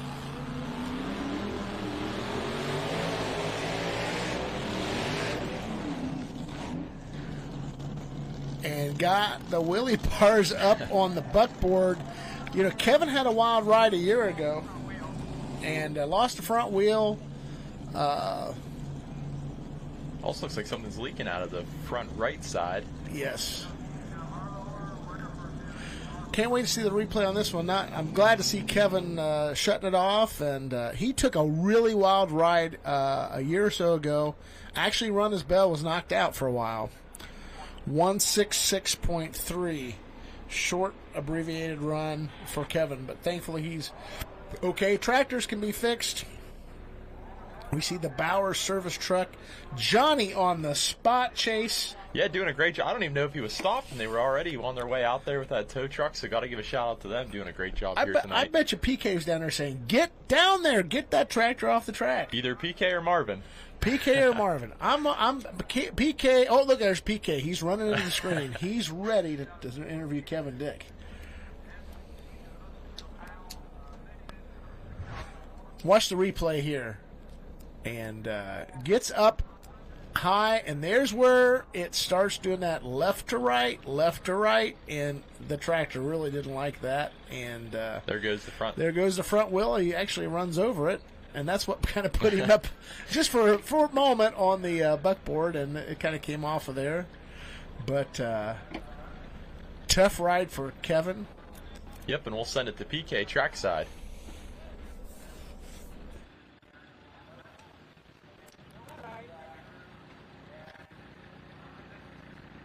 So the Cat Sass had a rough ride, but you had a phenomenal Bowling Green, and guys expected a lot out of you here. What was different? Oh, obviously the track. I was a little bit more patient tonight out of the start there, and it hooked up. It was going, but obviously we were probably a little bit more aggressive on the setup than we should have been. So as that ride starts to occur, are there any, from the driver's seat, what goes through your mind? How can you make any adjustment to try to salvage something there? It's pretty rough. You got to get going and get the sled moving and get the top speed. So I knew I was in trouble and it was not going to be a good run. So I just basically shut her down a little bit too late, apparently, and broke the front tire off. Did some fender damage here, but we'll get her fixed. So that's Kevin the Cat Sass. He's loaded for bear coming off a Bowling Green run, which was phenomenal. And it just looks like the right side sheared the spindle off the right-hand side. As it comes back, the tire came back, caught a little bit of the skirting on the frame, but then it ate the rear fender as it went under that right rear tire. The Sass and the Cat is bent up under there nearest the tire on the right-hand side. Tough luck for Kevin here. Thanks, PK, and I'll tell you what, truer words were never spoken. That was a rough ride, unfortunate for Kevin Dick, but I'm glad he's okay. As we look in that hot pit area, there's Jeff Hurt giving the thumbs up with Kevin Campbell. First and second place, I'd be all smiles too. Nice run by those two men. But you see a little bit of what it looks like in the hot pit area. There's Jeff Goose in the Disaster Pulling Team shirt. Looking things over. Rex Kuhn, Brandon Phillips, Caesar Kester with her back to us. And hey, NTPA's Morgan Page in the red shirt, that we call her a silent assassin. She does her social media. She's been with us a little over a year, doing a fine job. So we're looking forward to a lot more pulling here. We got 3 more divisions after this. And we still got 10 left roughly in our mini modified class. As they've got things cleaned up, and now they're kind of motioning for the next mini to come out. As you can see, they're getting the Cat's Sass out of the way so we can bring up Adam Kester. This is the third and final entry for the Shell Rotella pulling team. And right now, Footloose, fourth in points, 35.5 points back. I'll tell you what, one of the moments of the year this year was when he won on the last hook in Chapel Hill, Tennessee. did the fist pump. I think he had that fist up near like at 100 feet. It's going to keep growing. The legendary. It's going to keep growing. It's going to, yeah, it's legend. But no, it was a little farther down the track. But what a great run! And for that place, that's always going to be a very special place. As his wife Jamie Lynn helps back him up. You know, his dad passed away down there in 19, and so that place will always be an emotional trip. And for them to win, what a story for the Kesters.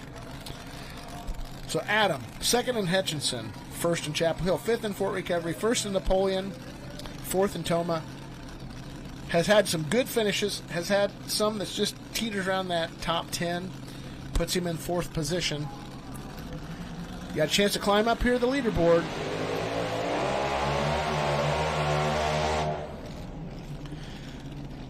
Did not like his start. So as long as he made an attempt to shut down before the 100-foot marker, they can take him back for another attempt. But he's got to shut off. Already heard on the radio. See what he wants to do. Yep. And so I would assume he's going to drop 6. He's dropping 6. That'll put him in after Rick Peters in the Buckeye Special.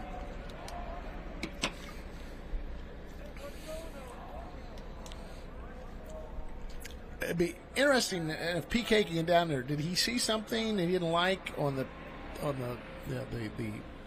data, or he just didn't like the launch? It'd be interesting to see what Adam has to say there.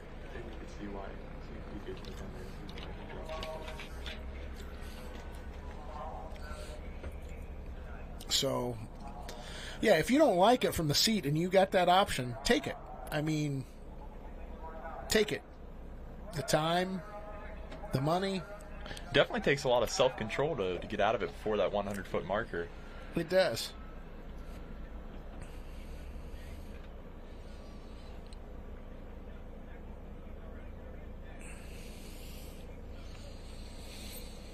Yeah, I'm wondering if he saw something, because I heard him on radio say, keep the distance. Well, he technically can't. Once he says he drops, and if he can't come back, that is logged as a hook and broke. You hooked, you had the intention of coming back, you were not able to come back. That can happen if you're a test puller and they reset the sled. There's some people that can't come back. There's some people that won't come back because they're unhappy emotionally that the sled was set.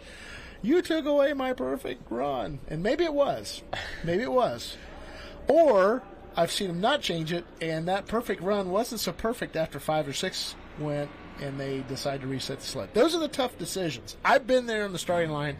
I'm so glad I'm not in that position anymore. I said, I've got enough of this tiger by the tail in administration. I really don't need that anymore. But it's a tough job. The people that do this always have the best interests. We talk, we debrief after every event. We talk about things, what went right, what went wrong. And I don't care if you watch a football game, it's any sporting event, when there's refereeing, it's part of it. And you just got to get used to it. If you're around long enough, I'll say there's 2 things. You'll feel that you were fortunate and got a break, and you also feel like maybe you got not the break, or the what do they call that thing? You can use a drill and put it into a wood, the screw, right? Yeah. No. Anyway, right now we got Troy Arndt coming up with a slingshot. He's 14th in points, and best finish this far is a 7th in Napoleon about 2 weekends ago. 9th in Fort Recovery. This is a former cowboy up, part of the Bauer crew. He's out of Sac City, Iowa. He's a farmer and a trucker. Tied in with the Bauers.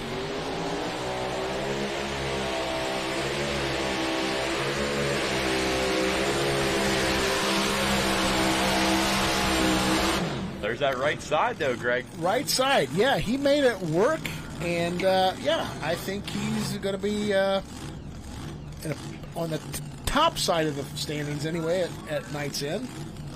Yeah, I wasn't even sure there was that much life left in the right side of the track. But, man, he made it work tonight. 3:17 and 4. So, yeah, that right side, people making it work. Surprising me. You see Kevin Dick come out? Nah, not so good. See Troy Arndt come out? Really good. So, that's going to put him up there, I don't know, 5th, 6th area. We'll see. Looks like fifth place. Our statistician, Allison, multi-talented, switching and giving us the stats. You got to love it. See the fair, the midway in full swing. So, Chase, what do you want to ride after the pole? My treat. What do you want to go on? Well, you talked about the Ferris wheel, so the Ferris wheel. I was at the merry-go-round. As we see, Troy's didn't run here, 3:17.4. Nice run. You know, he was flirting with that sideline. That thing. I mean, watching it there, you can see that cowboy up prodigy right there. That really looked like a cowboy up run from several years ago. C.J. Hurd frame. As we see our top 5, Wild Card, Little Bear, Little Wicked, Carolina Night Train Slingshot, Troy Arndt just ran. So we saw Kevin Campbell, now we're going to Miss Lindsay Campbell. Yes. And the Short Fuse, 12th in points. Now, this is her first full year of the Grand National Tour. They've done well. They've learned some things. 4th in Benson, her best finish thus far, first night out. 6th in Rockwell, 7th in Bowling Green. Again, it comes with that consistency game a little bit. A lot of learning. And I think the consistency, Kevin said it, consistency in the setup, trying to make it work every time out is key. Let's see what Lindsay has here. Chasing down her husband.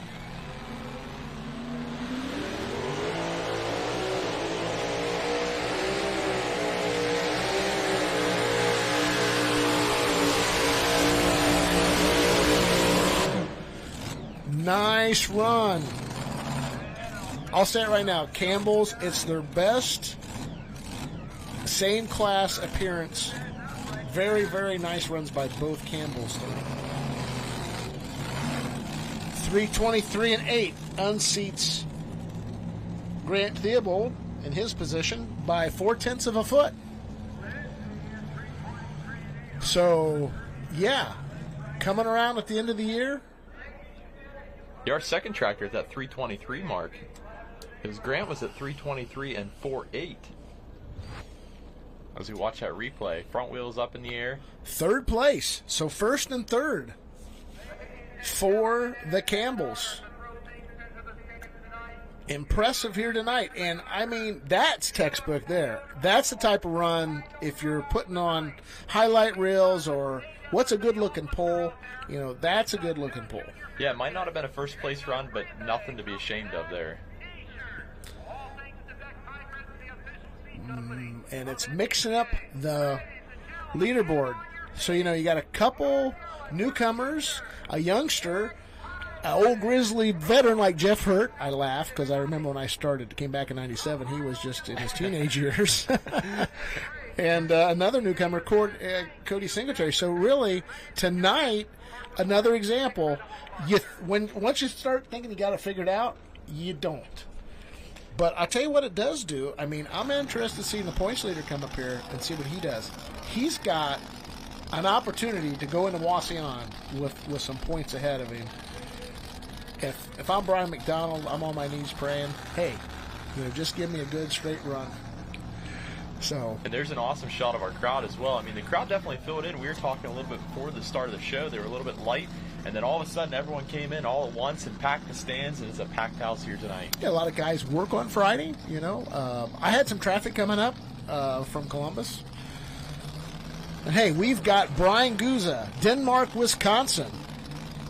And last year he's 4th in points, 10th right now. Probably isn't going to climb there. Toma 23 winner.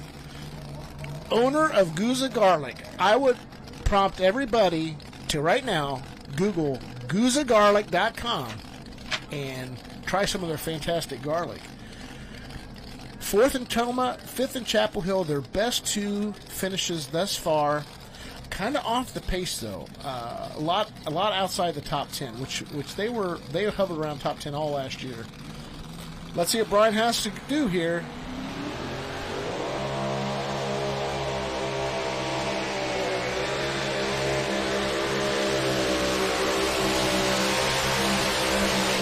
Well, unfortunately, got the hop in there at the start of the track, and it's going to cost him some distance at the end. Yeah, I'd love to have notes on everybody's setup tonight. Would you have that presented to me by next weekend? I think we should try to get that. I think we should try to get that. That might be harder to get than the unknown soldier's name. But 290-6, because I'm here to tell you, it looks to me like there is a tale of two setups. The aggressive setup, I mean, it's interesting. You got to be aggressive, but not overly aggressive.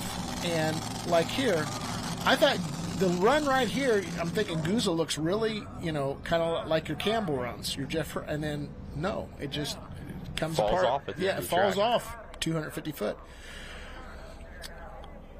This is why they pull the sled. This is why you lift all those weights. That's a football vernacular. But, yeah, look at this. Wild card, 338. What a great setup. Little Bear, Jeff Hurt, 325-1. Lindsey Campbell, 323-8. Little Wicked, 323-4. Carolina Night Train, 322-3. Top 5. Sun's going down. We might see that track change a little bit, as we've discussed. As we're going to have Jeff Hurt's second entry. This is the B-Bear out of Port Clinton, Ohio. And B-Bear, first in Ocala, Florida, to start the NTPA year. Second in Ocala the second night. Third at Satsuma. Second at the Louisville Mats NTPA Winter Nationals. Green Cove Springs had a second place and a first place. Third in Toma. Won the first session with Little Bear. And ninth last week in the Bowling Green. So again, Jeff's already had his ride, knows what setup he used. I don't know how much the track has changed. As the night comes to us, the moisture, as you say, comes up. I would think it's going to be a little bit of an advantage. So 338-8 by Kevin Campbell. And Little Bear by Jeff Hurt was a 325-10. So he sits in second. He'd like to get that 338-8 and be first and third and put Campbell's at second and fourth, I'm sure. But we'll see. We'll see. Jeff seems very relaxed tonight. That's maybe a key. A lot of the guys running for points, it's kind of, tight. So it looks like he's on the right side as well. So yep. Be interesting to see how he stacks up.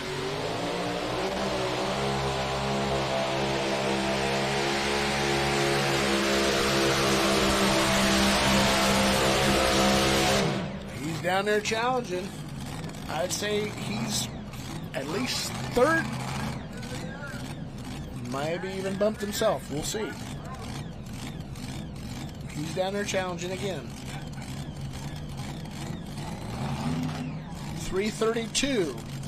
332-7 Good for for the number 2 spot. Number 2. He beat himself. How about that? Yeah, he was at 325 and he beat it. Nice runs. We watched the replay, and I'd have to say the run looks similar. Setup has to be similar. He can get to A to B fast, and fun to watch. So, again, we are really seeing that leaderboard top 5 get changed around. I don't think we're done seeing the changes in the leaderboard, and we've got some heavy hitters, including the next to last hook. Very little sanity with one Brian McDonald, our points leader. So, what a class. I'll tell you, it's fun. It's been unpredictable to some degree, to some degree. And some of the point leaders and the guys in the point standings, doors open for a few people. We'll see what happens. We've seen some of them not quite do. As we get into the cockpit of one Von Bauer's Iron Boy sled. I wonder if he knows that they're behind him with the camera. Well, I have Von is very aware of slinging cameras. What do you think? How's the track? Track's good. Really good.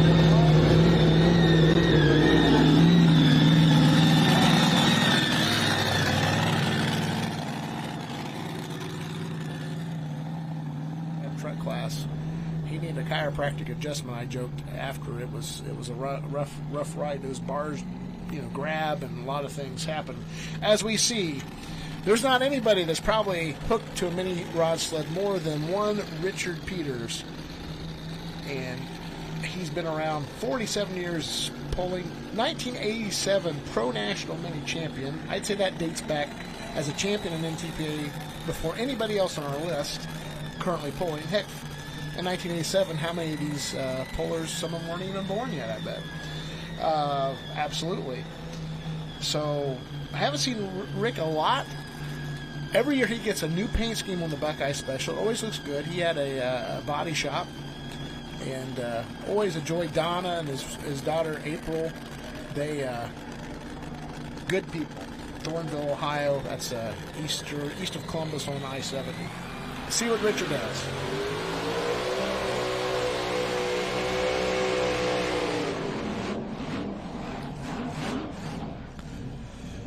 Got crossed up on him there. Not so rough a ride, but he just couldn't get it corrected to back to center. That boundary line was coming up fast. Yeah, it wasn't what he wanted to see here tonight. Not sure what went wrong. It seemed like he might have left out of it, actually, instead of getting on the brake. And they always say you feel it by the seat of your pants, maybe you hit the brake and nothing happened.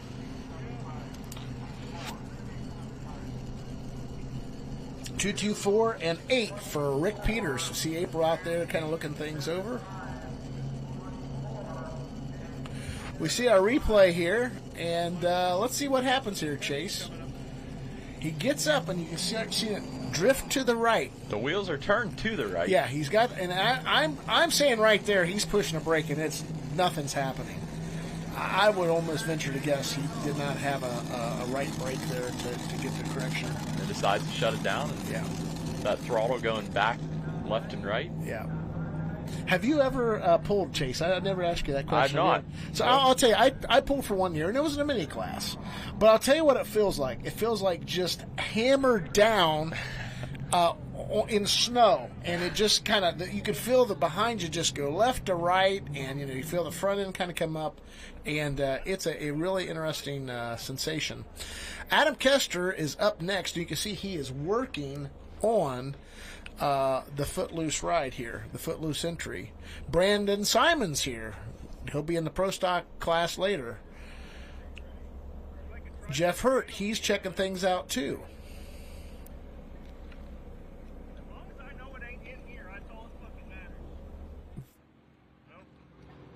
I think it is.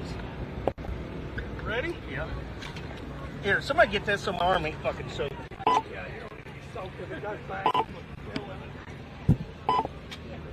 Don't need crispy critters.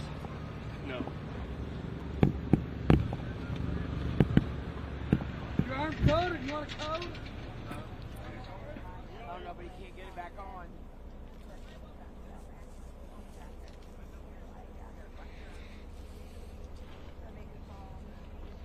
He's talking to somebody.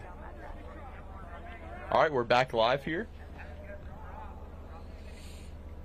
So they're still working on that tractor there. Not sure what's leaking out of the side of that. Yeah. I mean, looks like it's alcohol, right? Yeah, alcohol issues, what we're hearing trackside. Unfortunately, they unscrewed it, and they're trying to get that screwed back in. Yeah. They've got the clock on Adam. He's got 3 minutes to when the starting flagman will wave his flags, or Marvin or Jim Miller will wave their finger. That's when the clock starts, and it's a 3 minutes. That, I mean, they give them the benefit of the doubt. It's a baker's 3 minutes sometimes. We all want to see everyone pull. That's right. I mean, there's ways to beat people, and on the track is where you want to see it. Not that I'm a reader of message boards or anything of that nature, but over the years, you can kind of tell the ones that have pulled, and there is some sportsmanship in this. You want to go out on the track and beat them fair and square. Marvin Epperson's there watching things over in the foreground. It's also really cool to see all the different crew members from different classes, different teams helping out. I mean, you got Brandon Simon down there, Jeff Hurt, just some of the crew members there. Yep. Helping out, trying to get this tractor on the track here. Yep. Exactly right. So that's They'll turn that blower pulley, and it'll make a few revolutions. They'll hit the ignition, and they'll fire it up.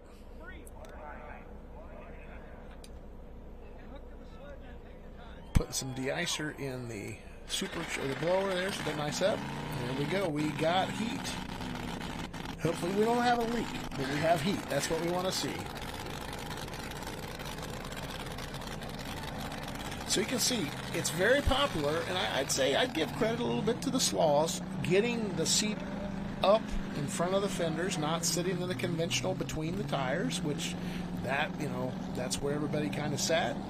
And but they're trying to keep as much weight up front as they can get. So again, Adam Kester, this is his final shot. No matter if he goes a foot, if he goes 350 feet, whatever he does here, that'll get recorded. He can't shut down to 400 feet again. He's already done that once.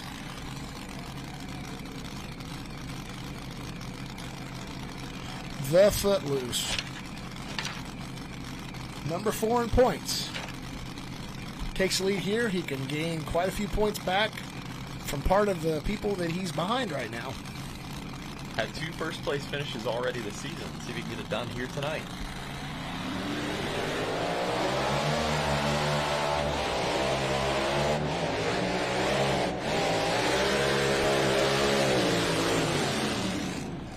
Boy, a lot of sparks there coming out of the back. Good thing they got that fuel leak fixed. Well, I'm telling you, I was thinking the same thing. Good thing the fuel leak was up front, and still looks like, I don't know, that just, there was something on that first run he did not like, and I think that still plagued him there, unfortunately. 246.545. So let's look at this, shall we? I mean, I really want to take a look at this. Set alcohol over the tractor and everything back there. Let's look at this here. We saw Funny Little Farmall.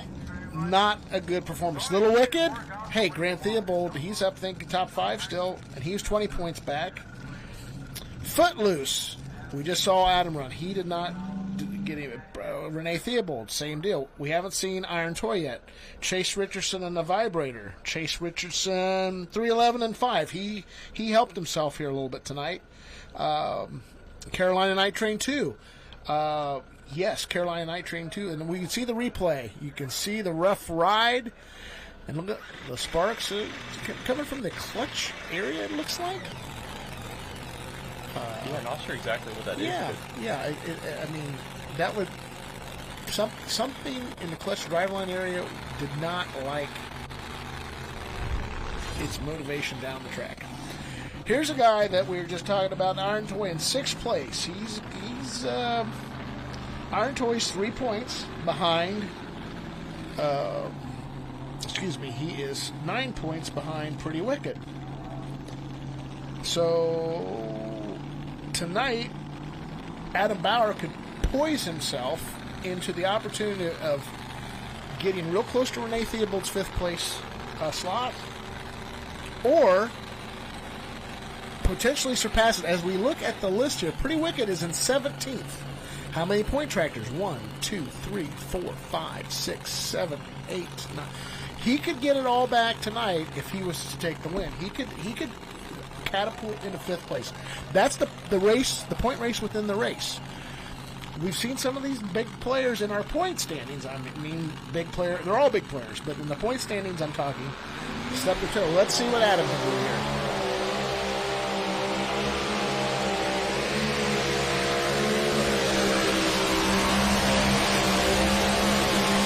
Wow. And there's a guy who just earned a lot of points tonight on his closest, person in front of him. This is going to mix up points here. It absolutely has.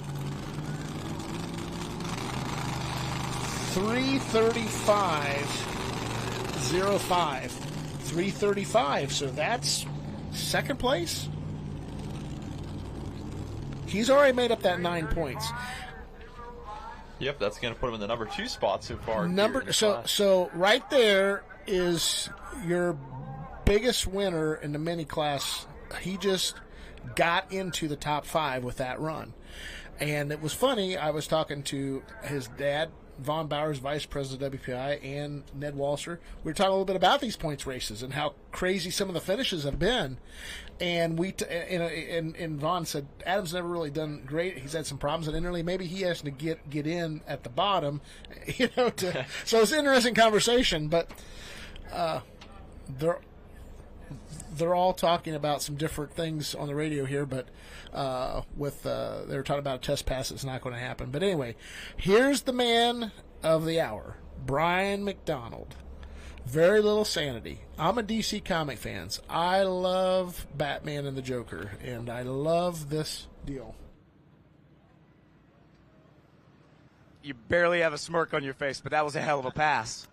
Yeah, we struggled the first part of the season with mini rods, and just nice they're starting to come around, make some decent laps. Kevin laid down a good one. I don't know if anybody's going to catch him, but we took our shot at it, and hopefully went up second here. So you came in 6th in points. You're going to make up some ground. How far up the ladder and one more hook to go do you think you can gain? Oh, I don't know. We need, 11, 12 points or something like that to get in the 5th. So we make another lap next week. Hopefully we end up there. You came off the tractor. You checked some tires. How did it feel coming down the track? Looked like a nice angle as you came down the track, floating the front end. Yeah, no. Maybe could use one more weight up front, but that's all we had. So it felt good. Copy that. Thanks. Adam Bauer and the Iron Toy pulling 2nd place. And he was 11 points. I said 9. I went the wrong way with my math. But 11 points, I think he got it. I really do. And then we got Brian McDonald coming up here. I mean, if Brian gets between himself and Renee, that will add to it. The Dirt Doctor, Bryce Cullen, he doesn't get any points. So this is the last point tractor that could get in there. But, hey, he's looking for number 1. I'll Brian be curious McDonald. to see if anyone can beat Kevin Campbell there at 3:38. That's going to be a tough mark to beat. 1st and 2nd at Chapel Hill, 2nd in Fort Recovery, 4th in Benson, 3rd in Fort Recovery, 2nd in Rockwell, 3rd in Bowling Green, a pair of 3rds.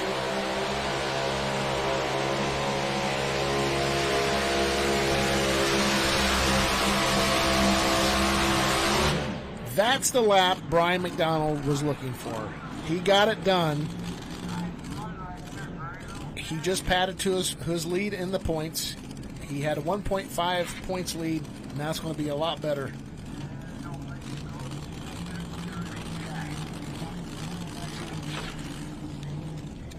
$328 even. $328 for one Brian McDonald. He can breathe a sigh of relief, as can Allison.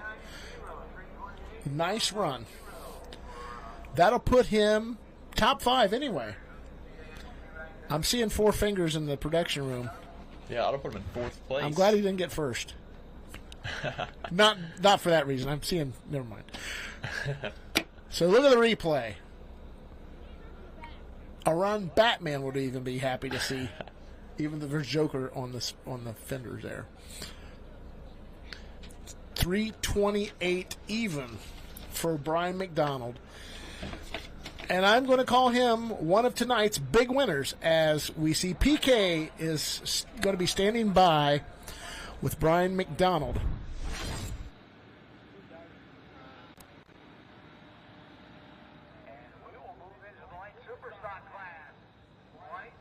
Okay, in the excitement, we both waited here with bated breath watching the replay and wanting to see the distance. 328, sits you in 4th.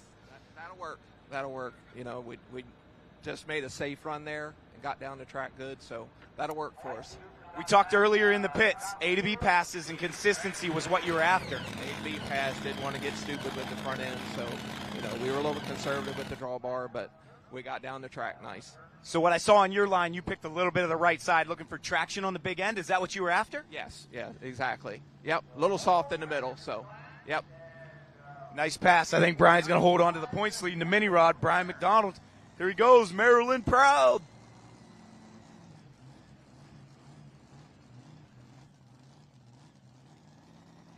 Added to his points lead, and that's going to make going into Wasion a little easier to breathe.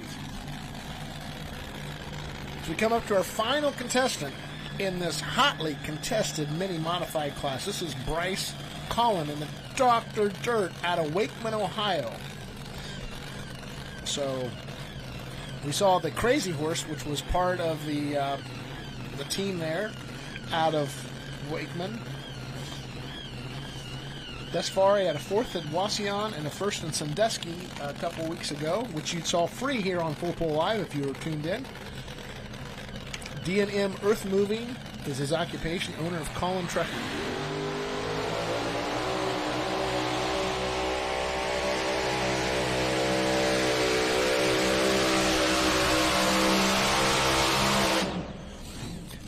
And your winner tonight will be Kevin Campbell with Wild Card. Congratulations.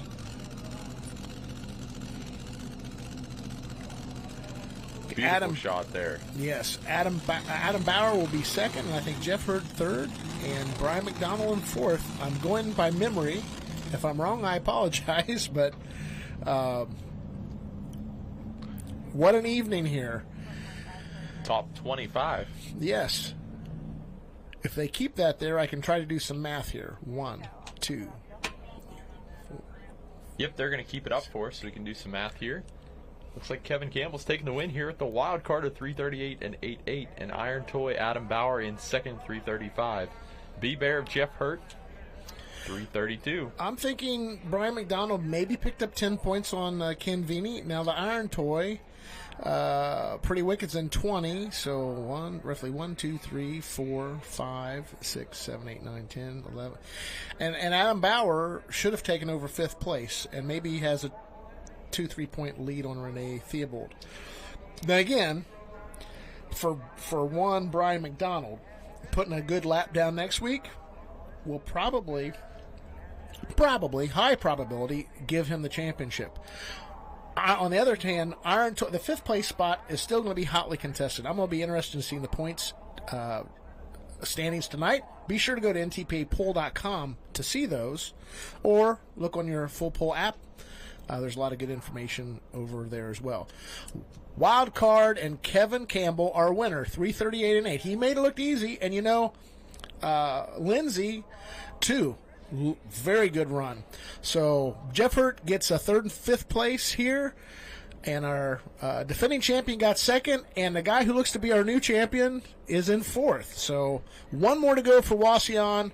Heck of a show, Chase. What's your impressions? Yeah, I think it was a great mini class here tonight, a stacked class, and if you look at the distances, I mean, our top, the top 10 were right there, all about 317 and up, so 317 to 338, a good class of minis here tonight, and we'll move on to the light super stock tractors up next, and stacked classes here.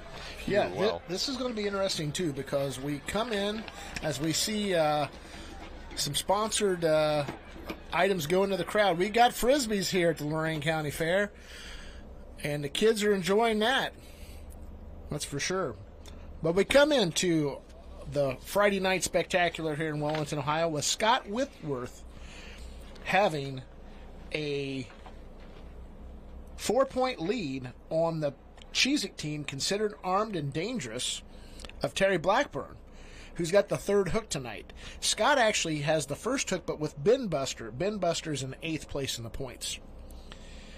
Then if you look down the list here, where do we find, 10th hook, Colton Whitworth with the Yield Express.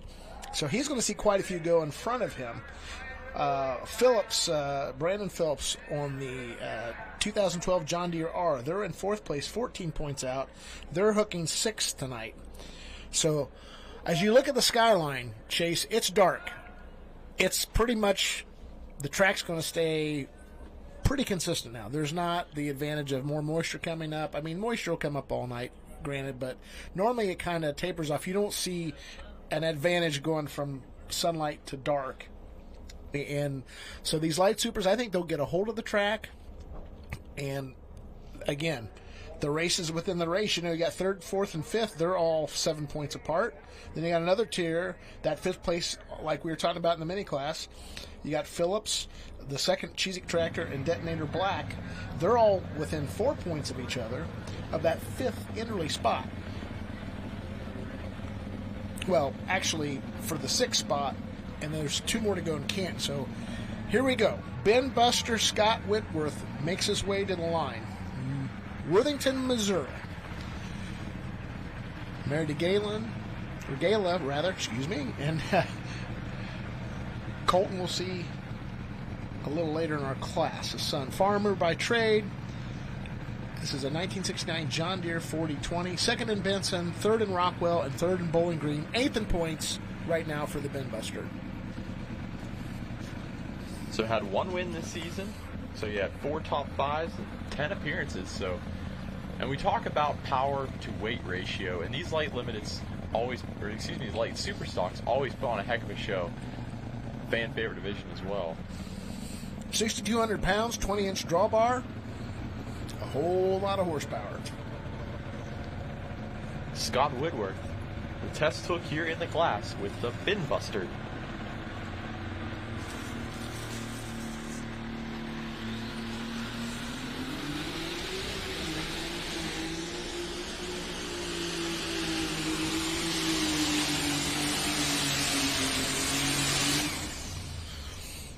Nice run for the Benbuster. Looks like a pretty good setting as well. Yep, I think it's a good setting. We'll hear a little bit from track side here of what they're thinking. Get a distance on the Benbuster. 3:05 and 8. 3:05 and 8. One thing we noticed here with the first tractor in the class, they got on it awfully quick. I mean, right out of the line, they were on it and rolling. Had the high wheel speed there you can see on our replay. 3:05 and 8.0. He will take it if they leave the sled there. They're discussing maybe lightening the sled. They're discussing that. Radio traffic. Maybe lighten it and get those guys out about 3:20, 3:30. We'll see. Scott's running, the Benbuster's running 8th right now in the class.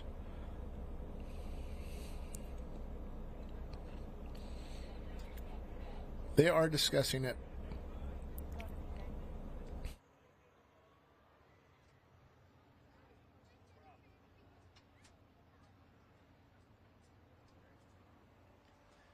Scott, this tractor's 8th in points. You kept that pass at a 3:05. What information will translate from this ride to Colton's ride, who's leading the light supers? I think we'll try to keep the front end down just a little bit and maybe a little less tire pressure. Copy that. You heard it here. They're going to make some adjustments to make sure he stays in the hunt.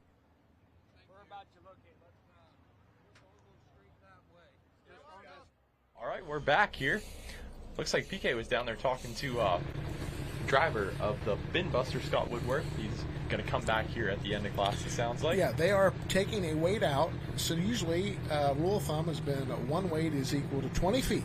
So we shall see what happens. They're going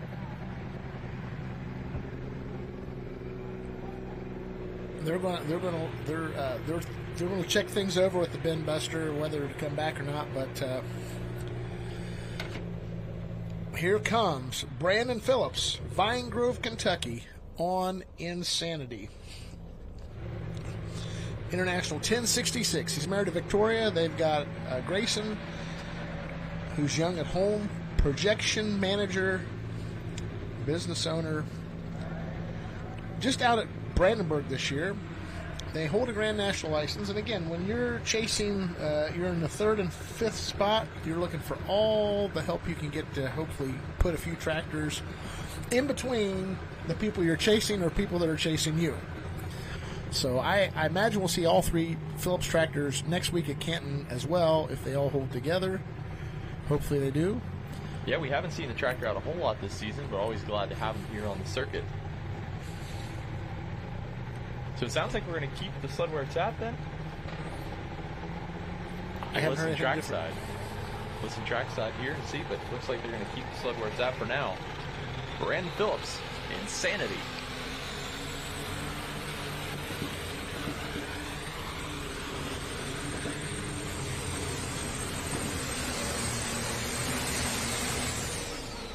I don't know, Greg. There was some popping as he traveled down the track there. Yep, about the same as the Benbuster's mark. I did turn my radio down, so it is good question if they did reset it or not. 295 and 655.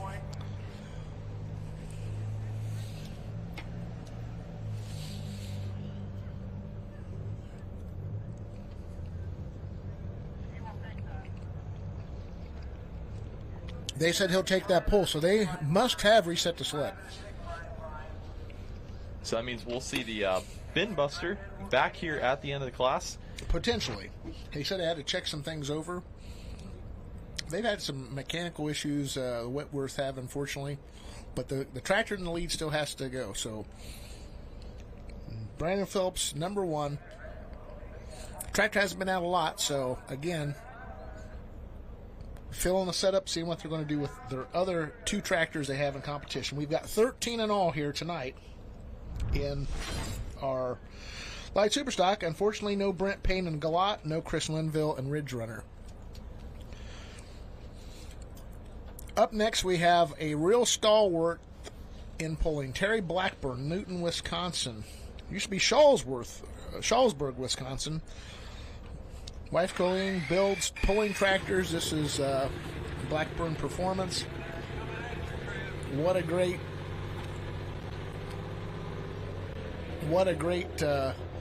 operation they have. They keep so many guys out on the track, particularly in this class.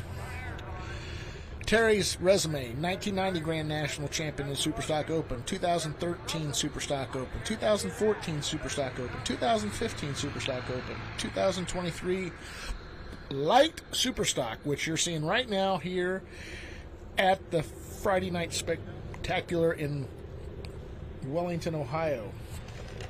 Second in Toma, first in Brandenburg, first in Rockwell, and then he had the 12th at Bowling Green, and we had one that got canceled because of rain. That 12th place finish put him in number 2, 4 points back. But there's 3 to go.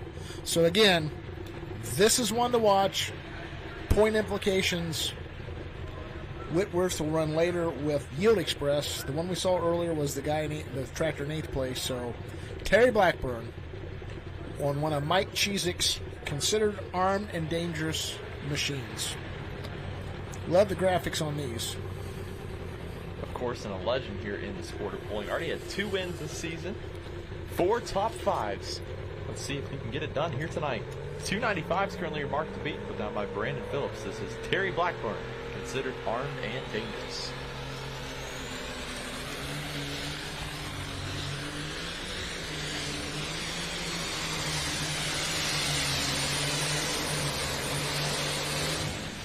Well, that's going to be your new leader. Yeah, not a bad run at all. Those 6,200-pound light superstock tractors are a handful.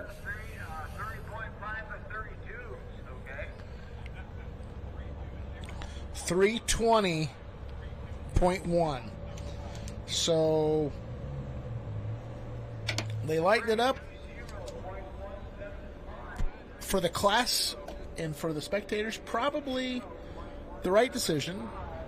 I don't necessarily think that maybe Scott Whitworth would agree, but when you're at a point chase, you hate to cut distances short. If you can't get going, sometimes it makes it hard to perform at your optimum, and that goes for everybody. So a lot of times that's the reason sleds get reset. Try to put on the best show possible for the group. So that's a good mark there for Terry. You know, he doesn't have to make up all 4 points tonight. You know, he'd take them 2 at a time, you know. But he made a good lap. Up and down right off the start, I said, man, that's a rough start. But it kind of came together, and he got some speed.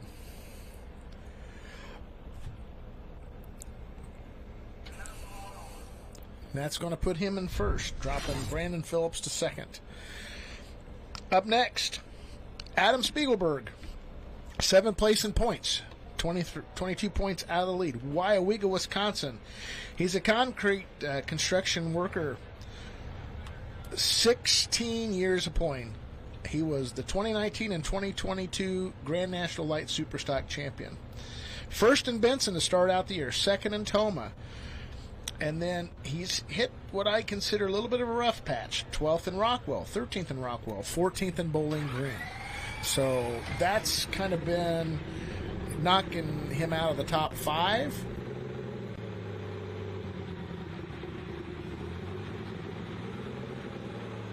Terry, you had made just a couple changes to this tractor coming into this event, second in points. Tell me about the changes. Well, we changed tires on it, got a fresh set of tires, and, we got pretty good traction out there. Jim Miller builds a great track, and, it'll be a good show tonight. So, seeing that run, your veteran experience, what would you have liked to have had back? Well, I should have had the drawbar down a little more. It got high on me coming out of the hole, so I'd hurt a little bit, and there's a great bunch of tractors back there. It'll take a few to, get a road built, but I think, I'll probably have a fairly good finish, but I doubt if it'll hold. Copy that. Terry Blackburn, considered. So Terry's pretty happy with his run, it sounds like. But not sure it'll hold. That was interesting. Sure it'll hold. Yeah, could the run been better? Yes. He said himself low in the drawbar. So we'll see how this relates to Adam Spiegelberg. Detonator Black. Terry was worried about them building a road. Not something we've seen really so far here of tonight's show, but maybe we will here in the light superstock class. I think the tracks worked in pretty well. But we'll see. After the mini class, the big sleds back out there.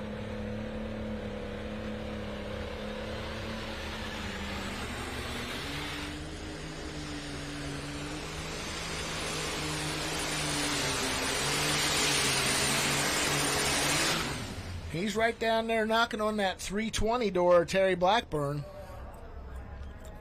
I think he's a little short. Good looking Case IH. I like that scheme. I like the black rims. A lot of people don't. I kind of like them. Yeah, it's something different you don't see in the class or really in the sport in general. So I'll be curious to see what that distance is because he's definitely up there with our leader at 320. 321 wow. and 4. So he did take over the lead. So looking across that other marker, but that's why we don't take any video footage for a dispute, because I'm watching here and I'm thinking, well, I see where that 300-foot mark. I think he's short, but he's not. Another vantage point probably shows me something different, as he really did a little bit what Terry said. He didn't get up as high, but he held it. It never touched right there. That was the foot difference in taking the lead and not. It did come down right there, but that's part of pan tripping and the push down and all the good things that the sleds do to get them stopped. But nice run by Adam Spiegelberg. He takes your lead, and they're going to drive all night to get to their home fair. And we have a Region 3 event there tomorrow night in Weyowega. So safe travels to them. Impressions thus far, Chase? I think it's a great class. I'll be interested to see if Scott Whitworth can come back at the end of the class. I'll be interested to see where he'd actually stack up. Luckily, there's quite a few tractors in the class where you can get cooled down, make sure there's nothing wrong with the tractor, and bring it back. So here comes Craig Smith out of Pike, New York. Whiskey's Fine, John Deere 7830. He's in 12th spot right now. 6th in Brandenburg is his best finish. He was last year's Enderley pull-off winner. He's equipment operator and manager by trade. Wife Jen, and they've got 3 children in their 20-something years of age. I can relate. I can relate. So let's see what happens here on Whiskey's Fine. I do believe this was formerly Rex Coon's tractor, light superstock, the Get Her Done. And Craig helped with Rex's program and ended up with the tractor and brought it out in the Grand National Circuit here a couple years ago. So 11th place finish there in Bowling Green.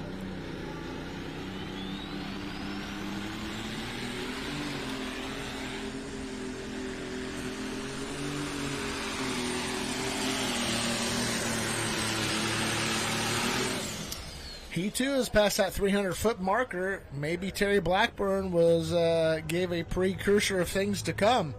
He really wasn't, super satisfied with his run. 3:13 and up 3:15.365. Jason Saravac, our laser operator. And I'll tell you what, that's not the easiest job to have. I've done it for years myself. I actually learned it in 1990. And that prism, sometimes it gets moisture, alcohol blown on it, smoke, or you transpose the numbers. And I always tell them on the big end, those first three numbers are key to know. Yeah. As we see that replay, front wheel's up in the air. Looks like he got into about 150-foot mark. The one thing you'll notice here with that Track Boss sled, its bar is a little bit bigger than some of the other Bauer sleds, so it's going to hit a lot harder at the end and stop them a lot quicker, give you those higher top speeds. You know how they grind those bars down? How's that? They run them up and down the roads, the county roads, and I'm not even kidding. I bet the sparks fly on that deal. Allegedly, they do that. Let's say. Allegedly. Allegedly. Everything's allegedly. It's that blacktop pulling. Yeah. Speaking of black, Detonator Black at 3:21.4. The Spiegelbergs at number 1. Considered Armed and Dangerous number 2 at 3:20.1. Whiskey's Fine, the run we just saw with Craig Smith, 3:15, and Brandon Phillips Insanity 2:95.6. That's our 4 official distances in this class of 13. Speaking of Brandon Phillips, here comes the third place tractor in points. 10 points down, Vine Grove, Kentucky. I've known Brandon since he was a youngster. I used to go to Brandenburg, Kentucky, and I would take my camper, and we would stay at the Phillips, their business there. They got a nice size. A lot of pullers will do that to go to Brandenburg on Friday morning because they got the demo derby on Thursday night at the Meade County Fair. Larry does a great job working on the track. Actually won his home fair this year, much to their delight. Third in Brandenburg with this tractor. Second in Rockwell twice. Sixth in Bowling Green last week. 7310R. It is strange to see the Phillips pulling John Deere after all those years of having a pair of red ones. Yeah, they got this John Deere figured out with 4 top 5s already this season. Yep, still vying for the championship. They've got 3 hooks. Anything can happen. Anything can happen. But what has to happen is he has to lay down a fine pass, get in that top 2 or 3, and hope for a little help. But with 3, it can still happen.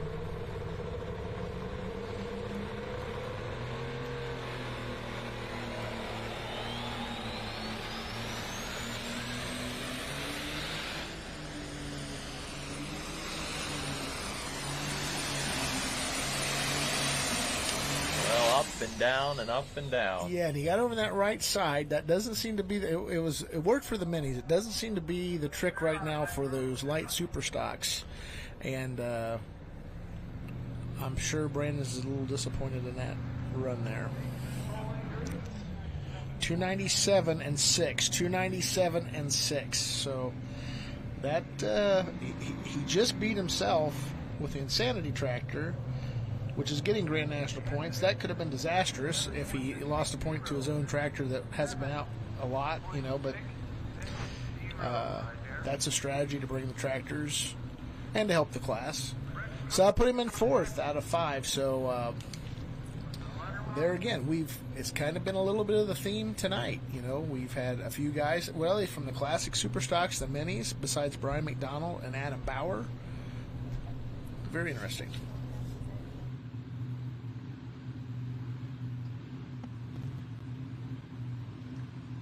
It's your second run of the night. You came into the place just 3rd place. Do you think you'll hold that position leaving tonight? Oh, no, absolutely not. So we'll get Daz down here and see what we can do. But, no, that run wasn't very good, and we'll go back to the drawing board. I appreciate you giving us your time, though. Thank you, Brandon. Well, he has a 3-point lead or 4-point lead over Marcus Weddleson, who's yet to run. But right now, we see Rex Kuhn and Letter Buck. And Rex is coming off of a great weekend in Bowling Green. He's from Morristown, Indiana. Wife Susan. He got 3 kids, Russ, Stacy, and Ben. He's a farmer by trade. He was your 2021 Light Superstock champion.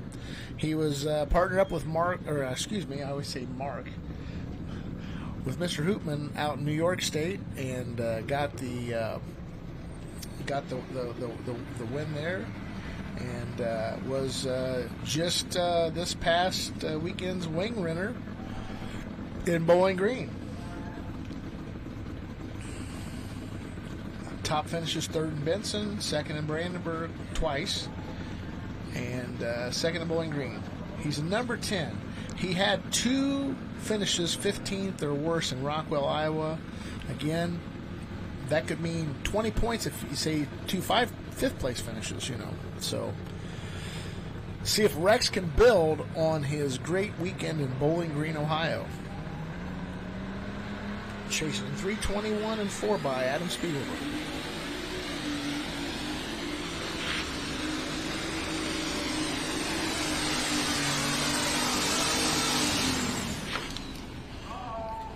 Well, I think he got the lead, but more toward the end, it didn't sound real healthy, and he already signaled for a tow tractor, so I think he knows something got hurt there on that run. Yeah, big pop at the end of the track, but man, an incredible run there. Definitely good enough for the number 1 spot.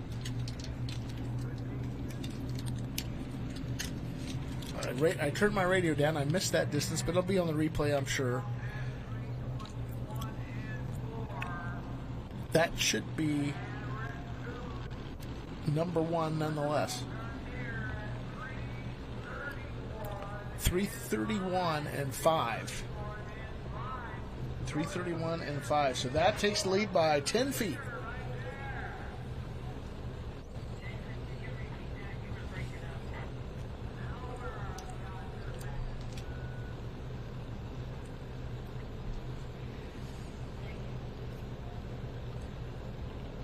So it looks like the center line, still a little bit of life left in that center line there. As you take the letter buck tractor to that number 1 spot here in the class, 3:31 and 5. Yeah, Rex is really starting to figure it out with this new tractor, and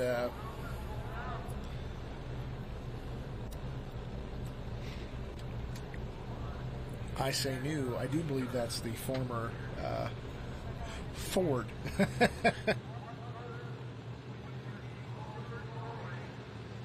So we're watching Rex Kuhn come around to us here in the tow tractors. There's yep, if you'll just pull off and give me a chance.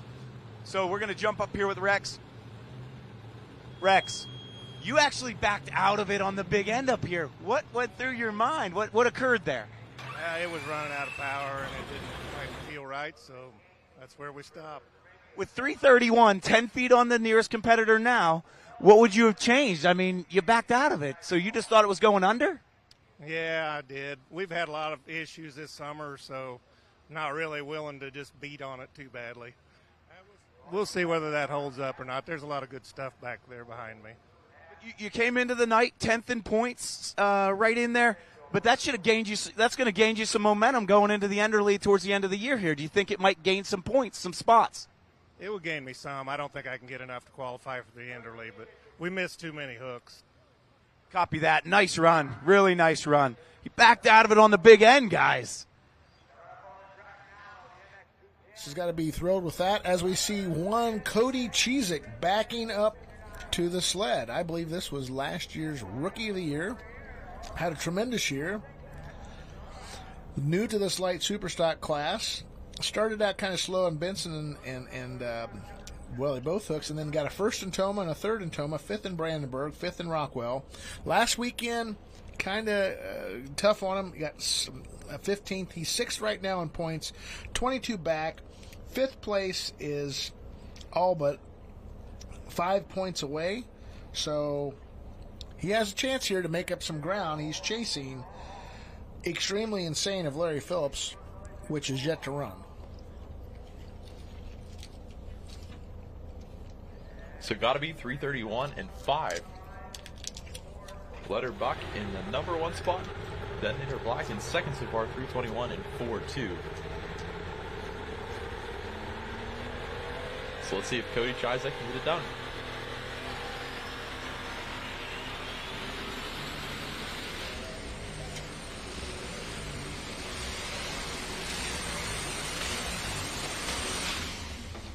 Wow, unfortunately a wild ride for him here tonight.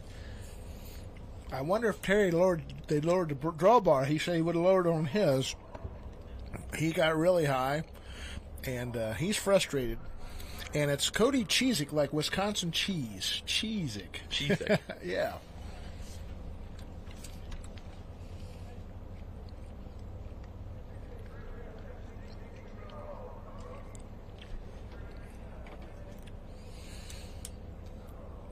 Yeah, disappointing run as we go to our replay here.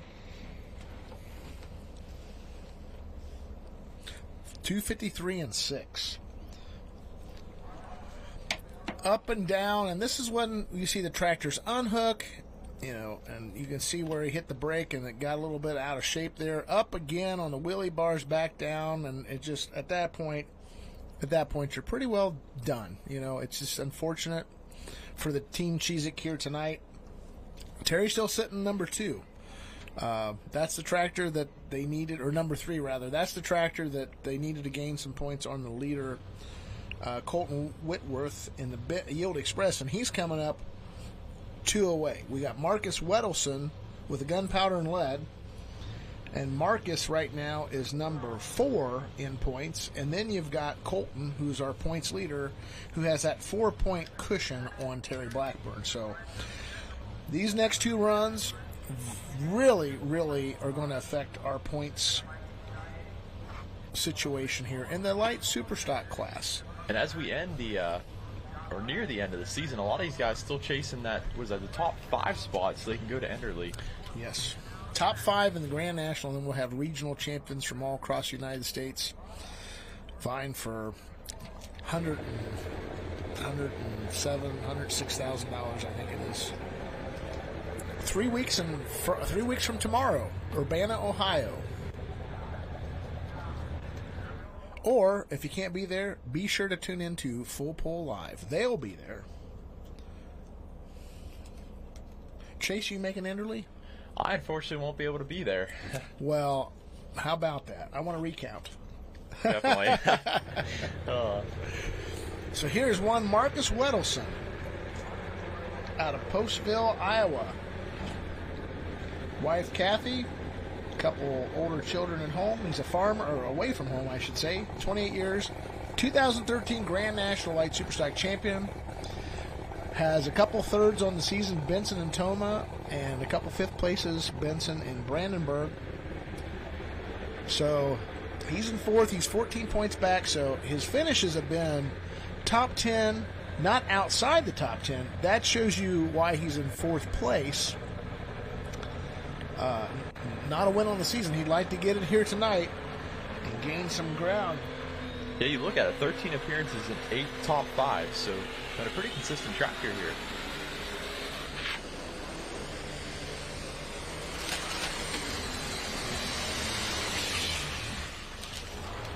Ran out of the ponies right there, Chase. Simple as that. Ran out of the ponies. I believe in a pre-show, PK was talking about this tractor maybe got a new power plant under the hood. That's right. 313. 195. 313 and 1. And I don't think it hurts him. I don't necessarily think it helps him. We'll see. But well, we talk about the new power plant, and you come off the dyno, if you even get a chance to dyno it, and into the pulling tractor, and this is the run you put down. I mean, that's pretty impressive. Yeah, absolutely. I mean, a lot of experience behind the wheel and know-how.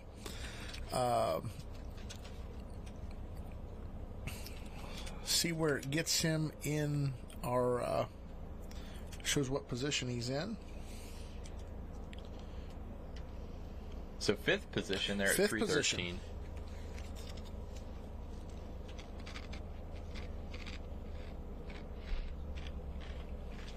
So earlier on, he saw Scott Whitworth He dropped the hook.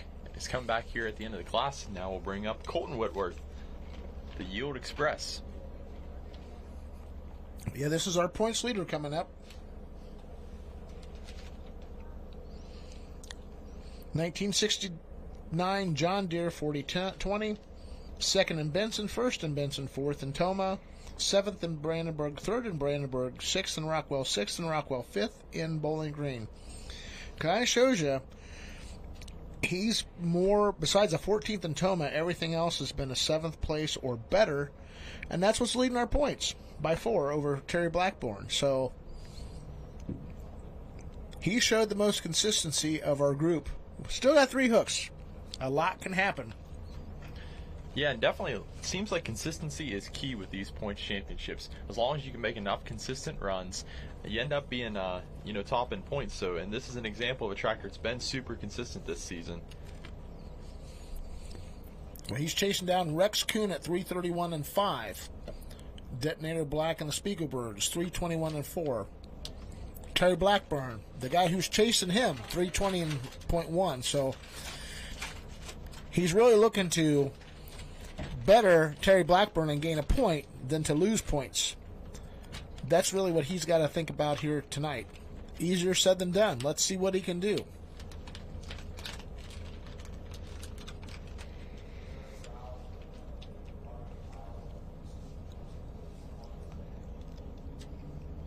So his wife and, his fiance and his daughter watching from home.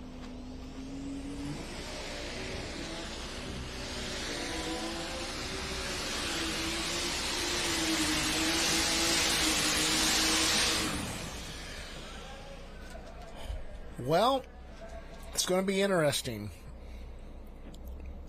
I don't think he got past Terry Blackburn, but how far behind Terry is he? We're going to find out here in just a second. 302 and 4. 302 and 4. So right now there's 2 points I want to say he's given up to Terry Blackburn. Looks like we've got a couple in between. Craig Smith and Marcus Wedelson. So that's going to put him in 6th position. I think Terry's in 3rd.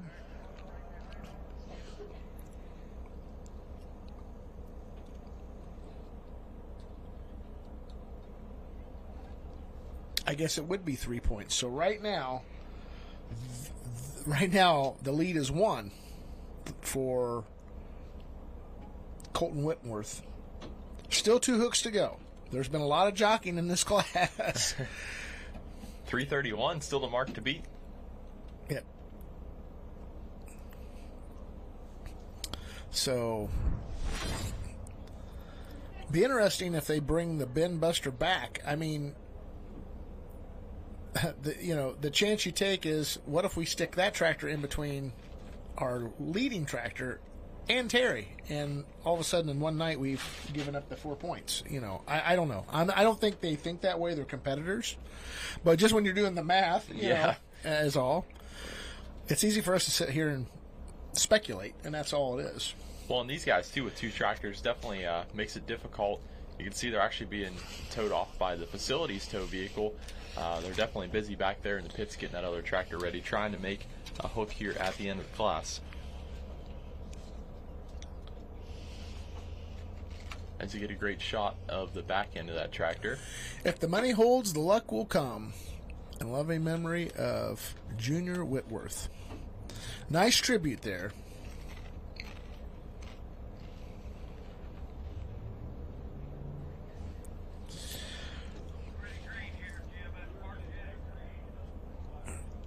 Well, up next is Mark Gettinger, and this is the Digger's Deer. And had a couple of hooks at Fort Recovery, Ohio. He must have hooked in the Superstock Open class and came up to Bowling Green and got a 16th. So he is earning Grand National points because it shows him 16th in the class. He's behind 221 points. So Bowling Green would have been the only light super class that he'd hooked. His niece would be one Renee Theobald. Yep, I believe Mark and Neil Gettinger are brothers. It's always cool to see these guys come in too and compete with us that don't typically compete on the circuit. Right. Something different to see in the class, and always enjoy having them. So. Yep. Good looking John Deere. Let's see what Mark's got. It's Cambridge City, Indiana. He's a truck driver. John Deere 7820.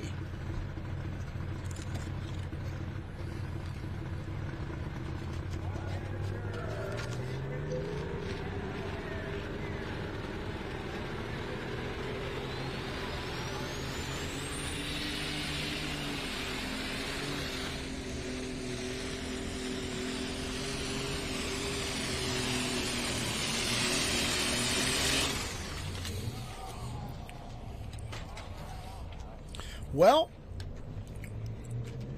straight pass. Learning a lot with this new machine is one Mark Gettinger.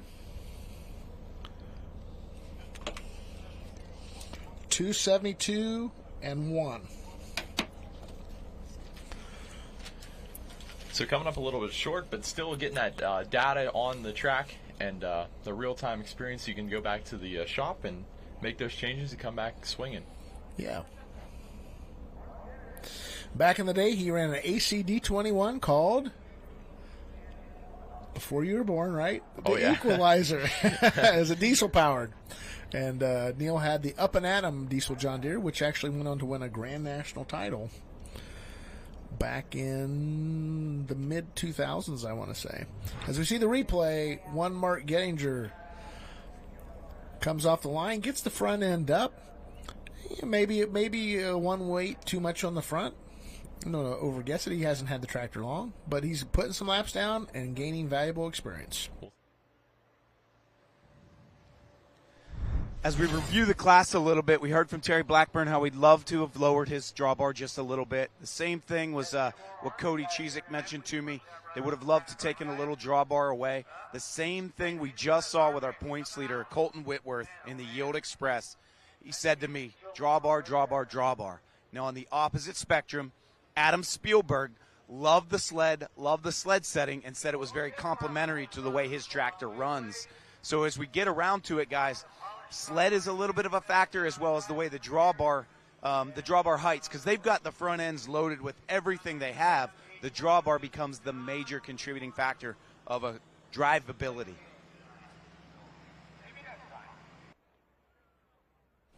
Thanks, PK.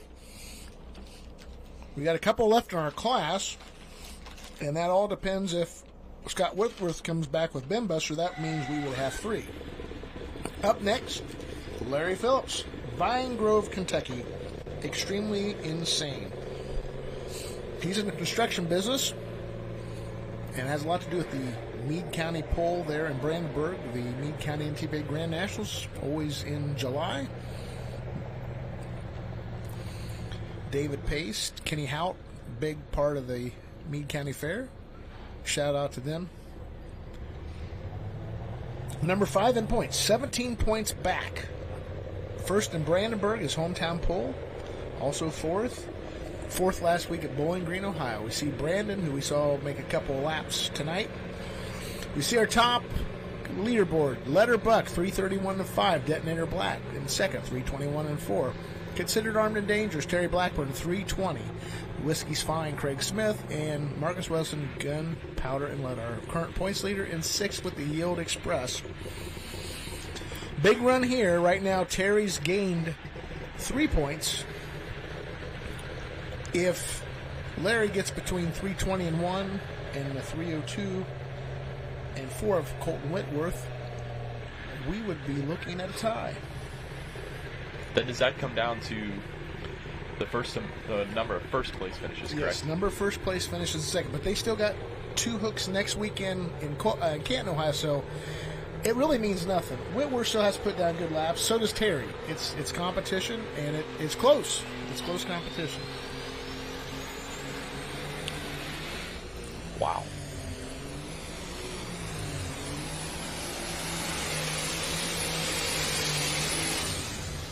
Well, It looks like he got past 300-foot marker, and it didn't look like he was going to get there off the start. He was up and down and all around. Good job, Larry, the veteran that he is, keeping it under control. Yeah, definitely taking it for a rough ride there. Hit the wheelie bars right off the start there. 3-0-1 and 9. So he did not get in between Terry and the Whitworth. So that in itself makes it interesting.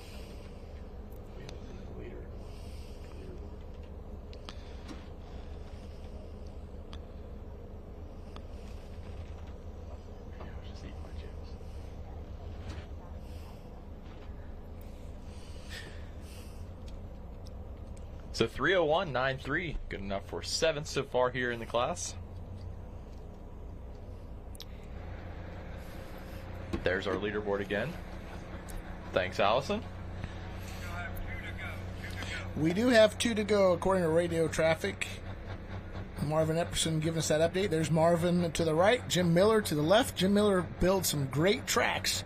See the Simons in the background, RJ on the left, Brandon on the right, talking strategy. Von Bauer looking at his lineup. What's coming up in Pro Stock? Ned Walliser in the blue shirt. That's a WPI president. To the left of him in the plaid shorts, that's Scott Doty. He's on the WPI board. Dave Richardson talking to Chase. So a lot of strategy going on. There's Tim Kane in the Lemke hat looking at us there. He's be in the Red Gambler Juiced Up edition, as he said at Benson when he took the win. So I'm keeping that moniker for him. So a lot of great pulling coming up in 2 classes, but we still got light super stock to settle.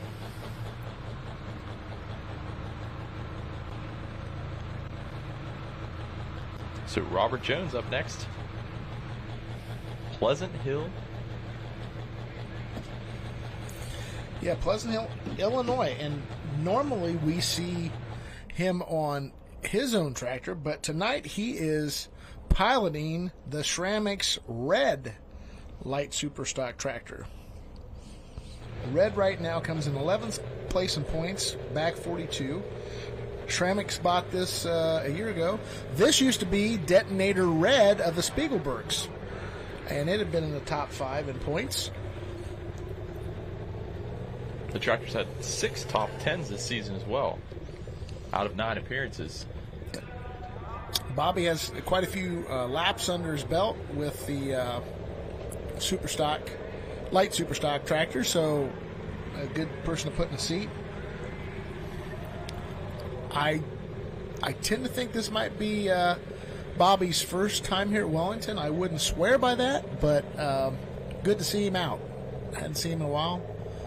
We talk once, twice a year on the phone.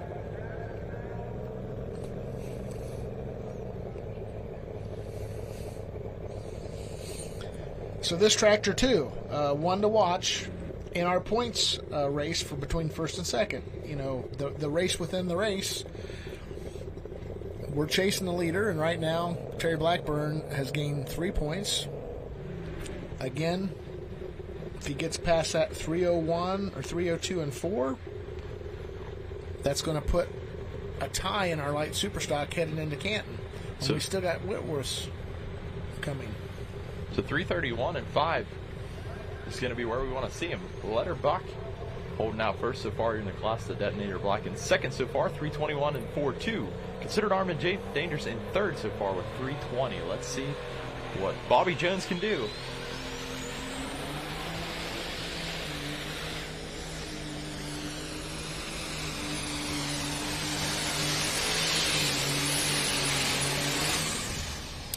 He's definitely looking in that top 5 area. With red. KCHMX 210. Nice shot of the midway there at the Lorain County Fairgrounds. 310 and 7. 310.7. You'll see Chase on there later. Have to get something good to eat first. There you go. Not that you've been having any potato chips or anything. Or cowtails. Or cowtails, yes. I think we've ate a whole box of cowtails. Thank you to Phil Kelly's daughter. 3-10-7, 6th place for Red. And the production team, they got a bunch of cowtails. We got a whole box of cowtails. But anyway, attention focused on Red. Wheels up, good run, and there again, there's another one lodged in between our leader coming in, Scott Whitworth, and Terry Blackburn. And you can see Letterbuck, Rex Coons, 3:31 and 5. Detonator Black, number 2. Then you got Terry Blackburn in 3rd. And here's where you do the count. Whiskey's Fine in 4th. And so on. And here's Scott Whitworth and the Bin Buster. And I gotta really hats off to them, because competitors will come back and run and settle it on the track. And he's sitting by the ready.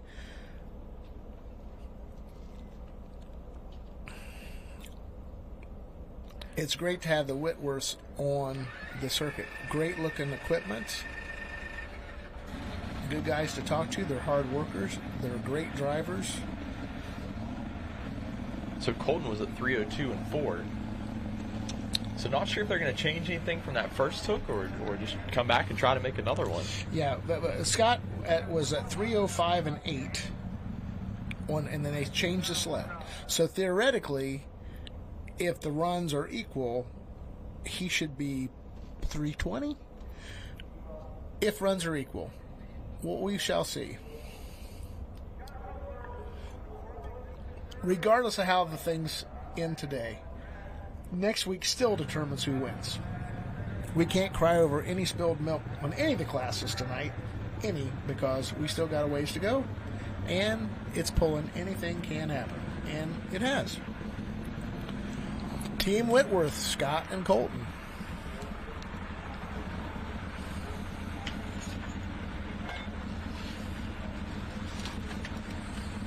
This is the Bin Buster. 3rd last week in Bowling Green, 3rd in Rockwell, 2nd in Benson. He'd like to take the win here. Would love to take the win here. Got the equipment, got the driver.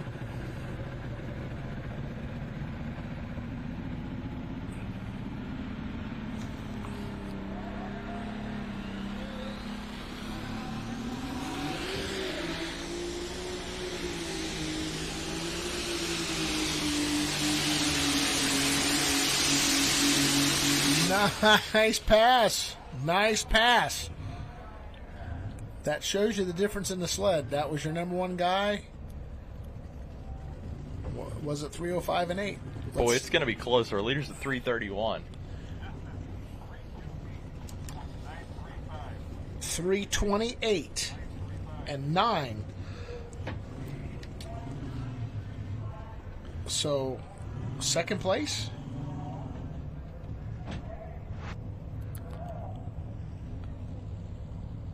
Second place. And that's going to wrap up our light superstock class. Congratulations, Scott. A fine run. You came back, checked things out. And I'm going to call it courageous. A lot of guys, 2-team vehicles would probably say, I'm going to stand down. But he knew he had it in the tractor, and he showed it. And congratulations to Rex Coon. 3:31 and 5 takes home the win with Letterbuck. Detonator Black in 3rd. Terry Blackburn, considered armed and dangerous, in 4th. And Craig Smith, Whiskey's Fine, in 5th. Great class. Nice class of light superstock tractors. Nice job.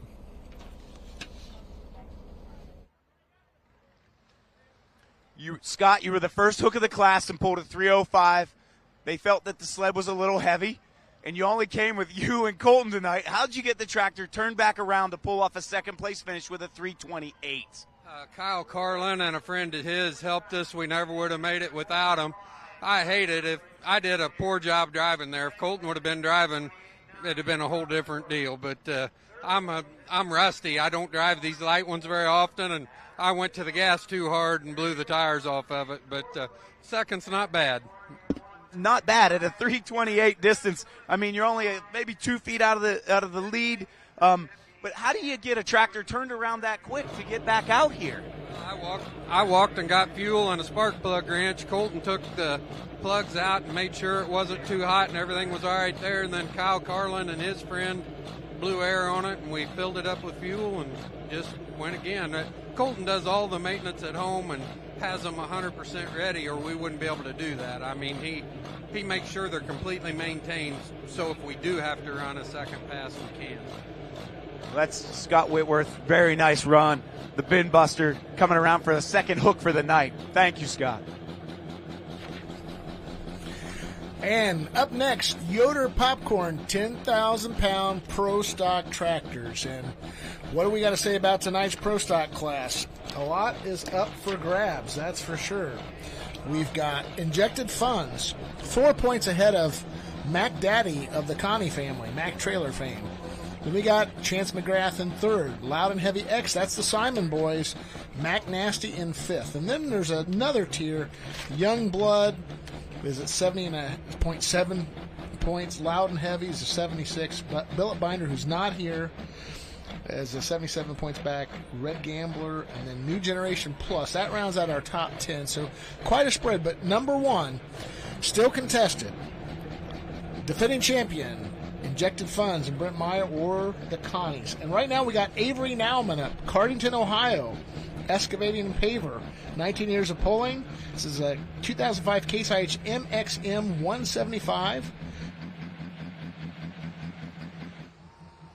Mini rod winner, Kevin Campbell.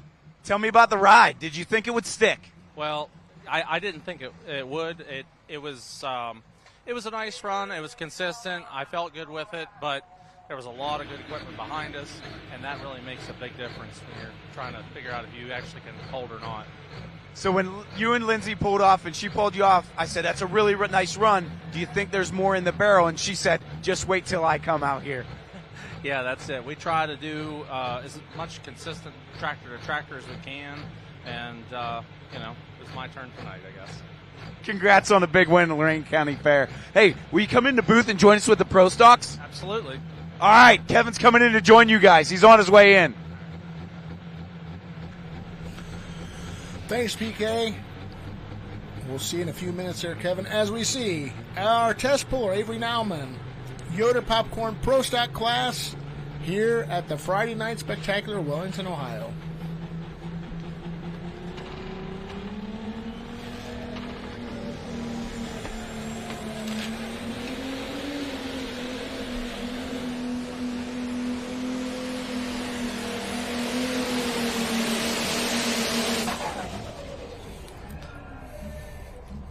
Talk about a monster pass there, Greg. He was taking it to the to the midway, and I can already tell you they're going to have a change on the sled. 366 and 1.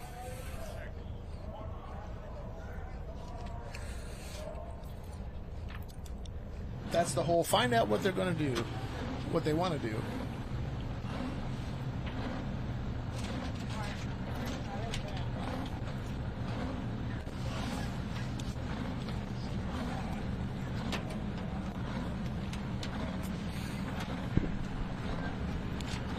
So right now you're looking live at Carlton Cope and the Warpath.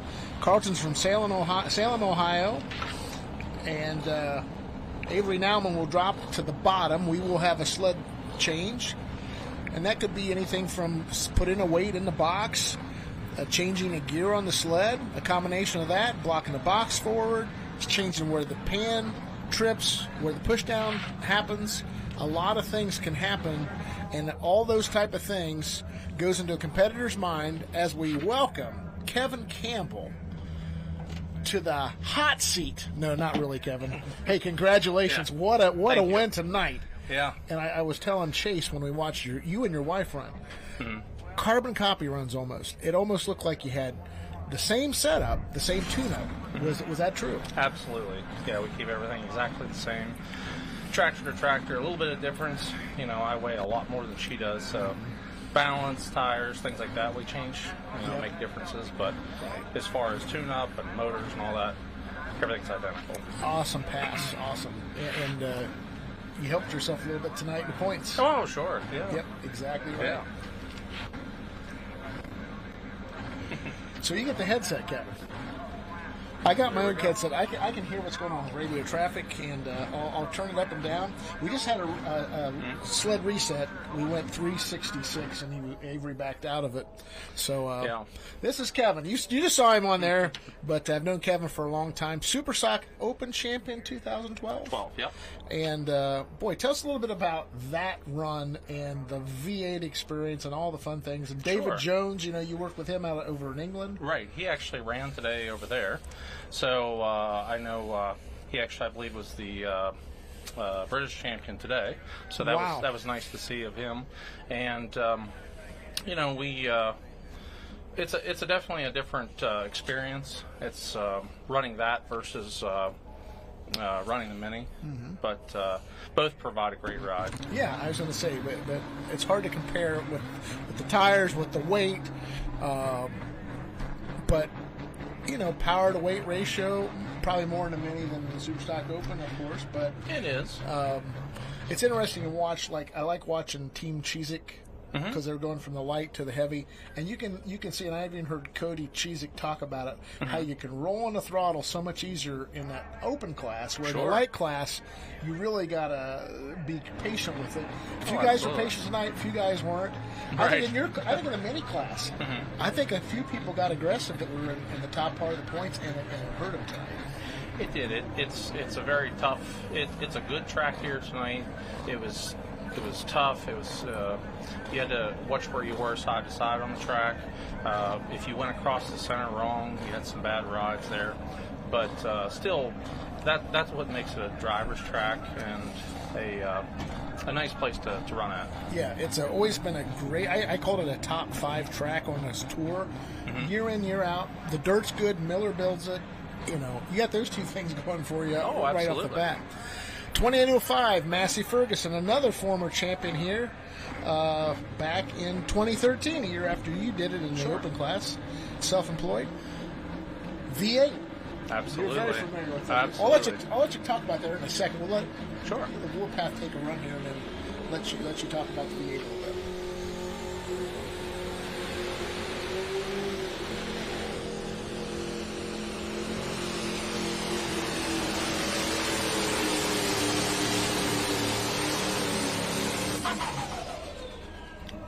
Cherry red manifold, characteristic, beloved thing here for the fans.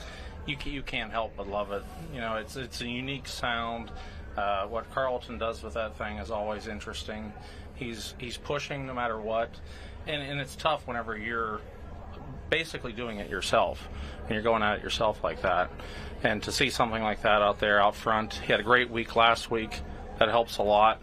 So it's nice to see him back out and running. Yeah, had a second in Bowling Green. I know we had the conversation. Life happens. Kids get older. Got things. They only have a little time. Tractor pulling can be there. 362 and 3. Carlton will take it, but he did it very easy. And they're talking about it again of what to do. Whether they flagged him or if he spin. But 2 very strong passes right off the bat here in the class. It's tough, and they're always concerned about the run out. You have to be. Of course, we're not too far away from it, Kevin. Although we're protected from the scoreboard. We're right behind We're it. one trailer away. One trailer away. Yeah. My insurance is paid up. Right. So the Massey Ferguson V8 versus the Case V8. Alcohol and also diesel. Right. Tell us a little bit about some of the challenges there. Well, if you see what Carlton's doing, obviously that's its own challenge, trying to run that in a class of 6-cylinder stuff, which, some people will say, that's not going to work. This isn't going to, be the right way to go. And he's obviously proven time and time again that when he puts the effort in, he's able to make that work and be in this class and be competitive. Right. So, with the 903s and everything and the Alcohol Super, that was an advantage at the time that I felt was a good way to go, and we really enjoyed that at the time. Well, you said it. 2 good runs open the class, 362-3. I thought I might hear this on Radio Traffic. I did. They're going to watch the next one, which is a good one. They're all good in this class. They are. Let's be real. But R.J. Simon, loud and heavy, right now 7th in the points. Miss Napoleon, so that you can say that's a 30-point swing if he were to win that. So still right in there. Second Absolutely. in Benson, first at Hutch, and then I always say you see tractors that are perennial top 10, and then you hit. Bowling Green's a tough one. You have 50 in the class, 19 and 28 place finish last week. Kind of uncharacteristic, but again. It doesn't take much. I know that they were over at Riverside working on these pro stocks because I was looking for RJ on Wednesday. They said he's not here; he's in Tiffin. So anyway, they're strong competitors. They always want to win. Yeah, in all categories. Right now, they got 2 championships. Right. Semi and light mod. They're 5 points out in that mod class. Sandwich, Illinois, in a couple of weeks. That's tough. That's tough. 2 back-to-back afternoons. But you know what? They pulled it off last year. Sure. Bill Eichner, I actually had a conversation with him, and he feels like he can make a couple good laps and keep be his first Grand National title. Yeah. But right now we have. I would take us as Brandon Simon. That's RJ. RJ, I'm sorry. Sorry, RJ. Loud and heavy. Those guys kind of move around. Oh, they do. But I should have read my sheet here.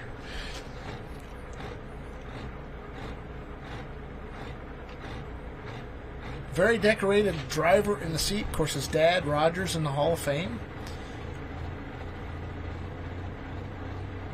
Knew these guys when they were kids back when I started in 1990. I was right out of college. And really? Yeah, I remember those 2 guys running around the pit area. Good men they've turned into, great families.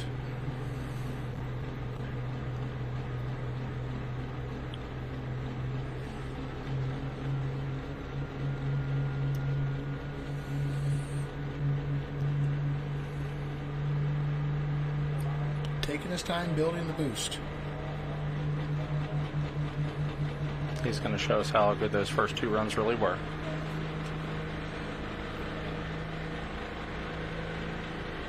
I think we need the same neighborhood. Or should be. Should be.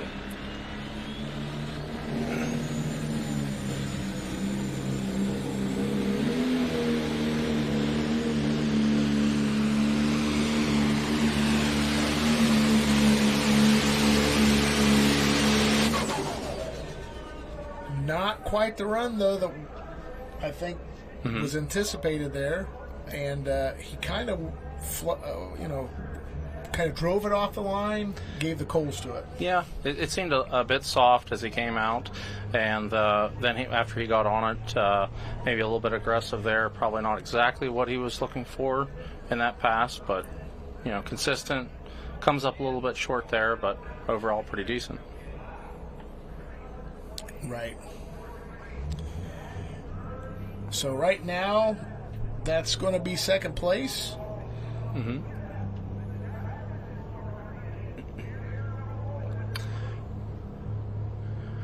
I think they're going to kind of roll with the setting there. I'm kind of listening to trackside radio communications.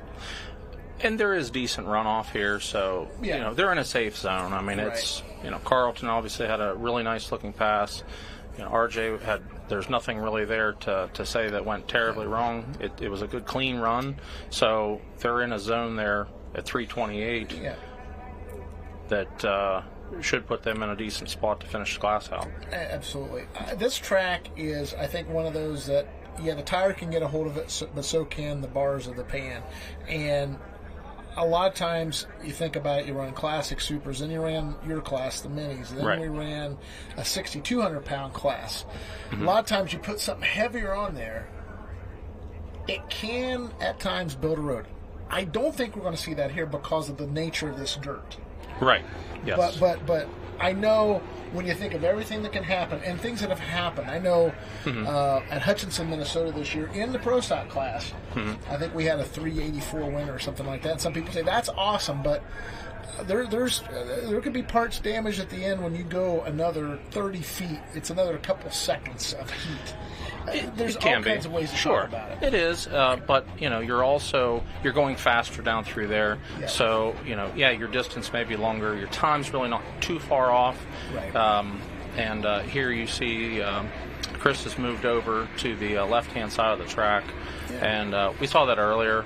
Some guys really favored the left side, went all the way to the right side, so you're going to probably see a variety here too, I'm sure. Yeah, I think we see some jockeying. Now, Chris is one that has that 5.0 Weimer Charger on. Mm-hmm. He runs that 5.0 Pro Stock class, which is the regional limits of a Pro Stock. This is my first time seeing him this year, and he's had some pretty good finishes. It'll be interesting to see how this stacks up with the 10,000-pound regular Grand National runners who are running 6-inch Chargers.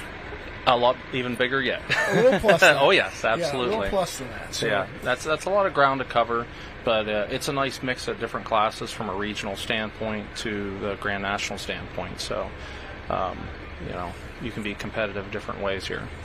Yeah. I just heard across radio, he was a 5.0 yesterday, unless he changed it. So Marvin definitely giving some advice to our flagman, Chris Salzner.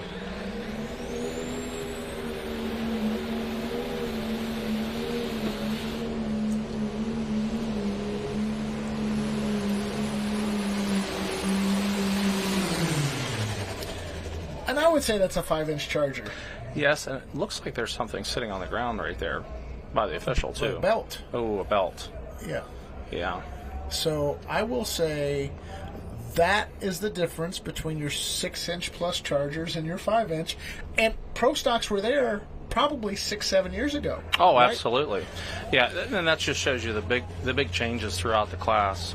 And having some sort of breakage there obviously doesn't help anything either. Yeah, right. But the class is always progressing forward. 3-1-1 and 6 for Chris Kane. He's out of New Palestine, Indiana. We'll see his dad later in the Red Gambler Juiced Up edition. He said that at Benson when he won. I'm keeping it. I'm keeping it. I hope it sticks. Right. I think that's pretty cool. Well, he should be excited about it. He's really stepped it up this year. Yes. Tim has done an excellent job, and you can tell they've really moved the bar up a lot there. Yeah. So talk about this a little bit. 680 cubic inches, right? So there's always the discussion about the big block John Deeres have an advantage because stock they're a bigger block, right? Compared to your 466, correct? 436, 466. Oh, absolutely. So you Chaos Fabrication, you do a fantastic job. Well, thank you for keeping everybody up. We try. We appreciate that. It means a lot. Oh yeah. The parts are hard to come by, but you're one of the best in the business. Thank you. And tell us a little bit about the challenges of making 680 international block work versus your big block John Deere. Sure. And no better time than with Chance coming up. We had to work on his this week actually after a win at Bowling Green, which is great to see. Obviously we'd love to see that kind of thing happen for our customers. And he ended up with some differential problems, issues, and everything. We had to replace rear end, planetaries, driveline couplers, a lot of stuff this week. So, but as far as the internationals versus the John Deeres, we work on both. And the John Deere, you've got a lot more room to move. You've got a bigger foundation. But the international platform still allows you, and the small block Deere both, they allow you to still get there cubic inch wise. So, like Chance is 677. So 677. You're within 3 cubic inches of the limit. So I take it the IH have more stroke. Yes. So typically they're a slight bit longer stroke and a smaller bore because of the bore space is smaller, so you are not able to get as big a piston. So that's where the deck plating comes in on the heads? It does. You have to tie them together. There's a lot of, it's hard to get a 5-inch piston in a place where there's only a little over 5 inches to put one. So. Right. It's kind of like eating lunch for me. It is. It's tough. A 5 cubic inch stomach and a 5 point something plate. Yeah. Anyway, Chance McGrath, as you said, coming off of a great weekend. He won in Bowling Green, Ohio. That has to be his career highlight. Third in points. Consistency. He had 3 15 or worse finishes. Probably would put him higher in the points. But I'll tell you what, great to have him all year long. And I don't think he's made it this far in the season trying the Grand National Circuit. I think this is the farthest into a season he's gotten. Sure. A long drive from Canada. It is. It is.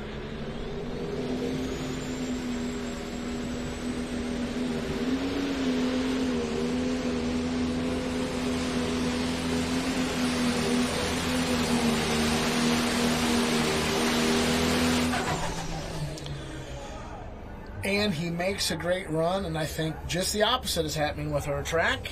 As it works in, the sled's starting to work a little bit more aggressively than the tire grip was maybe the first couple of runs. Absolutely. You know. Yeah, you just never know what you're going to get with that, and it's always a tough call. Yeah. You see it go both ways, and it's easy to second guess that, but you just don't know. You don't know till it's over. Right. 338 even.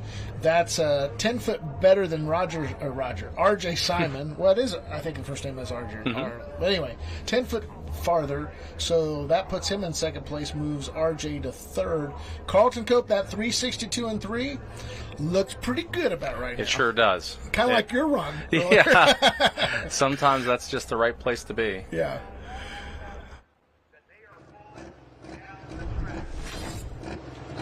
Chance, we're watching your replay. You pulled into second place with a 338. You had a big week in Bowling Green, and you had a busy few days. How did you end up here in second place? It wasn't a real pretty pull by no means. It pulled hard to the right. It's probably not going to hold up for sure, but we'll see what happens. But the bigger story, in my mind, you came into here coming off of Bowling Green, and you had taken the rear end out of this tractor, and you just drove in this morning and brought it in this morning after a full rear end rebuild. That's correct. Yep. No, we were pretty fortunate in Bowling Green for where it happened, right at the end. Gotcha. So no engine damage, but a really nice pass. It looked like the amount of pressure you were putting on that left brake to keep it off the right-hand line, you could have buried your toes through the dashboard. Yeah, you're right. I was on the brake quite hard for sure. That cost me a lot of distance.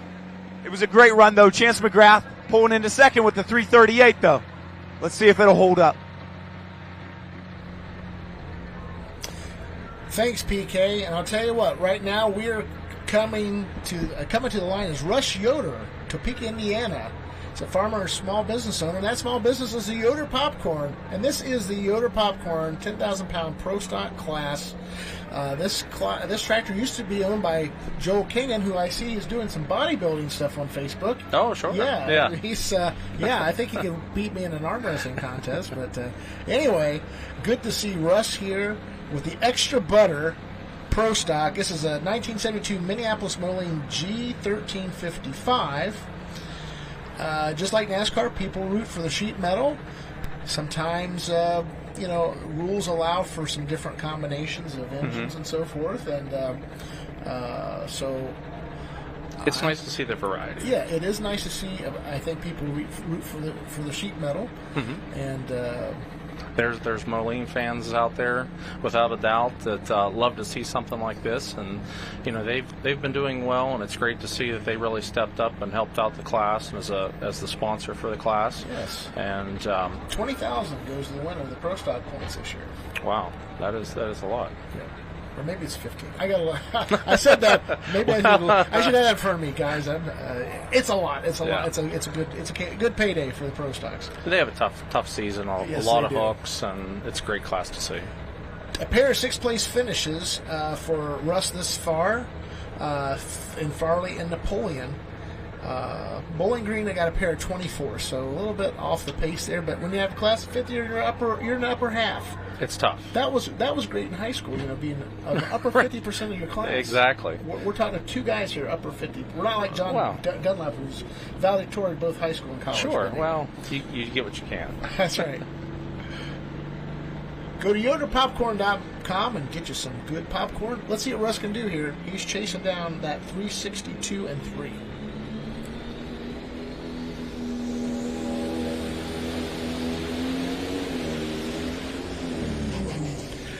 Oh, your guess. What happened there? It's hard to say right there. I mean, it could be some sort of a turbo issue or something like that. It got throaty. Could water been coming in and it's put out possible, and it's tough to see because they've been making some really strong runs here as of late. So you don't want to see that for anybody, and hopefully they get that sorted out pretty quick. 198.8 is going to be his distance in a class of 16. Probably outside the money, but good to see Russ here. And boy, what a great area of the country he lives in, right in that Shipshewana area. Absolutely. Yeah, that's right in the middle of all the driving distances to everything, so he's in good shape. Well, we'll see the replay here, and you see the white to gray to black. Gets the front end up, and right there looking good, but you can kind of see the smoke just changing there really quickly. Yeah. And it didn't look underneath like you didn't have any excessive blow by or anything like that. It didn't seem like anything else was wrong, so I'm sure they're going to have to look at it there and see what happened. Yeah, good looking machine. And that's not 328.6 unless they measure it in centimeters. 198.8 was Russ Yoder's distance. So, getting back to Chaos Fabrication. So, you work a lot with the triple bypass. Absolutely. And you work with some of these pro stocks. What are some of the cylinder temperatures? What are we talking, comparably speaking? The pros and the supers are a little different, and even John Deere's to internationals are different. We'll talk about it. So... what you can. Oh, no, that's fine. Oh, absolutely. We're getting the trade secrets here from Kevin Campbell. We heard it here first, FullPull Live. It's a little bit strange. So within this class, you're going to see big block deers, small block deers, internationals, dominating for the most part. You'll see some cases, and obviously Carlton with his V8. So, but they're running basically the same fuel and air across the board. A lot of guys are running basically the same parts, but you'll find the Deers actually take a lot more water than International does as far as water injection. It's a tuning difference. There's a little bit of setup difference in them. They will output basically the same amount of power, but it's a different approach. Well, we'll get back to that in a second. I want to dig a little bit more into that. Up right now is, it says on my sheet, Brandon Simon. Looks to be. In the injected funds of Brent Meyer. And last year's defending champion. This year he is 4 points ahead of Mac Daddy and Mike Connie, or the Connie team. There's an array of drivers there for the Mac trailer team. And so we got 5 to go, including tonight. That's 5. It's a long ways from being over. Even LaChance McGrath's Loud and Heavy X, they got a chance. McNasty, that's the top 5 to make up some ground. It's such a marathon in this class, though. Absolutely. But they've been so consistent with this machine here. Shooting for that whopping 362-3 of Carlton Cope in the Warpath. Here's our defending Grand National and current points leader in the Yoder Popcorn Pro Stock class.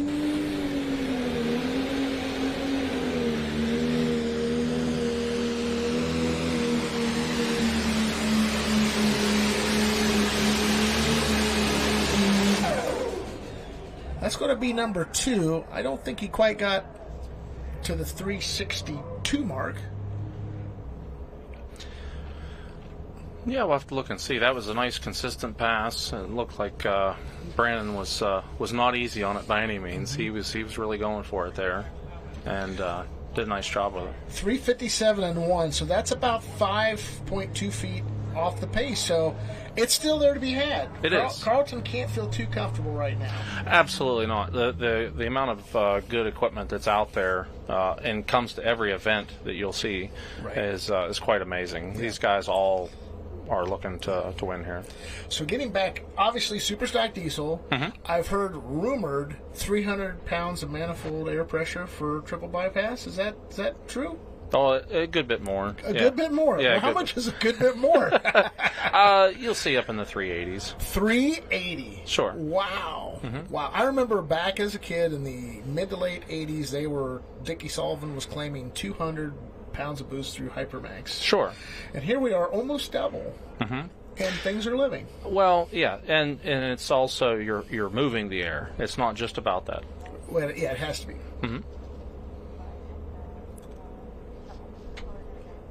All right, it sounds like we're going to be going to PK here now.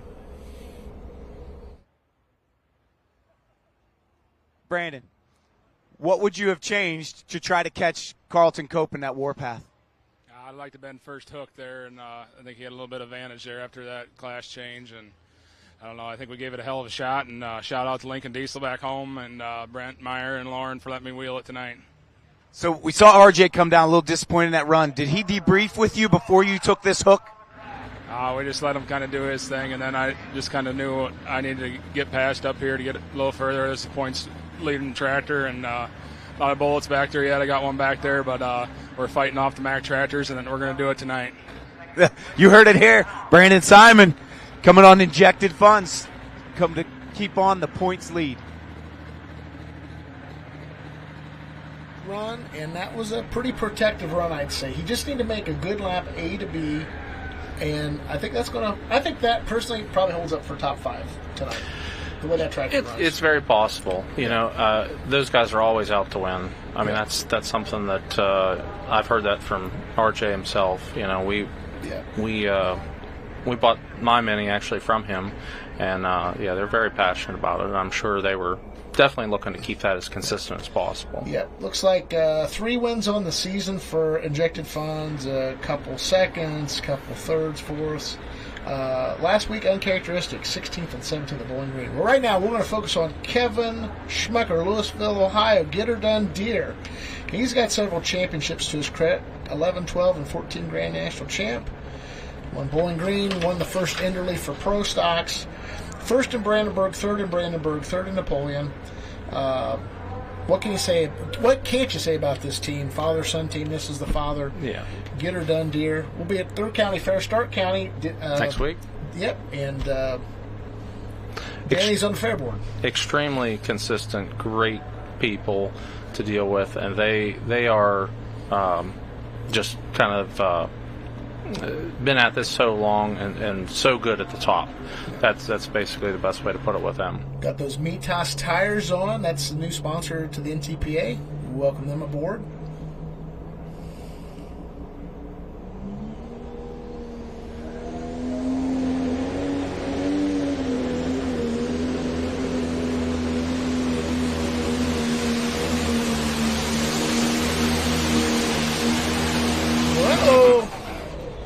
That's another good shot in there. That's a very good one there. I actually got to see him a few weeks ago in Napoleon, where it was a very tricky track, and standing right beside him, he actually come off the line, backpedaled slightly, got back in it, and if you weren't watching it, you'd never know. He is extremely smooth on that thing, and it really shows. Yeah, decades of experience, and 359.7. That's close. Yes. And that's what I mean about this track being perennial top 5 every year. It holds together. It holds the power. At 359 even. Sorry, 359 even. And that's what people are looking for, competitors. That if you can get somebody at the beginning of the class, middle of the class, end of the class that can win, has a shot at winning, can put it in there. That's the kind of track you want to run on. Absolutely. So getting back to this, 380 pounds of boost. Sure. So the cylinder temperatures are lower. Correct. You can get away with more on the Pro Stock. On the international Pro Stock, that is. So you're looking at, say, the 1,1400 range. Pro Stocks, you may see 1,500, 1,600, and are still okay with that. Mm-hmm. So the John Deeres are more of the 12, 13, 1,400 range. So a little bit different all across the board. So Collins had just an awesome year. Absolutely. And there's a few tractors in any class. You can pick a few, and they're all getting closer. But sometimes, coming in here, Ken Veeney's Ohio record was just ridiculous. Oh, absolutely. He's all tough. wins in the second, and then going back, he swept 4 recovery before. He's won Bowling Green before. All these things. Tonight, he didn't have. Oh, and we're going over to PK now. So I'm down here with Kevin. Kevin, Brandon just went and said there's some bullets in the gun back there, and I'm pretty sure he had his eyes on your tractor. Yeah, it's been running real good. We didn't have such a good weekend at Bowling Green. We broke the intercooler, but we got it back, and it's running real good. We made a good shot at it. We still got my son Danny back there, so we got another shot. We just had a laugh here with the Lorain County Fair Board members, and I said, does this count as your hometown pull? And they said, I think, politely said what? We're family because his dad ran this for years. I pulled Ohio State. I've been pulling here probably for 40 years, so it's always been one of our favorites. It's good to hear. Nice run, pulling in second place, Kevin Schmucker. We're just about ready to go with our next competitor here, it looks like. Yeah, we've got Corey Hoffman, Richwood, Ohio, with the King of Deers. And 13 years behind the wheel, farmer. I'd like to thank his family, Lemke Motorsports, Lori Lubricants, Hot Shot Secret, and Nickel Tire. John Deere 7830. First time out was on our tour was last weekend in Bowling Green. Getting a little closer to home for him. A little closer to home, and he had this up at the tech school for guys to take a look at maybe a year ago to try to find some things in the group teching, and that was a great opportunity for the officials in the tech services education process.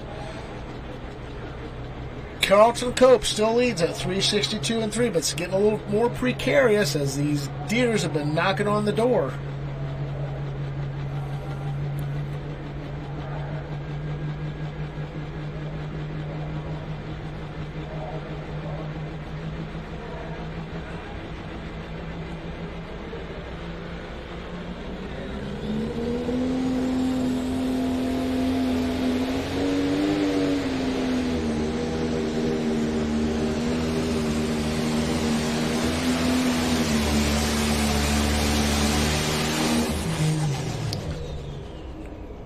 Corey makes a good run. It's going to be a little short of 350, so he's not going to be in our top three. Yeah, it seemed to be a straight run and everything for him, but as the box topped, you could hear it pull the motor down pretty hard, and just ended up a little bit short there. Yeah, 332-6. That's a little bit better than the loud and heavy of R.J. Simon back our second official run of the class. And tonight we've got 15 of these Pro Stock tractors. Good enough for 5th place. Good wheel speed there. Losing a little fluid behind the front tire there. Might be water or something like that. Doesn't seem to be anything abnormal.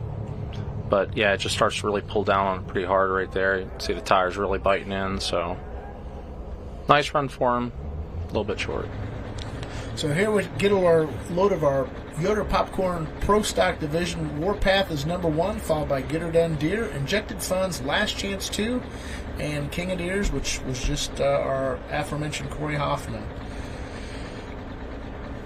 So this is hard. This is a very hard question to answer. Maybe, but what do you like? What do you enjoy working on the most? The automotive, the implement style. Everything has its challenge. Yeah. So it sort of depends on what the challenge of the time, the day is, or whatever. When we work with good people, a lot of good customers and everything. So it's nice to see people that are passionate about it, and that's, I think, what we see with a lot of our customers. Ross is obviously works with me every day, day in and day out, and he'll work all day, then he'll go home, work in the evenings, trying to get theirs ready. Jody and their whole crew down there, they're extremely passionate, always going at it, and that's why you see the results out of what they're doing right now. They've worked very hard and pushed very hard, and the thing that Jody told me the other day was, he said, we're looking for 3 more. Yeah. So 2 more at Sandwich and the Enderley, and that's the kind of passion that they have for it. They want to win. Yeah.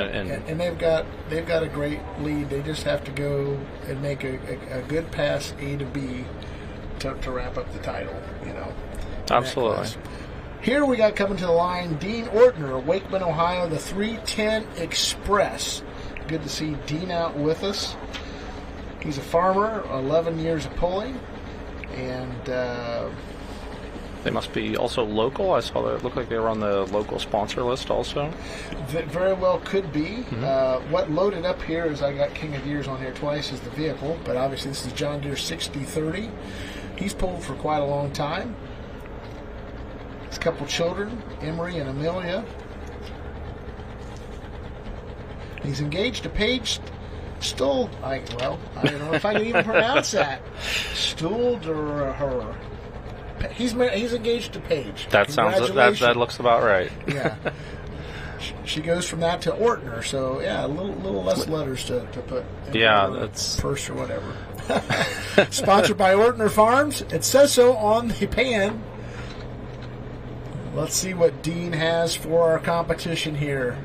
Old school John Deere look.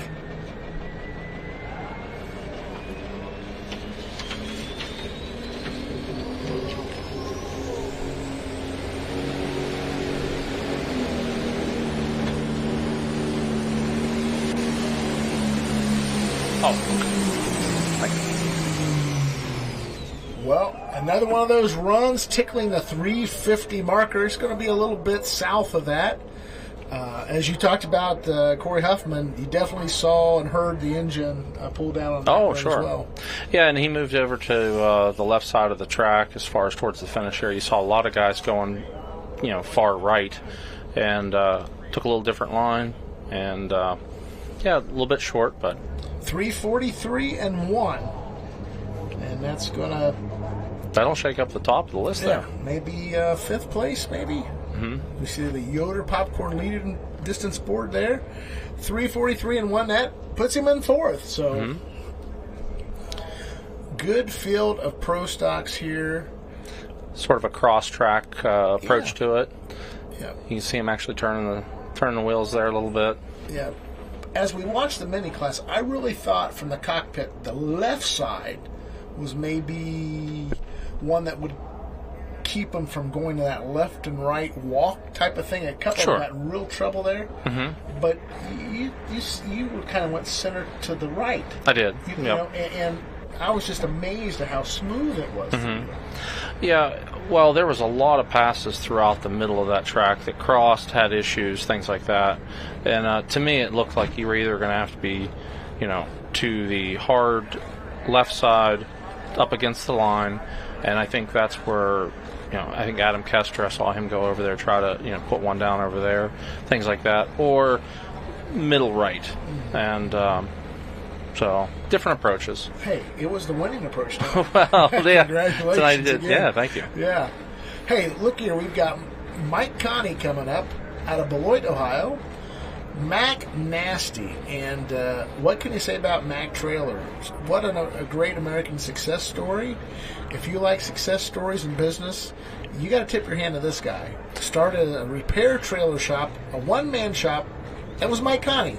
Absolutely. And turned it into a trailer empire. And it came from the sweat of his brow, the passion, and doing things the right way. I mean, that's what made America great, makes America great. We need more of it, like yourself, these type of people, to make this country go. Well, and the thing to do is to go up to Mike and actually talk to him, and you see an extremely passionate individual. Yes. And he loves what he does. He loves pulling and all this, and it shows. You can just see he's a guy that's always thinking, always moving, always trying to do the right thing. Yep. Yeah. Well, wife Dawn, and I know he's got a couple daughters. Julia, I'm not sure if she's in the seat tonight, but 2016 Grand National Pro Stock champion, and a third and fourth in Benson, a fourth in Toma, fourth in Brandenburg, a fifth in Napoleon. Uncharacteristically, this tractor has not had a win this year. Fifth in points, 42 points back. Going to be hard to catch the leaders, let's be kind of honest there, but a win, not out of the question. He's got the equipment right here. Oh, absolutely. They do a fantastic job. You're going to see a lot of different drivers in the Simon camp and also in the Connie's camp. Goes back and forth amongst a number of them. They all do a great job. They really do. Any one of them can make it happen. And James Ray and Tate Ray, they've come a long ways. Absolutely. I mean, it's been fun to watch. It is. It's great to see them. I want them to tag me. There you go. I'm just kidding. Could be next. That could be next. Mike Connie and the Mac Nasty. A threat to our leader, Carlton Cope, still sits out there from the first hook, 362 and 3.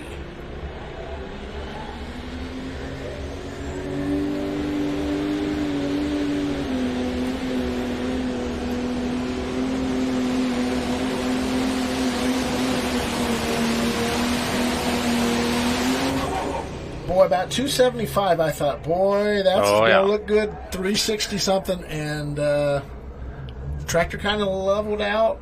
And yeah, it seemed to get disrupted there about the time the box top. Something happened there, some spot in the track or whatever. It was a great effort. They had it set up right, and you'll have those runs. Yes. That's the thing. Yes. You're going to have that, even when you do everything right, which they were on the path of doing everything right. Yeah, and Mike will always say, the lead horse is the one that, want to protect. Their fifth place still 340 and 7.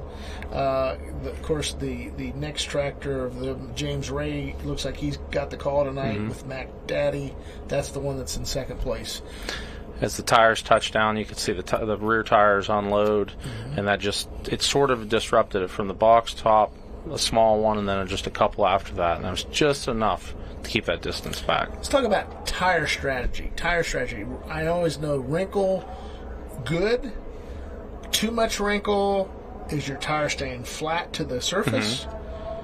I know when they pull away from the sled, they're always looking. A lot of teams look back. A lot of in the old days, they take a picture. When the cell phones would just come out with the camera function. Oh, absolutely. So talk a little bit about tire pressure in the class. Sure. Like minis, you guys hardly run into here. Right, yeah. We only have a couple pounds of air in them, which you're going to see about the same in the pro class, which is amazing. You would think only 3-4 pounds type of stuff. 10,000 pounds, you'd think you'd want them really pumped up so keep those tires flat to the ground. Absolutely, but it's what works. It works with this tire, and it's a program here that it's accelerated the distances and everything, and what they can get out of these tractors immensely. That's really changed the face of this class over the last few years. Has. If you're new to the broadcast, no, you're not seeing things. This is another Simon tractor out on the track. Brandon Simon, Farley, Iowa, Loud and Heavy X. And the Simons, very, very busy in the sport of truck and tractor pulling. And one time they had, I think, 14 vehicles out there at the Farley Nationals. They do a great job out there. I know you were in there's one of their shops there, working there a year ago, at least when you were there. And what an operation they have. This is in fourth place in the points, 39 points out. Best. It looks like they stay around the sixth they had a third place finish in Hutch, but 6th and 9th pretty consistently. 22nd and 31 in Bowling Green. That really took some points away from their chase, but still in fourth place. Still 5 to go with tonight's run. They're already out there in. They're in second place with the Brett Myers tractor, injected funds, and or maybe they're in third. I'm sorry, just Kevin Schmucker snuck by. So top 3, but very capable, extremely, and all across the board. Whichever tractor they're going to have, they're going to make a nice pass with, typically, and looks like he's just about ready to go.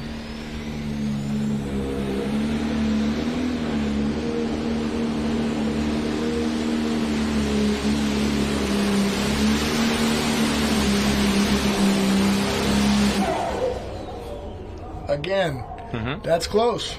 It is, and it was a little bit surprising. It looked like from our view that it almost started a slightly left and then brought it back right. It was maybe not the prettiest of passes, but he got the distance out of it. 355 even. So just puts it behind injected funds. So that's, I believe, fourth place right now. Low fire, nothing to be worried about there. Critique the run count. There we go. It just shot a little bit to the left there on him right off the starting line. That obviously hurt him a little bit. Was able to recover and sort of muscled it right out the end. And you can see it finished nice. Tractor, you can see the tires wrinkling right there. It's hanging on to it. Balance is nice at that point. And that's why they're getting a really good finish out of the tractor. So figuring out gear ratios to horsepower, I would think in all the classes, it's a very, very difficult task and very critical to success. Absolutely. So the ones that kind of look like they run out of power, run out of horse, whatever, too much gear. If you were to change your gear ratio, I mean, how much feet can it mean on a track like tonight, a power track like this? Oh, it can be huge. You can look at it a lot of different ways. If you're obviously if you're going to run it out of power, you may not be able to get there. The slower gear, you may be able to hang on a little longer. But it depends on your program. Everybody's going to run a little bit different. They're very close from tractor to tractor, but it depends on the setup. Depends on what they're running power-wise, those kind of things. Right. So, and you're going to see a range of tire pressures, things like that. And you have to be critical. You need to be down to the 1/10 of a pound when you're setting everything. So that matters. It matters a lot. How early in the process do you figure those things out? Throughout the day, or the throughout drawing board? Oh, as you're constructing the tractor. That's from day one. From day one. Absolutely, and it's also gaining on knowledge of others, and putting all that info together, and especially whenever you have a lot of different tractors to draw from, and help. That's always good. So. We'll give Tim Kane his due here. New Palestine, Indiana, wife Donna. Chris we saw run with the 5-inch Charger. He's a farmer. 2009 Grand National Pro Stock champion. 2009 Hard Charger champion. First place in Benson. What a run he made down there on Saturday night. 5th in Rockwell. 5th in Bowling Green. 8th. He had a nice Bowling Green. And this is the Red Gambler Juiced Up edition. Gets a lot of help from. He said that in Benson. I'm not letting that go. I thought that was great. A lot of help from the Lemke camp in this tractor. Yep. A lot of people think Lemke is green, his logo's green, but we'll take all colors, right? Absolutely, and they've been working together for a long time. Robbie and his guys do a great job of what they do with their whole program. Yeah, they help Esden Lane. Of course, Esden's named after the King of Smoke. Absolutely. Looks like we're missing them here tonight. But hopefully they're listening at home. Tim Kane, the Red Gambler.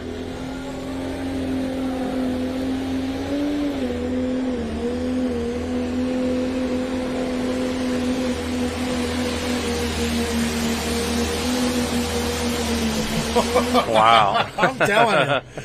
The Juiced Up edition is squeezing it here tonight at the Friday Night Spectacular. That was a good run by Tim. Yeah, beautiful pass. I talked to him. He was genuinely happy with the tractor. You could just tell. Well, he should be. They've made a big difference this year from years past in running, and it shows. He did have some oil out on the ground the whole pass there. That's a little bit concerning, obviously, but still running, so everything looks to be okay. How about 359 and 1? That's second place that's right tough. there. Very tough. We got 2 red ones out front. Absolutely. Different colors, but different colors, but hey, 359 and 1. Again, he took the same line as Simon, and this is what I was seeing in the mini class, or thought I was seeing. And your wife had the same run. Sure. Where it came over and then it adjusted, but he just had great ground speed. Tell us a little bit about the oil out the blow-by tubes, though. They were talking about it on the radio, about, wow, a lot of oil. Not that was a big oil down, but... No, it's fine. Is that part of the setup, and what's the purpose of some of that? Absolutely, and I think we're going to talk with PK here for a second, and we can go over that. We're back here with Timmy. He's letting the engine run a little bit. They use the oil to cool it down afterwards, as well as not to get anything seized up. Timmy, second place. Yeah, it's pretty good. Good solid run again. Not quite first, but we'll take it. Come on. So when you came up to the line, you were bringing the Charger up, and it fluttered out a little bit. How do you recover from that mentally, as well as get the tractor back on track? I just backed off the throttle here, gave it a second, and got back in it, and it cleared out, and away we went. So how fast do you come off the clutch on a drive like this? You've been analyzing the track. You walked up to the track in the middle of the class, and you watched your brother go, and then you went back down, watched a few other tractors go. What did you read on that track that gave you that distance here tonight?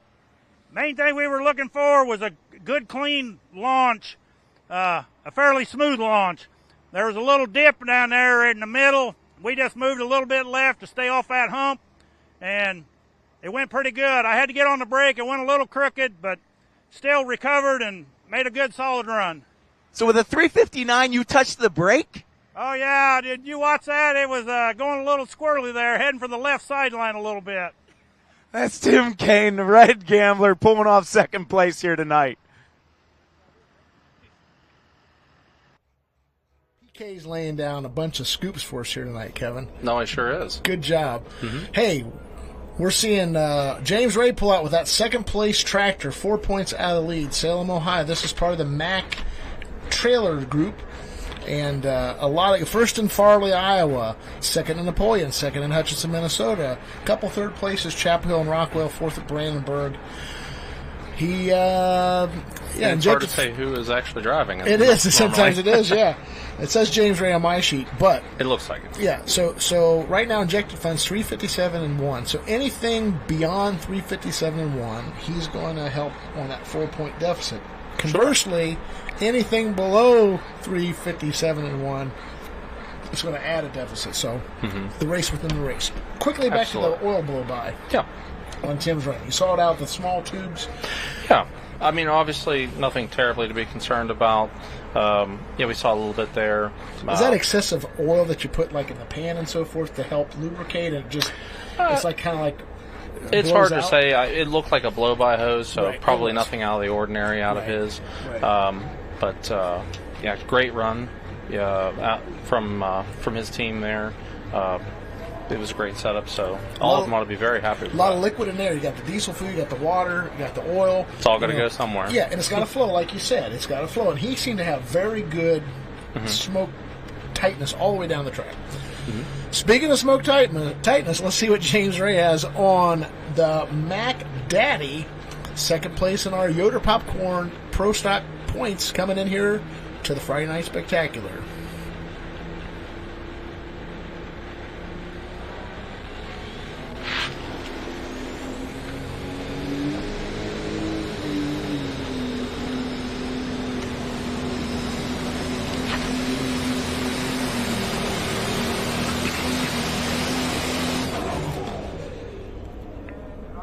Looking very similar to Mike's run. Yes.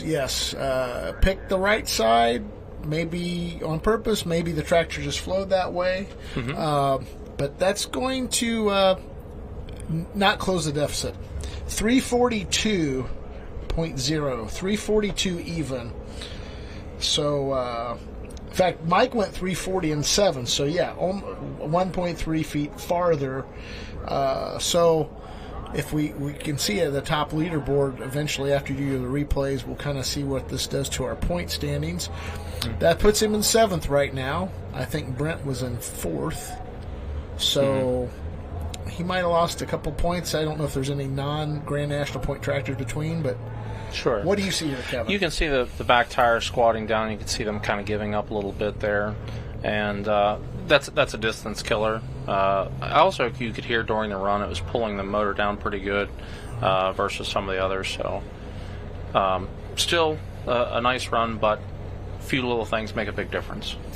Well, I'll tell you what. It's actually 1 point because, 2 points, because you got Loud and Heavy X in between there. 310 Express is not a Grand National point tractor yet. And then you got Mac Daddy.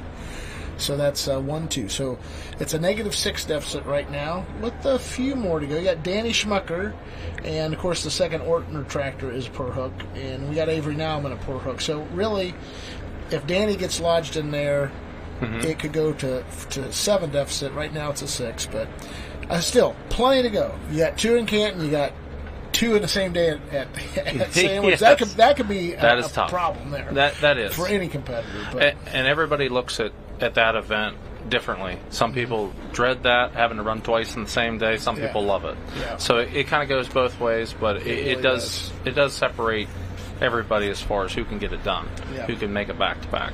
When we talk about who can get it done, this guy here, he can get it done. You see his dad, Kevin, backing his son, Danny, up to the sled. We saw Kevin run. I want to say Kevin's in 3rd place right now, behind our leader from the get-go, Carlton Cope, and then Tim Kane. I think Kevin's got right in there. Yep. And then we've got Danny coming up here in the Rampage. 4th in Chapel Hill, 5th in Brandenburg, 2nd last week in the National Tractor Point Championships, and had a 6th place on the first session. So a little more of an abbreviated schedule. His family is getting a little older, children, and got activities and so forth. And there's only so many years you can do that. There's a lot of years you can tractor pull. So respect that. You see where the oil has gotten on the diesel. Coming out of the what they call it, there's a special name for that. Yeah, wet stacking. Stacking all over the hood there. But and that can be concerning. You can, it may not be an issue at all. You may have potentially some sort of an injector fuel issue or something like that. We're going to have to see how it pans out for him. Extremely capable, extremely good driving. So this is definitely a shot at Carlton right here. Yep, you'll be in Wauseon next week at the Fulton County Fair. I'll be at the Stark County Fair. We'll be seeing at his home fair. He's on the fair board there, and he's done a lot of work to get NTPA Grand National pulling there in 2 days. Hats off to Danny and the Stark County Fair board. Love going there. It's always tough to pull at home. It is. It can either be really good or really bad. Well, Danny's one of 3 left in our class of Yoder Popcorn Pro Stock competitors.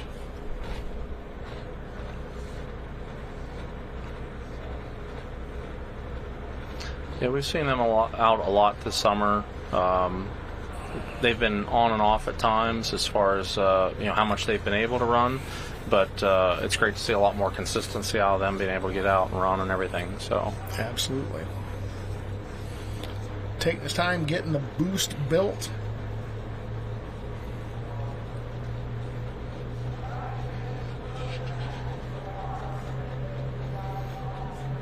And taking care of 2 tractors is that's a lot of work.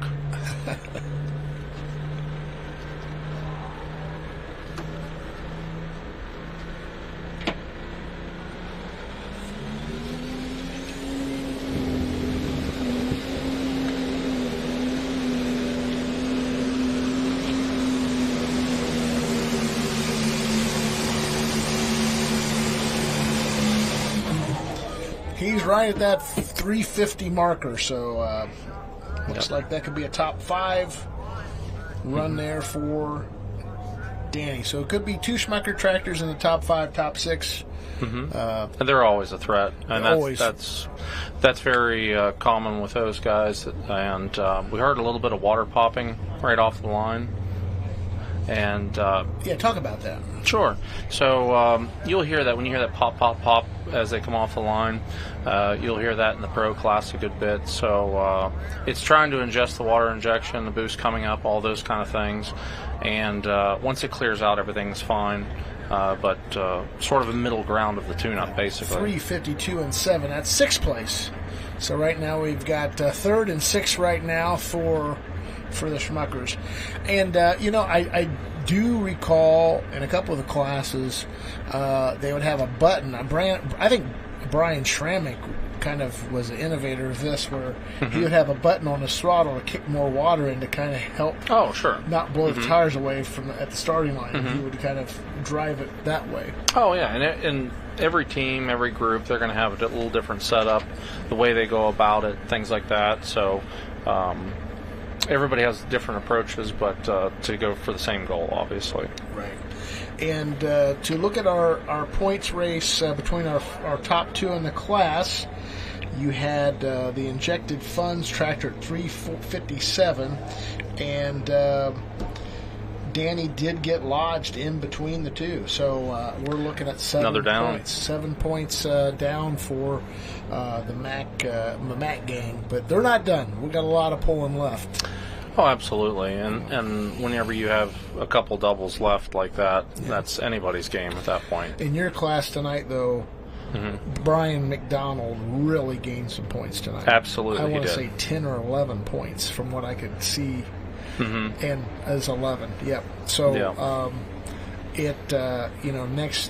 next week he just has to make a lap. Sure, pretty much. sure. And that probably will secure his first title.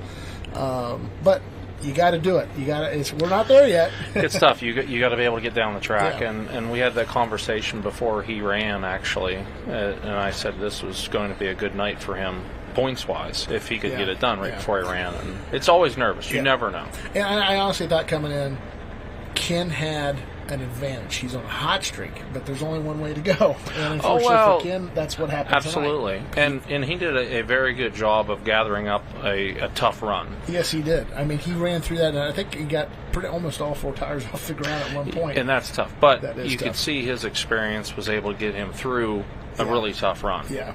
Yeah, and it wanted to walk, and he kind of powered through it, and then he hit that one part of the track absolutely. and kind of jumped. And you're going to have that. Yeah. That's just part of that deal. Well, Steve Ortner's at the line. We saw Dean up earlier, Wakeman, Ohio. This is old school, and these tractors have been around a long time. I'm trying to think of all the lineage. Part of me wants to say Dick Bonner, but I could be incorrect saying that. I don't want to say that, but it's up in that area, kind of up in that area. Sure. Yeah, they stick a little closer to home. Yeah, nothing wrong with that. We're always glad to see these guys come out. Good looking equipment, good running equipment.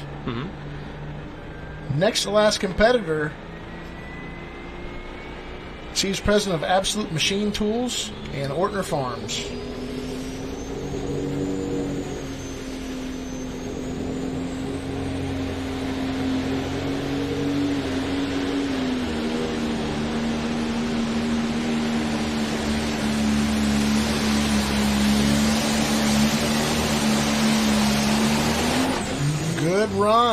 Good run down that left sideline, and held it there. You know, a lot of them went back to the center. He kind of held it there. And he hesitated a little bit off the line.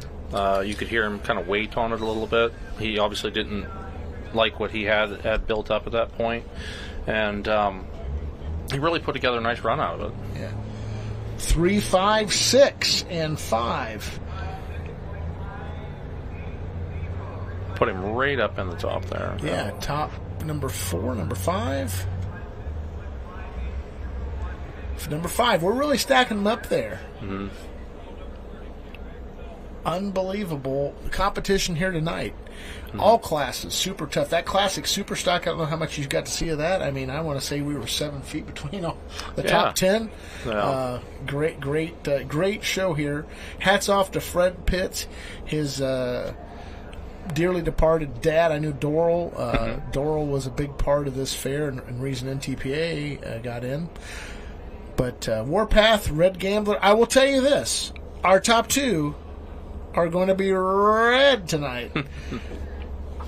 That's something you haven't got to see too often lately. But we've seen it this year. That's more. wild. Absolutely. We really have, and it's operations like Chaos Fabrication that puts these tractors out there, and it keeps all the stuff even. You know.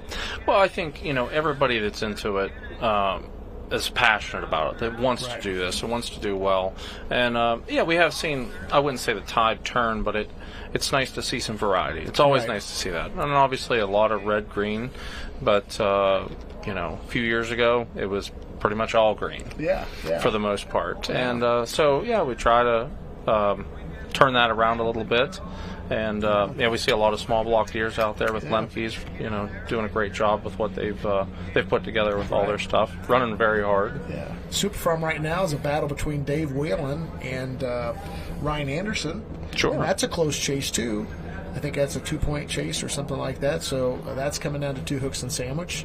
So we work very much on the Super Farm variety. No, not really. Yeah.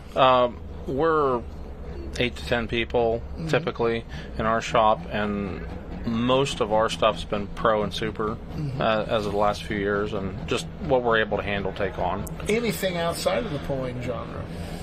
Well, my wife actually runs another business of ours where we do semi-truck repair. Oh, nice. So, a little bit of everything. I guess. Going through Washington, PA, if you break down your semi-pull and your pulling tractor, hey, we can do that Kevin. too. Yeah. We'll take care of both.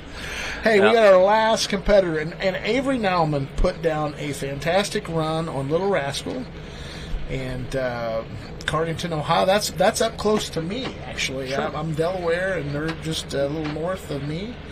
And he stops by the office every so often, either to buy his membership or that sort of thing. MXM 175 case IH. And if the first run was any indication of how things are going right now, it seems like it's really turned around for him. Yeah. They've had some struggles here in the past, but they obviously have gotten it brought together here, and hopefully he can repeat what we saw earlier. Case tractor, Case IH sled. Can Case go 1-3, 2-3? We're going to find out here in a second. We're going to find out right now.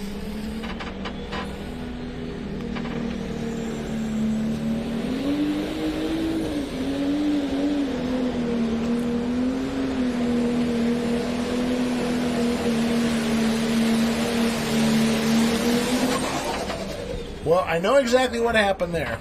He had to hit the brake. He did, and that suffered a lot. Yeah.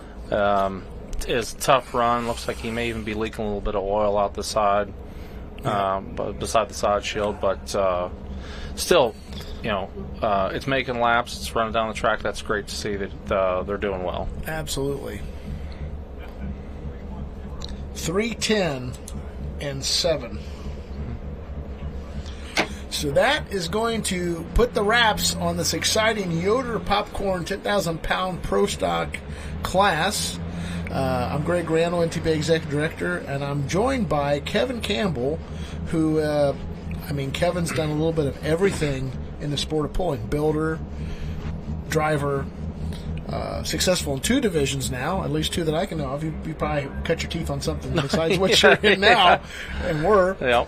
As we see Avery's run good enough for 15th spot. Congratulations to Warpath and Carlton Cope. He's got some followers, man. Absolutely. They love that V8. Mm-hmm. And he certainly had a year that year he won the title. Mm-hmm. And still getting the job done at a high level. Absolutely. Carlton Cope. So we see our top 5. And the Red Gambler Juiced Up Edition, putting it out there again. Good job by Tim. Get her done, dear. The Schmuckers injected funds in 4th. And hey, Steve Ortner, good to see you. 5th place. Good run there toward the end of our class. Yep. A lot of good runs throughout the class. We didn't really see anything too bad, any wild rides or anything like that. The Pro Stocks always put on a good show. Yes, and that's why everybody loves them. They have really become one of the premier end-of-the-night type of classes. I think it's the appeal of the red-green.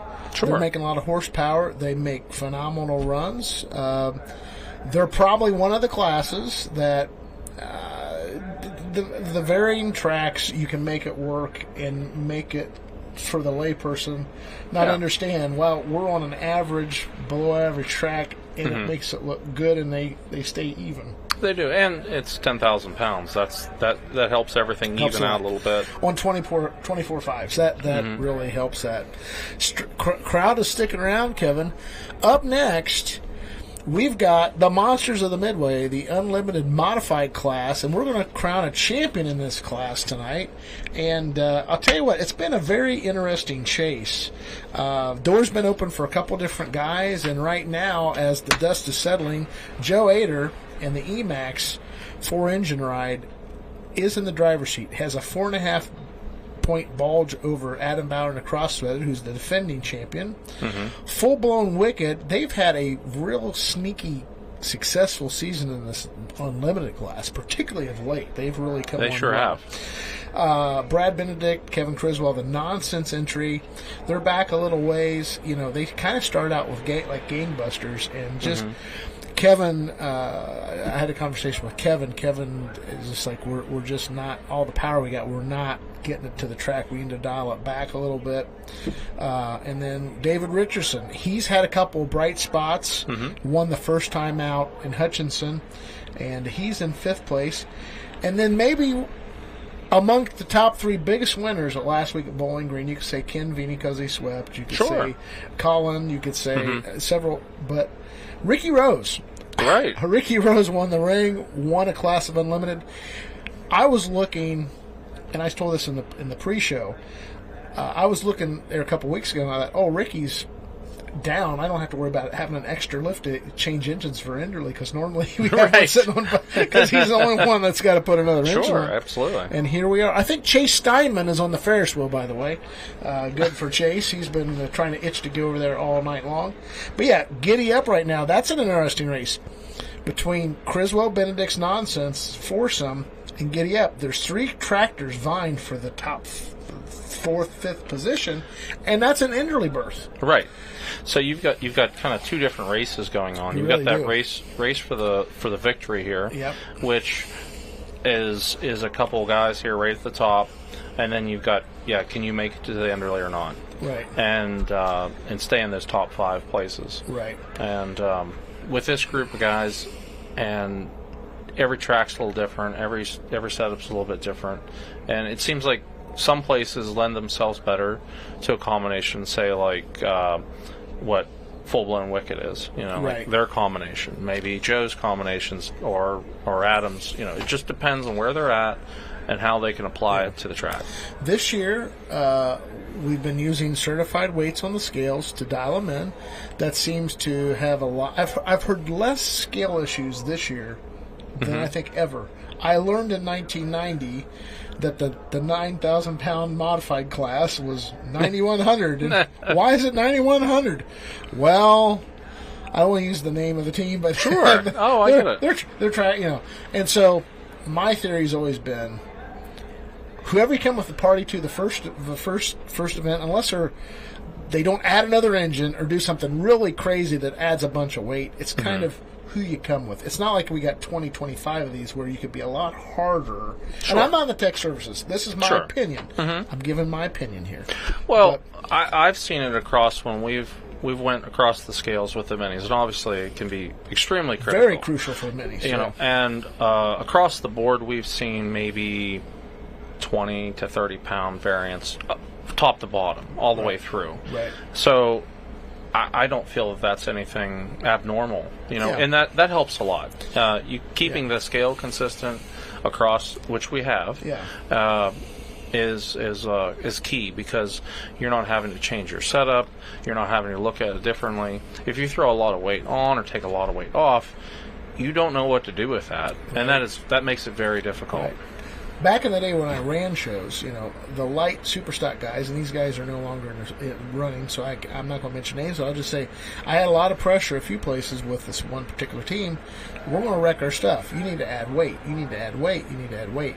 And a lot of times it's like, wow, I'm booking the shows, I'm the promoters, I'm trying to make it happy, and like 100 pounds, what's 100 pounds? Well, in that class, particularly now, it means a lot. I remember talking to one particular puller last year who had one win, and he was like, the reason that I really felt like I had a fair shake is we were the closest to the weight here than we've been all year long. So you hear these stories, right? Sure.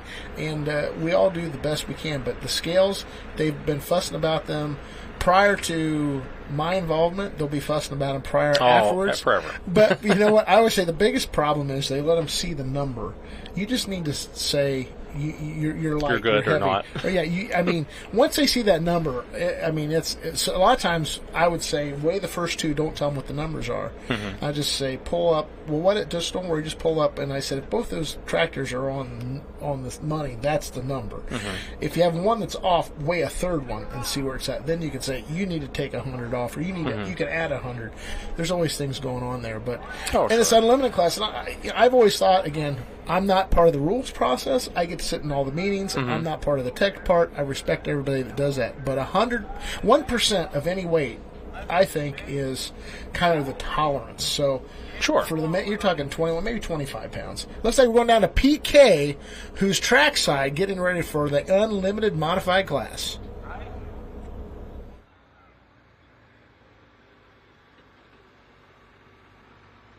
Hey, track conditions become a big issue here as we look at the unlimiteds going into the end of this. But look at the shine on this track.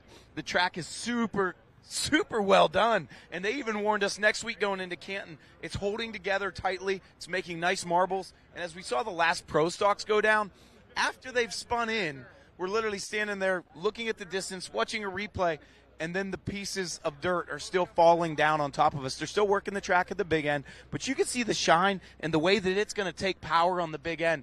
These Unlimiteds told me earlier in the pit area with these low temperatures tonight, low moisture in the air, this will probably be the most powerful engine combinations they will have tuned for all year so far. Hey man, he's giving us the scoops right here tonight in the Lorain County Fair. He needs his own theme music, like Van Halen's Ice Cream Man. For sure. I'm your ice cream man. Stop me when I'm passing by. Unlimited modified class. We're going to go Kevin Criswell to Doug Theobald to Mark Cole, Ricky Rose, David Richardson, Joe Ader, Brad Benedict, Joe Fentax here from Western New York, and Adam Bauer. That's our 9. Everybody's getting Grand National points, so everybody will count toward the final tally. Eder's in the driver's seat. He gets to see 5 guys pull before him. His closest competitor, Adam Bauer, is last. This could be dramatic. I've seen it here before in this class, actually. So it's interesting. We saw Joe have some internal engine damage, which is you don't see. There's some guys you just don't see him blowing up anything. Sure. And you might see some transmission, driveline issues, but engine, it was just Chapel Hill, I want to say, session one. It was kicking out parts. It was. But from there, he's been aces. Adam Bauer, that's one of those. Colin Ross, when that tractor is on and it's set up, it's hard to touch it because it's the horsepower. Sure, right? Absolutely. Absolutely. So, and I know Joe last week had some issues gearbox-wise, I believe, so he wasn't able to make the session. Yeah, I saw a couple of teeth he had in his hand. Wow. But, better to find it than it is on the track. I mean, so could he make the bell here tonight? Yeah. Absolutely. Yeah, he put himself. Truthful.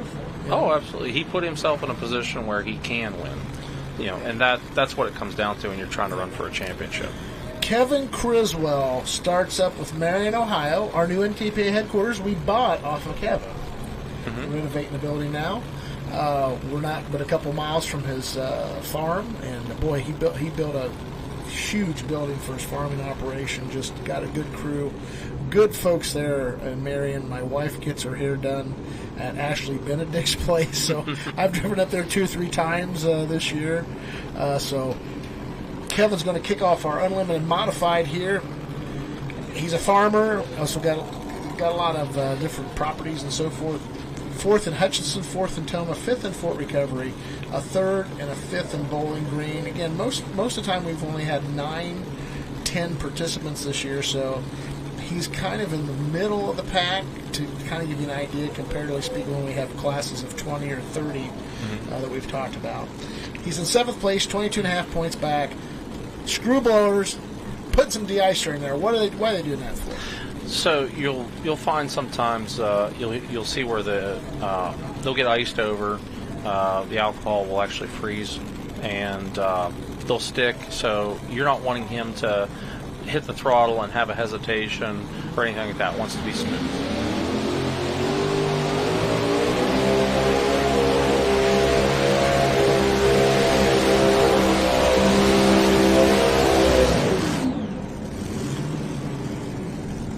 A lot of power, moved a lot of ground.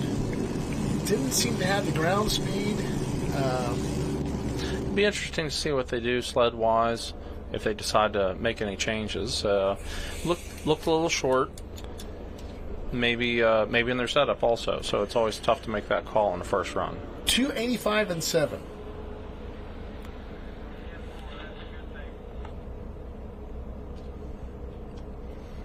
I missed the conversation there, if he took it or not.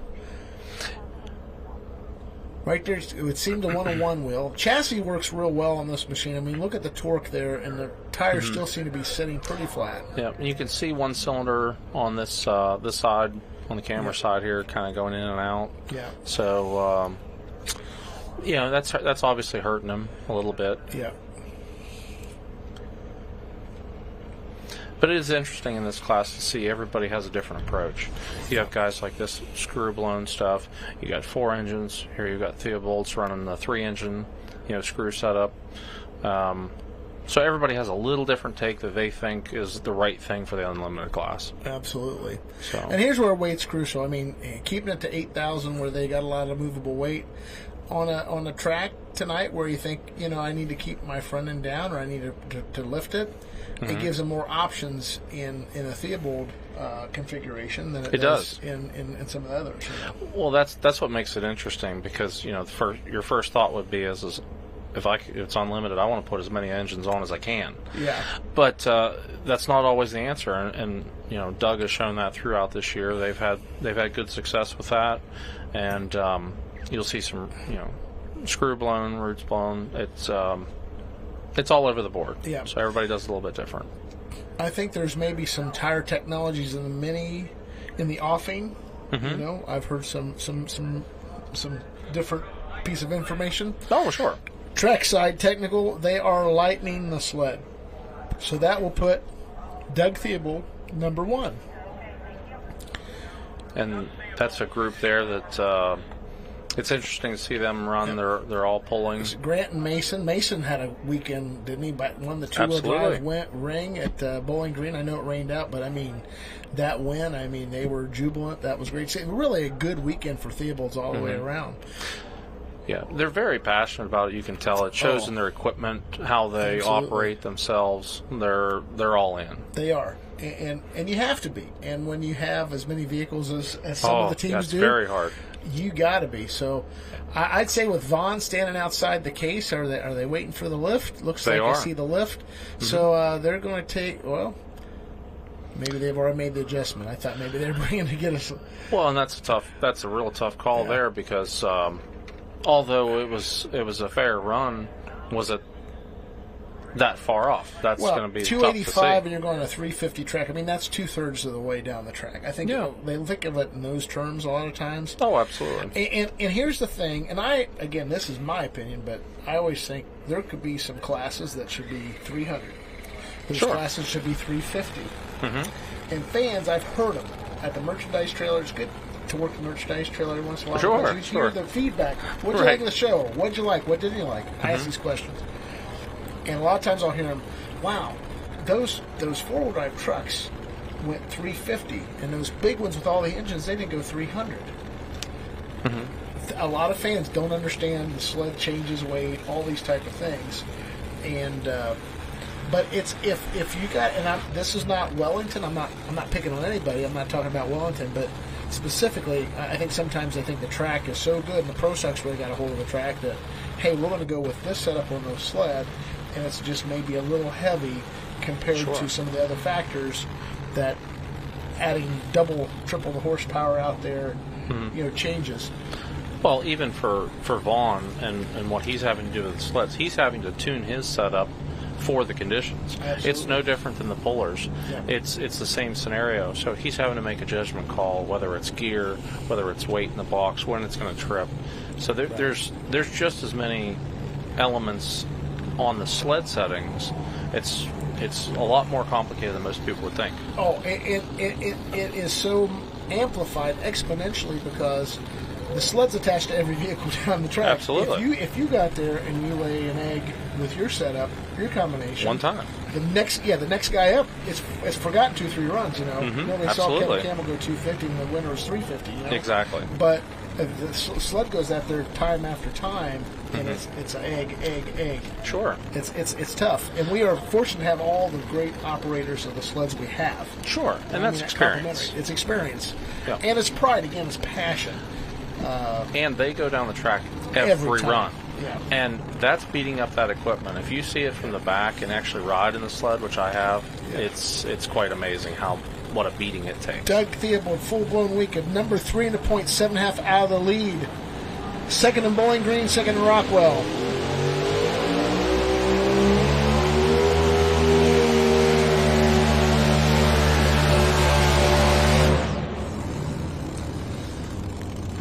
He was on a pass, but unfortunately, the pass took him outside the lines, and that's a disqualification. He can come back. He can drop. And I'm sure he will. It sounded like they had him running very well. The tune-up sounded very, very strong. Yeah. So he's at 304, and so I can't hear the in-flagman's radio very well, but obviously he has to be dropping that.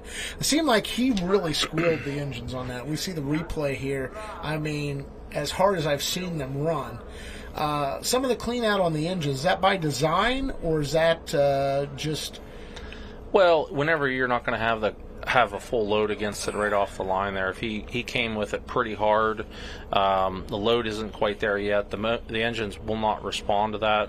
So he got a little bit farther down the track. The load came on, it cleaned it right up, and it took it just fine. But unfortunately, out the right-hand side. Mm-hmm. Yeah, they're feeling pretty good about that setting on radio traffic, and obviously. Yep. Hey, I just was listening in with Doug and the Theobald team. They're talking about dropping 6 and coming around. Since he was the new test hook, he has that option for himself. But as you see him look back on the track, you can smell the brakes as he tried to keep it in bounds. Renee was on the big end, and as he kept driving our direction, she waved him off. He backs out of the throttle. He's dropping 6. He's going to come back around. They're going to light the wick. They're going for points. So it's interesting. Doug Theobald is dropping 6. So what that tells me is there's 9 in the class. He's going to come in after Brad Benedict. It tells me that he is going to, he feels like he wants to get in there because if he waits 3 more tractors, maybe there isn't as much track left to go with. That would be my guess. And it's strategy. You may think that the track's going to get better. You may think that at the end of the class that's going to be the right time. That's always tough to really make that call, and especially when you're only dropping 6 in a small class like this, you're back at it quick, and that's very hard. Everything's hot, everything's just run, so that's going to be maybe a little bit of a disadvantage for the first 2 guys here that's run. So right now, the standings are at 0. We have no official distances. Everyone that you've seen pull, that would be Kevin Criswell, Doug Theobald, will be coming back. So up next is Mark Cole, Pavilion, New York, the Gambler. And I don't know how much you know of Mark, but he got on the wrong side of a bull right before Hutchinson, and that's why he didn't make Hutch or Toma. Oh, really? Oh, no. Yeah, and so he was wearing an eye patch down Chapel Hill, and he's it looks like he's kind of healed up pretty good, but they have a bit of an odd combination here with their motor setups. They really do. You can look at the valve covers and see the difference here. And does he have a combination of screws and conventional? Or are they? Correct. Yeah, you have some roots and some screws. Yeah, the fronts are roots, the backs are screws. And he had 5 on last year, or the last time I seen him out. Yeah. So he obviously is thinking that's something that's to his advantage to go that way. We've seen those type of things before with oddball setups. Joe had done that at one point with his, with Hemis and Chevys and different things like that. So another odd combination, but obviously able to make it work and run together. Yeah, he's his best finishes thus far at a 5th in Chapel Hill, and a pair 6th at Fort Recovery, and a 6th at Bowling Green. Number 8 in the points. He's out of contention for the championship, to be honest, but he just wants to lay down a good lap here, something to build on for next year. That engine combination is a little different. I mean, do you know which blocks he's running on these? I haven't really seen on his. I haven't looked at it close enough to know. Yeah. But obviously, this is will be an interesting spot for him to be in on the track-wise too, because now we've seen a couple of tough runs in the beginning. So maybe this is an advantage for him. How about the insights on the butterflies? He's got 2 different styles of butterflies. Is it because the screw blower, he wants the four butterflies to get more air because it's... I mean, what's some of the... does the smaller ones squeeze it more? What's the theory? Do you know? Well, they're more than anything, he's got a combination there that you're going to have to run an injector that's fit for that type of blower. So that's really more than likely the difference between the two, because you'll actually see the back ones are more like a pie-shaped wedge on the back on the screws, and those are turned opposite of the way the engines are actually. It's got those Mitas tires all nice and shiny. Jim Miller gives him a fist bump. This will be our first official recorded distance here at the Lorain County Fair Friday Night Spectacular, Wellington, Ohio.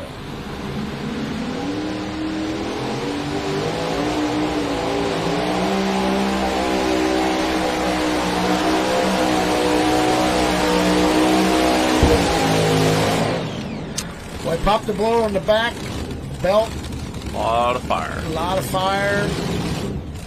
Still running. Now he cuts her off. That should help so the fuel pumps aren't pushing out the methanol alcohol. Right. But that motor that on the back is facing him. If you didn't notice that the blower belt's toward the fender. Yeah, the one that's still on fire. Still on fire, yeah. Pop the intake. I thought I saw. Well, it did lift. It did lift. Yes. I was going to say. I thought I hit the burst panel, but the burst panel's facing Mark. And he was trying very hard to keep it in bounds, and that's the trouble. The box topped off. It's pulling him down. It's pulling the motors down, and he's on the brake extremely hard, and that is a tough pull on the engines. And you can tell even with his tune-up, obviously, it's awfully close, and that can bite you. And there we see it lift and start to move. Yep. So there you can see in the intake where it lifted, the fuel was still being fed, and the good thing that we can see is even though that happened, it's the containment's there, the safety stuff's in place with the restraints, the bag, everything's there to keep this under control. Right. So we didn't have any issues that way. Yeah, the belt came off, but it's all contained to the tractor and to the track. Yeah. That is tough because anytime you have these fires and you have fire extinguishers and all that, you obviously have to get it out. But the cleanup after a deal like that is tremendous. And that is a tough break for them. It is. It is amazing how every fitting, every bolt, anything, it'll be rusted up. It's he still has the eye patch on. He's not trying to mimic my favorite football team, the Las Vegas Raiders, but anyway. And that's tough to do. do. People That say, with Randall fit the Raiders in. They knew I'd do it tonight. But anyway, tough break for Mark, and best of luck on his recovery there. But I couldn't quite hear if he stayed in bounds or not, or the distance. But it looked like he was close, and we'll have to see what they said there at the track. Yeah. Maybe our production services people here will give us an indication of what happened there. So they're asking for more fire extinguishers. Stop fire. The Just official. We're staying in, if he stayed in bounds or not. Yeah. Official fire extinguisher of the NTPA.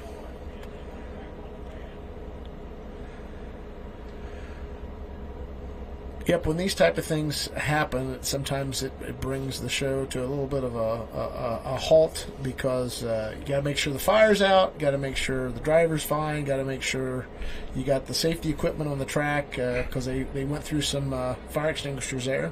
Sure, but they were on it. Yep. They were on it quick, got it taken care of. And then you also have to worry about if everything's hot, so the fire can also flare back up. Right. Yep, I've seen that a few times over the day, but... Sure. And PK sounds like he's going to be trackside here to give us a little more info about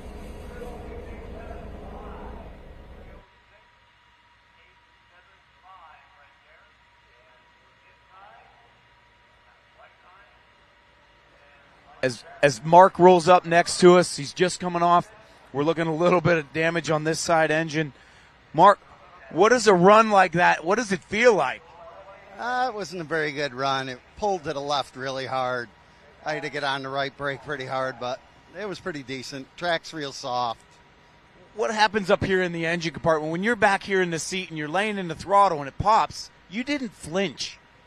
No, you got to do what you got to do. It's all over by then. Copy that. Nice run, holding 8th in points in the unlimited class.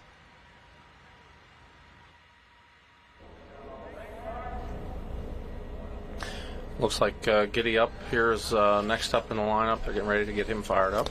Ricky Rose out of Glencoe, Minnesota. He was a 2017 Grand National Modified Champion. has multiple interleague wins in his career, both through region, pro national, grand national. Second in Farley, fifth in Toma. Well, let's go back to the unlimited finishes. Fifth in Toma. He got us fifth in Chapel Hill, third in Fort Recovery, fourth in Rockwell, won the mod class in Rockwell, second and fourth in the unlimited Rockwell, third at Bowling Green, and then a ring winner also. Fifth, or first place, yeah, and the ring winner. What a pass he made. He made a pass at Fort Recovery that they changed the sled, and I thought it was one of those runs again. I had a different perspective where I watched the run than from the starting line.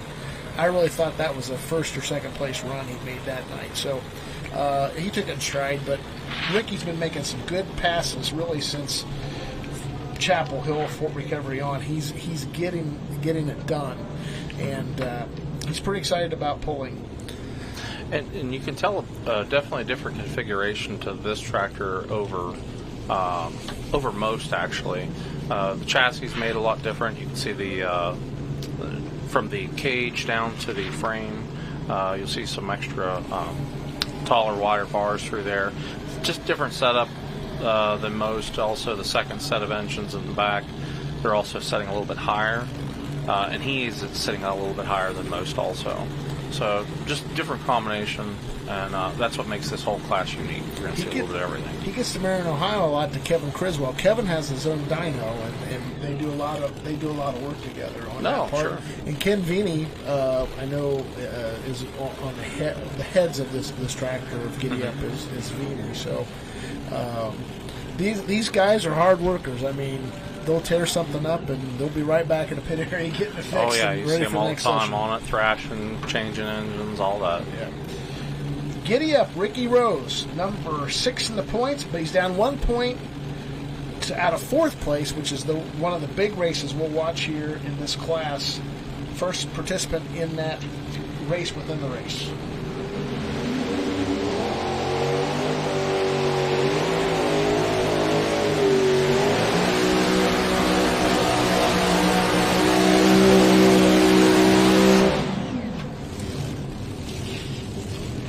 Got pretty aggressive there. Yeah, it was a bit of a different driving style. You could hear him get into it very late. He must not have felt hooked to the track early on, so definitely a bit of a different approach, but the tractor actually responded to it well, even down track like that.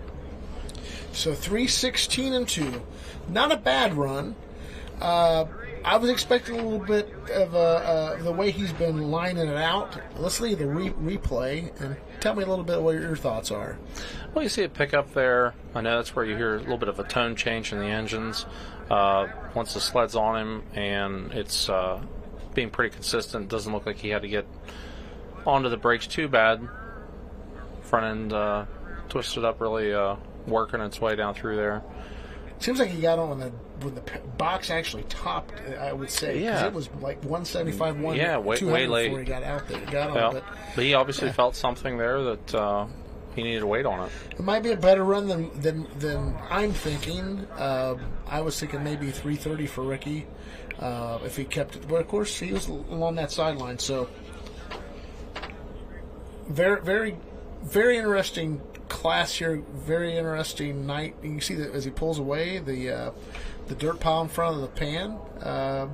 Quite large. Quite large. I mean, you look at this track and you think, you wouldn't think as sheeny as it is that you would see as much powder. Which does that mean? Does that say to you that maybe it's still even a little on the dry side? It could be, and the nights wore on. There's been a lot of stuff down the track, so that could show a little bit of, looseness in the top of the track at this point. But that's just a change in the setup. These guys are going to have to obviously get it down the track. Everybody's on the same track. Absolutely. So, and it looks like Richardson's are up next. Uncle Dave Richardson, Litchfield, Kentucky. He's got UD Contracting, does a lot of governmental work, goes behind in the bowels of the earth, sees things that he can't talk about. Sure. It's always intriguing to talk to Uncle Dave. There's not a lot he can say about being underneath the ground. But first in Hutchinson, second in Chapel Hill, fourth in Fort Recovery, fourth in Bowling Green, third in Bowling Green. So it came off a pretty good weekend. Fifth in points, 14.5 out. But again, Ricky's a point behind him, and then we've got the Criswell tractor. Is the Criswell tractor the nonsense? No, it's nonsense. It's Brad Benedict, who's up after Joe Etter. So we're going to get that part of this race settled pretty quickly. 3 of the next 4, we're going to, counting Ricky's run. Yep. 2 of the next 3, we're going to figure it out. So sure, and we see Chase getting him all fired up here, his son. Yep. And Chase made a couple of laps in your class with He did. vibrator and pile driver. So tell me a little bit about the Noonan engines. What do you know about the Noonans? Well, another Hemi platform. Everybody's got a little bit of a different approach in what they like, what they want to run. You'll see some Brad Andersons, you'll see Noonans, you'll see, some of Vinny's stuff. It's a mixed bag across the board. Everybody sort of picks a path and goes with it. And Dave and those guys have went down the Noonan path.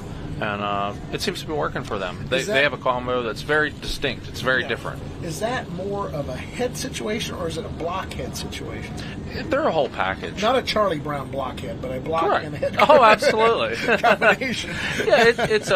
They, Noonan kind of clean slated that deal, went a little bit different, their own path. A unique way. So and there's 2 sizes, as you're saying. Is that the bore space? Bore space, yeah, sure. 4.8s and 4.9s, and I know they run the 4.9s and the minis, and I'll have to look at it a little bit closer.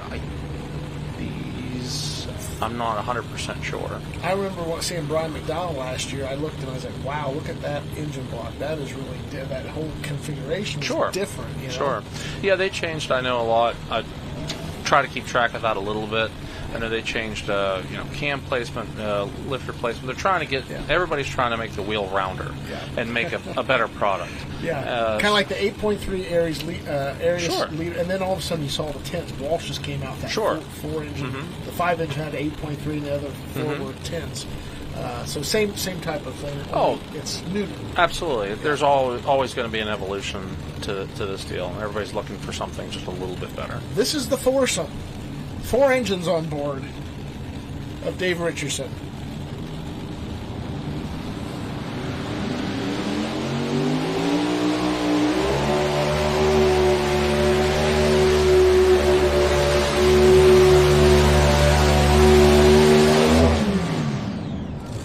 He gave it his all. He sure did. Front engine, the front end kind of planted a little bit to the ground, right? Yeah, it's showing that it's definitely tricky for these guys here tonight. Fairly close. Well, a 3-1-1-9. Ricky Rose is a little over 4.5 feet better. So all of a sudden, it doesn't look so bad. They're also tied right now for that 5th spot. They both have wins that may come down to the 2nd place, but of course we still got the nonsense, which is also in that mix. So there's 3 guys vying for 2 spots for keeping the top 5 and for them to pull off 3 weeks from tomorrow night. We saw 2 extremely different driving styles back to back. Yeah. We saw somebody that took a more conservative approach and somebody that took a more aggressive approach, and they landed within a few feet of each other. Yeah, exactly. So. And Mark Cole went 306 and 8 and was extremely hard on the brake. It makes me wonder what will this look like if somebody takes that left side and can keep it toward left center. That's what's going to make the back half of this class very interesting. Looks like PK's going to maybe do a little discussion with Uncle Dave.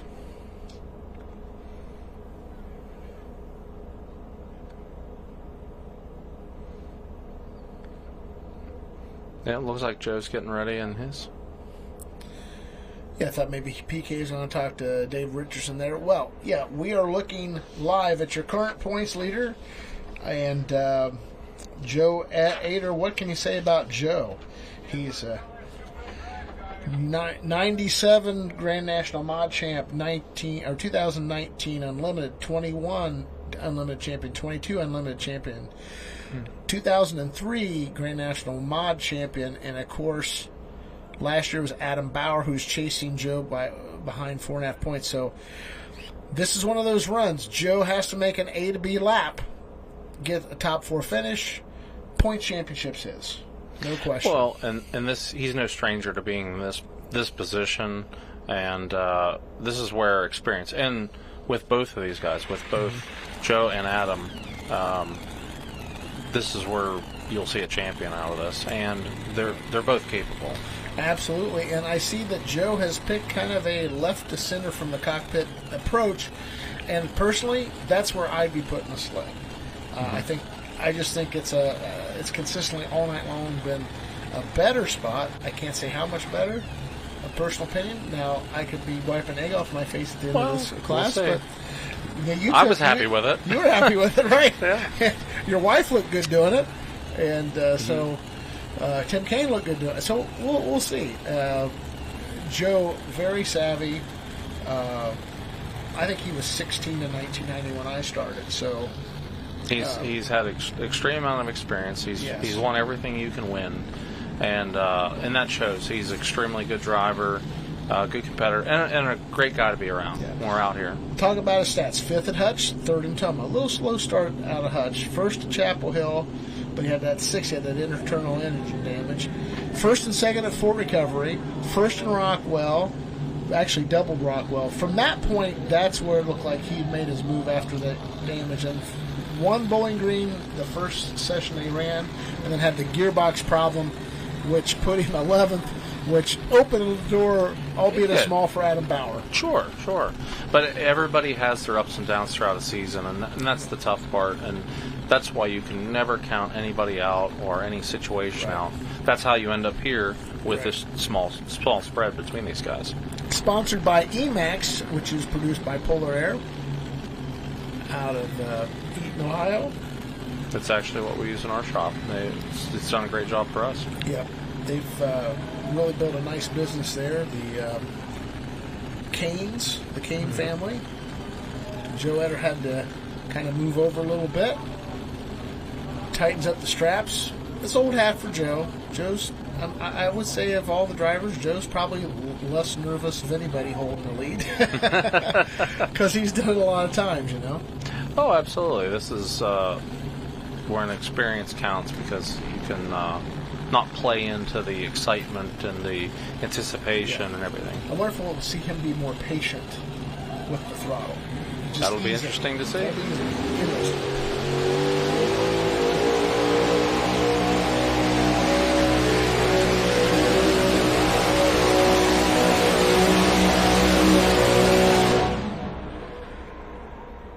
That's the run he's he was happy. looking for. That's what he needed. He really did. We saw the fist bump out there. He was happy.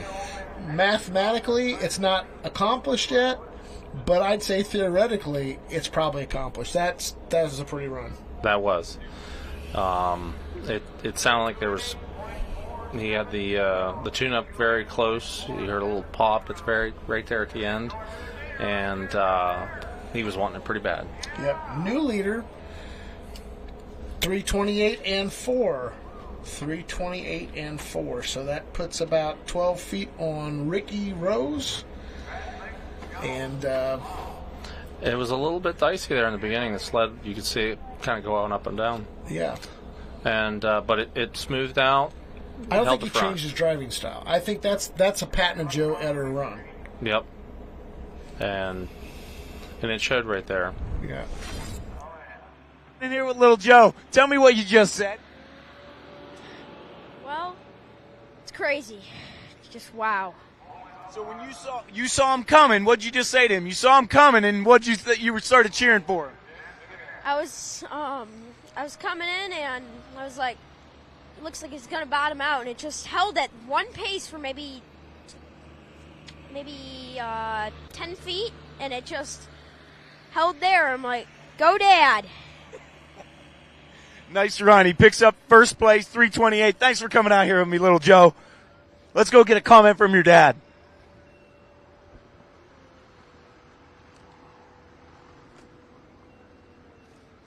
Tell me about the run, Joe. Well, stop right up here, okay, bud? I don't want you to get run over. We need you. Okay. if I could hold that sideline like I did, and I wanted to focus on making a good run down the center, I figured we had a shot at it, and we laid down a good one. Yeah, little Joe's over here like dancing on these tough blocks over here at Summit. And he said, Dad, you just kept coming. Yeah, we had a good setup in it. We right at the last minute, we put a whole bunch of fuel in the motors and got this thing to lay down. I was worried the air is really good. It's scary. It's that good. So when you saw the two passes ahead of you almost ricochet off that right sideline, you picked the whole sled width off to the left side. Yeah, I just needed to get out of the hole. Everything is about a hole shot tonight for me, and we capitalized, and we just got to hold them guys back. I mean, it's a good points race. It's a good show for TV right now.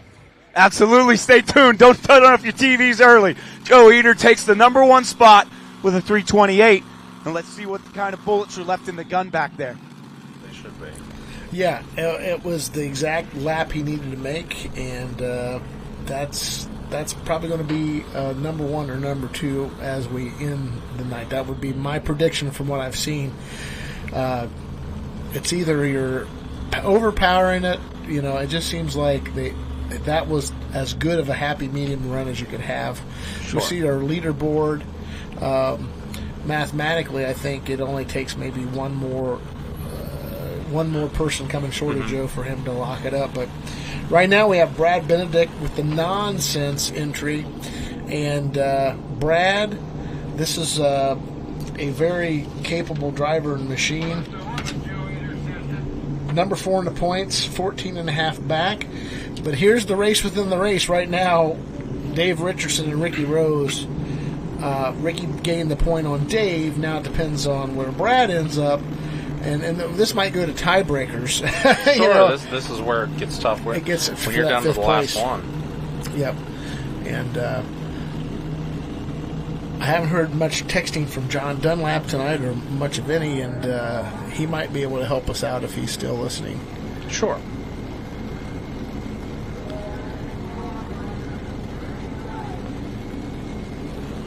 Looks like they moved the sled a little bit. They're taking a little bit of a different line also.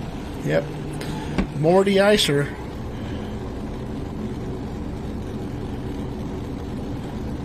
Brad Benedict, Marion, Ohio. Greencamp, Ohio, to be specific. With the nonsense.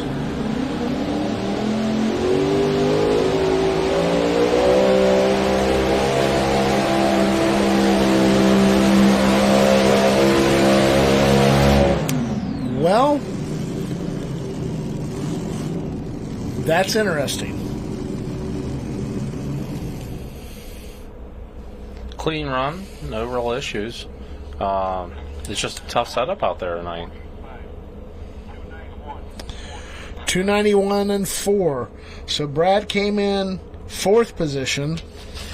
He had 294 points, or 294 points, 14.5 back. It's safe to say David Richardson will overtake Brad for 4th place because he at least gained a point. Sure. Ricky Rose drew even. So it just depends on... That could put him right up into 5th. It could put him in 5th, and Brad drops from 4th to 6th, potentially. I think there's got to be someone that gets in potentially between them. Mm-hmm. But he's in 5th right now. So if our production staff will put up the top 5, we'll kind of take a look at that. But I think that clinches an Enderley berth for Dave Richardson. Mm-hmm. Because they came in tied, and Dave's one ahead. Ricky was a point behind, and if there's 2 in between them, then that settles that. So you got Giddy up in 2nd, Foursome in 3rd, Gambler. Well, yeah. Yep. That completely changes it all. Yeah. Absolutely. Yeah, it looks like Foursome will be in 4th, Giddy Up will be in 5th, and Nonsense will be in 6th at night's end. Mm-hmm. Tough break for Criswell Benedict team. Yeah, that really shook that whole list up. But whenever they're that tight, that's what you're going to have. Yes. And a good night to a bad night is so close with all this. It is. And it looks like Doug's going to be coming up here again. Back hot after running. That's always a tough scenario. You don't get a lot of time to look at anything. You're fueling, cooling down, getting ready. You're right back at it.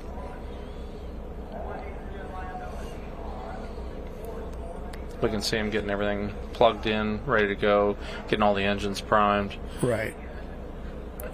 3 screw blowers on top here, so we're talking touching 10 grand horsepower. Easily. Oh, yeah, absolutely. Probably a good bit higher than that even, potentially, Right. depending on how they're running them and all that. And they're a group that they run hard in everything they have, so I'm sure they have it tuned up about as good as they can. And it's interesting to see them run, and it's tough to be good when you're running in them. Unlimited, 2-wheel drives, minis, all across the board. That none of that's the same. That doesn't always correlate. So to see success across the board is a very tough thing to do. Absolutely. Grant had a good night tonight. Renee didn't really have a good night tonight in your class. It's tough when you're running that many vehicles, and it takes total focus. It does. It does. That's a lot of work. You know, we're going week in and week out consistently throughout this time of year, and that can take a toll. That's very hard, stamina-wise. What's the toughest aspect in your mind? Is it the maintenance, the travel, the sorting out between home and work and the polling part of things, customers? What's the difficult thing? I would say it's a mental game. You know, it's a physical mental game scenario where you have to get all the work done. You have to get all that stuff taken care of, but you're also living your life day to day. So the family things, everything else comes into play. So that's what makes, and week to week to week here, coming down this stretch. I know we've been out every weekend since Chapel Hill, and that makes it tough, especially when you're working on customer stuff. We left yesterday from home at I think 9 o'clock at night to come here because we just got Chance McGrath's tractor back together from Bowling Green. Right. So right now, Full Blown Wicked is in 3rd place, 7.5 points back. 2nd place man is cross-threaded, yet to run. So there's a 3-point advantage for Adam Bauer to the Full Blown Wicked machine. But Adam's yet to run.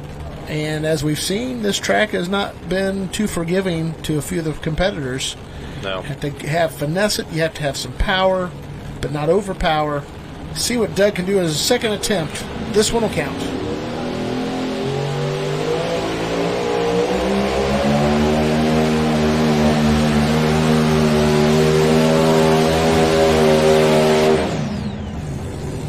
Saw some straps flying on the front corner there. Yeah, I did too. Not sure that it seemed to hurt anything there, but running awfully hard. Yep, he went center to right and back to center. 301 and 8. Yep, and obviously Adam needed some help from some of the other competitors to be able to get Joe also. Yep. And obviously that doesn't look like that's going to pan out for him tonight. Congratulations to Joe Etter. I can confidently say he's your 2024 NTPA Grand National Unlimited Champion. As we look at the 5th place run here by Full Blown Wicked, take us through the paces. It almost carbon copy. He's running toward that right sideline. Was able to correct it to the center. It started right there. Started to seem to lift the left tire up out of the ground. And then he started having to correct back over this way. Bit of a tough break for him. They were trying awfully hard there. Joe Etter making it look pretty easy here tonight in Wellington, Ohio, NTPA Grand National Unlimited Modified Class, the monster of the midways. Ricky Rose, another good outing thus far for Ricky. He's in second there, 316. He's really stepped it up. Yeah, I'd say top 3 probably here tonight. Oh, absolutely. 4. We got Kevin Criswell coming back. Mm-hmm. Up next, we have the Fintex out of North Collins, New York, North American. And we will be honest with you. This tractor is set up for the mod class, so it doesn't have the horsepower. Got the 871 blowers. It's just not set up for the unlimited. Sure. But on a track like tonight, this could surprise a little bit. Yeah, tonight. You never know. And they're a group that we don't see them all the time. Occasionally here or there, kind of type of thing. So it's always good to see a variety and see some more people out here, participating. So, do you know much about those Indy cylinder heads? They've got kind of that Dodge wedge type. Sure, yeah. I didn't get up close to their tractor very much, but if they're a wedge, they're probably 440 based. If that's the case, then that's a guess. A Chrysler pattern, sure. Obviously OEM. Mm-hmm. Sure. So, and out in New York, I assume they're running some up in that area, and we see them out here occasionally, time to time. Greg Schalitz, out of Ohio, passed away several years ago. Good guy. He had a 3-engine.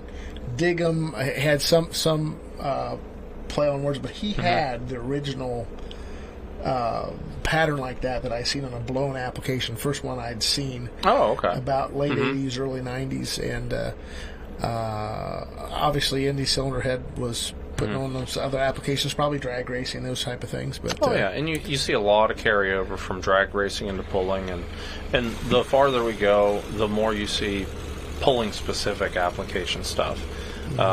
Parts are very similar back and forth, but combinations really don't go back and forth. The way these engines are put together are a bit different, because you're running something now that's got to run for 12, 13 seconds versus maybe a 3-second pass, 4-second pass. So, different animal. Right. Different animal indeed. And this is a very interesting combination here. We've got two facing, one way. This is reminiscent of what we saw with the Gambler Mark Cole. A lot of that's to kind of reduce torque to try to keep the wheels on the ground and not lift. Sure. A lot of people they debate about running it through the gearbox and losing power through that, to turn all those gears. It's really interesting to talk the actual theory of physics. That doesn't get talked about a lot in tractor pull, but it's huge. It's a huge thing. Well, you'll see some people will do this combination. Some people will be crank to crank. This has 4 clutches going to a center gearbox. You're going to see some guys going with pairs that are crank to crank on each side, back to clutches. It's a very mixed bag of stuff all throughout. And the mods, you see a lot of different creativity. So even going down through the light mods, you'll see a lot of different stuff.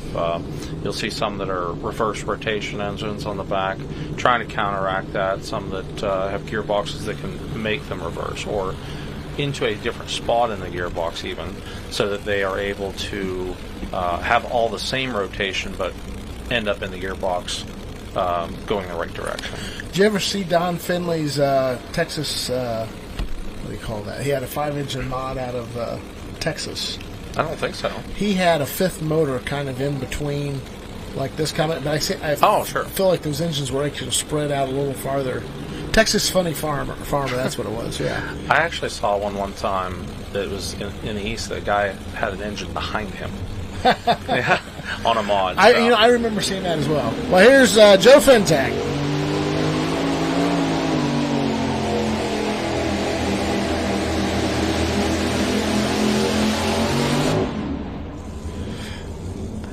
The first 100 feet looked pretty well hooked and going somewhere, and then I think the horsepower the next 150 feet showed the difference in horsepower. Yeah, it seemed to lay down on him a little bit, and it's tough whenever you're trying to come from one class to another, different setups. It will show itself. 223 and 8 for Mr. Fentac. They also have a 2-wheel drive. Mystic Lubricants sponsored that effort for a number of years. See the replay? Right there, looked really good, and then as the box started to hit the top of the rails, that was it. Really I also hear we have a bonus tonight. Jeff Hodem is going to make an exhibition pass, test some things out. And we also have Irv going to make a pass. Who's this? 2-wheel. I did. Or not. I did hear something about 2-wheel drive on the radio, but I'm not sure if it's actually happening. Okay. Yeah. So it sounds like they're telling us that they're not going to run the 2-wheeler. So, but Jeff had some issues last week. Yeah. And that's a tough break. That was a tough tough Saturday for him. He went in with a championship on the line, and I mean, I saw the results. He was last, right?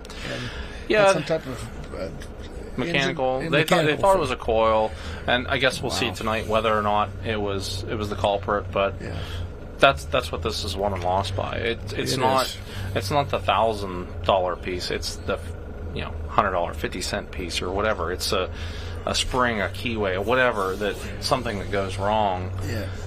Because if you look at like Adam coming up here, he's got 5 engines. Anything, I mean, you're talking thousands of pieces here have to all work at the exact same time together, and so that's an amazing feat in and of itself. Right. And how that 5th motor is connected to the 4, that is unbelievable. I'm sure you've taken a pretty good look at that. Yeah, they have an interesting combination, and to be able to make weight in this class is tough. You're adding an extra engine. You don't have the extra movable weight, so you have to get creative to be able to make that all work. And gearing, gearbox, you got to take the weight from somewhere to be able to have it another place. So they got creative with it, and they're always tough, and that's the thing. How about 2 Colin Ross engines in a modified? I don't know if you can make weight, but Adam will be driving another diesel super next summer. Yeah, it's headed home this week. Actually, so actually, you have had a hand in that. Yep, it's going to be a carbon copy basically of Colin's setup, and we're excited to get them rolling. It'll actually be delivered to them in Wasion. Wow. And, they'll go home with it, and it'll be interesting to see how they do it. Well, we all know it'll be running for first place, because anything that Bauer's put out there... Oh, absolutely. ...is running for first. And there's a lot of guys like that, for sure. A unique combination here coming to the track.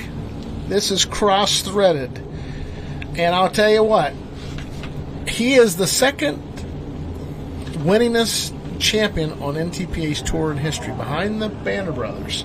15 titles. Yeah, which is amazing. It certainly is, and I'm gonna find them, because I found out today they're all listed with Adam Kester for some reason, and I'm thinking that's Adam Bauer, not Adam Kester. Well, and the tough part is they're not only maintaining equipment, pulling vehicles, all the sleds. They've got all their equipment going down the road. This is not easy for that whole crew, but it shows you what they're capable of. How about this? 13 Unlimited Champion, 14 Unlimited Champion, 23 Unlimited Champion, 2010 Mod Champion, 12 Light Unlimited, 13 Light Unlimited, 9 Mini, 11 Mini, 12 Mini, 13 Mini, 18 Mini, 22 Mini, 23 Mini, 07 Mini, 16 Mini, that's 15 if you're counting at home. And that's better than the Holman brothers, that's better than us and Lane. See what Adam Bauer can do here.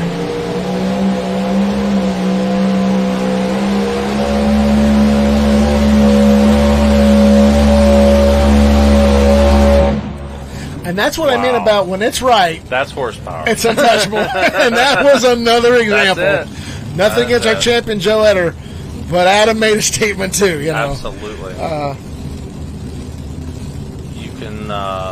You can really do a lot with a lot of horsepower, and that's what it showed right there. Yeah. But the control, he had an amazing amount of control of that. 350 and 9. 350 and 9. And I'll tell you what.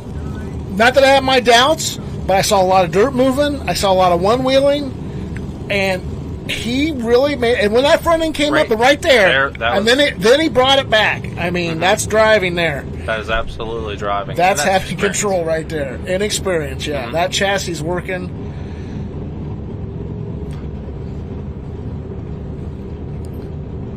I'm just telling you. C.J. Herc could build a chassis for a one-cylinder putt-putt. I bet he's awfully excited right about now. I bet he is. I mean, look at that design there in that chassis. And that when that came out, they had a hard time keeping it straight. Mm-hmm. Well, that certainly has completely gone by the wayside. They've got that figured out. Oh, absolutely. Yeah. Adam, you did what you had to do. You needed the rest of the field to play a game. I can get her off here. He's going to unbuckle his helmet, get his helmet unstrapped there, get his neck strap off. 350 feet. Great run, nice smooth pass. Didn't look like he had any break into it at all. Yeah, I know he was back there deciding what to do. Scale took a little weight from us, but wasn't taking a lot of weight tonight, so that kind of helped us out. And congratulations, Joe. He's a tough competitor. He had some bad luck last weekend, so it's the only reason we were close to him. So congratulations to him, and thanks to my crew for helping. But tell me about that pass. I mean, you just lit it up on the field with a 350. How do you burn it in like that this late in the show when 280 looks a little dry and powdery? We've seen a few guys, I'm going to say, ricochet off the right line. Right. Well, how do you put that together? I don't like getting that thing close to the line like that because you start fighting it, and then you're always hard on the brake, and I consider that thing more of a bulldozer than it is a tractor, so I like to line her up straight and just let her have it. Thanks for your time. Really nice run tonight. 350 feet. Could put him in the lead spot.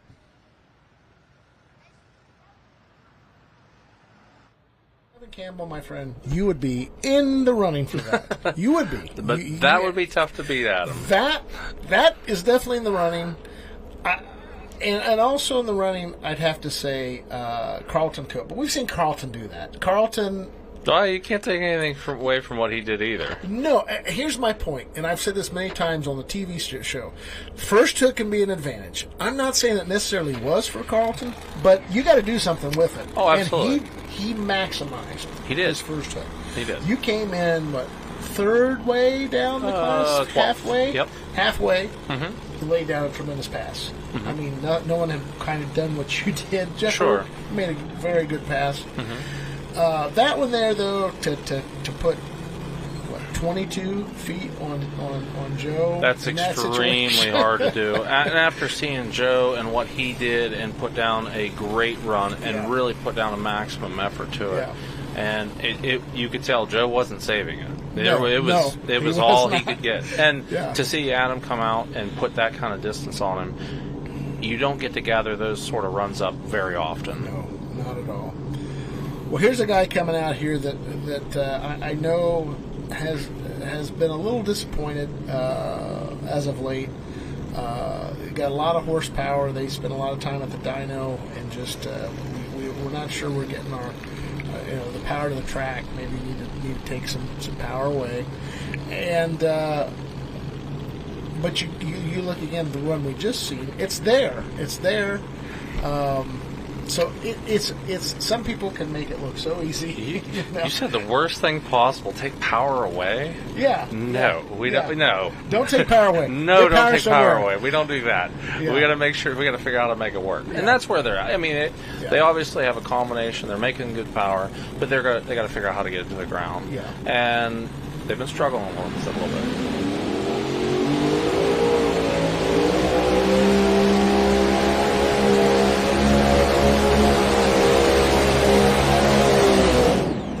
Not a bad run there for Kevin. Not a bad. He's got a little bit of. Low fire. Looks like he might have lost the hose right there, and it sprayed some alcohol around it, caused the fire. I don't know. Yeah, it's still pouring out onto the track right now. They're going over to take care of it, and blow by hoses flying around, things like that. They got right up in there in the mix. Yeah, it just. And sometimes you battle those things, and you battle issues or combination problems or whatever the case may be, and they're putting out a great effort and they're trying to make it work. Yeah. And they're going to hit it. They're a good group of guys. They know exactly what to do with the thing. And, absolutely. They're competitors, and chassis really working there, really twisting. How much do you think guys go back and watch film and try to get some different angles and just some different thoughts as we see not our light limited pro stock results, but our unlimited mod results here? Cross-threaded wins the battle.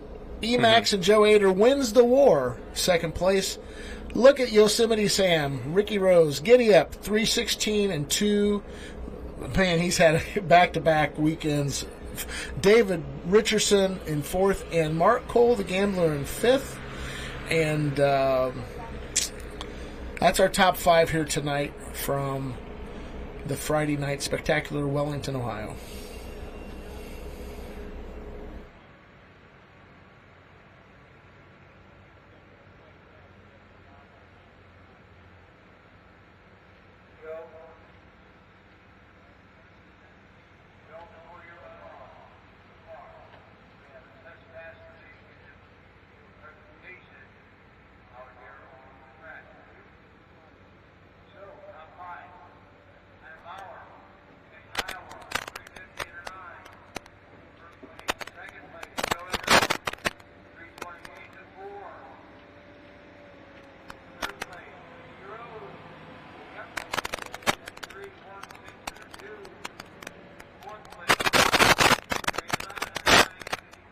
Doesn't matter. Good. And we got to see that that was quite a finish to all this, and everybody sort of did what they had to do here at the top. So Joe obviously clinched the championship.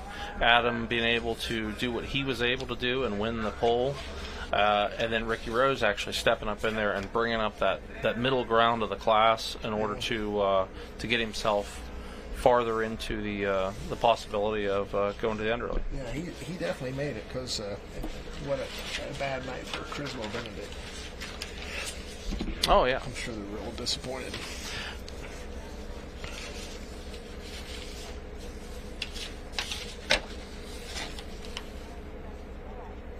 So I think next we still have a run from Jeff Hodem.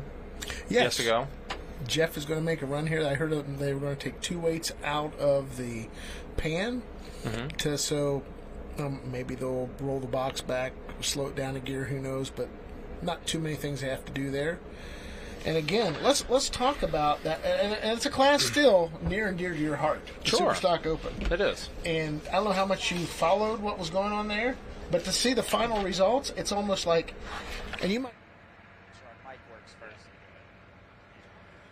So Joe Ader, when we talk about, I want to literally start out with Mr. 9 Time. That's literally like a moniker I want to give you. Tell me what it takes to be here 9 times. A lot. This was a challenging year. We broke a lot of parts in the beginning, and then we got really good in the middle, and then we capitalized all year long. So just good people, good crew.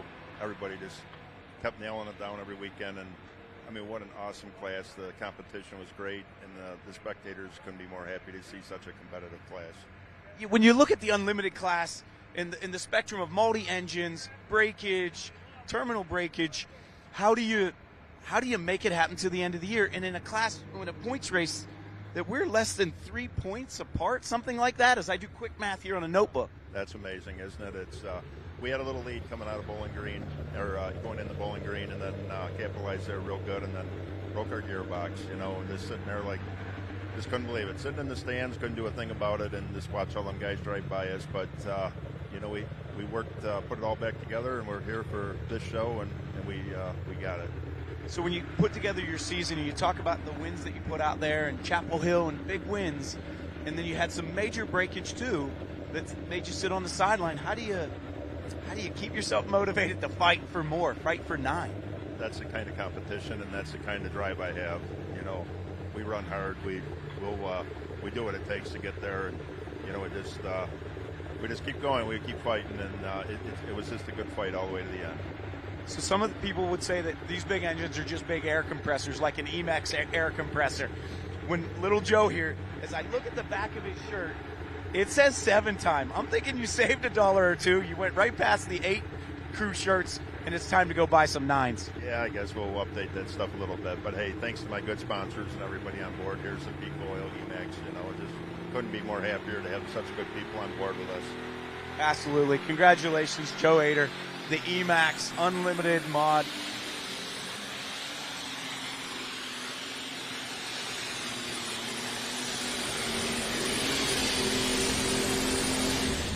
And it looks like he sorted out his issues. Textbook, yeah. Yeah, nice pass. It was nice to see him get down the track there, and it's tough after breakage and issues, and you want to know if you sorted it out. Yeah. And I don't know how long he'll have to wait again until he runs again, but I'm sure he's relieved he's got everything going the right direction. Absolutely. And just to recap that Superstock Open class at the finales in Bowling Green, Jeff went in with the lead. And at the end, 1 point separated the top 4. That's right, 1 point. Yeah. How does that happen? Yeah, I don't know how that would happen. Extremely Armed and Dangerous wins with 272 points. Rutten Deer 2, last year's champion, and Considered Armed and Dangerous HD, 271.5. Rutten Deer, 271. So there was 1 point separating the top 4. That's incredible. And Jeff Galat 2 got 5th place, 3 points back. And Jeff Hodeman, we just saw run fully loaded in 5th. And that was a heartbreak for Jeff. It is. He had a lead coming. Well, but it shows you that every run matters, and it matters Every a lot. run matters, yeah. Yeah, so things like that, and breakage like that at Bowling Green, that's a make it or break it kind of place. It is. So for some people, that's downhill slide. Other people, it's climbing the mountain. Absolutely. Well, Kevin Campbell, yep. Congrats on your win. Yeah, Thanks you. for spending your time with a couple I classes. appreciate it. It was very informative. I hope you guys enjoyed it as well. Mm-hmm. I'm Greg Randall, NTPA Executive Director, and Chase Steinman, PK, Phil Kelly. We'd like to thank you for joining us here on FullPull Live's broadcast of the Friday Night Spectacular, Lorain County Fair, Wellington, Ohio. We'll see you next week from Stark County Fair, Canton, Ohio. Thanks for watching, and we'll see you next week.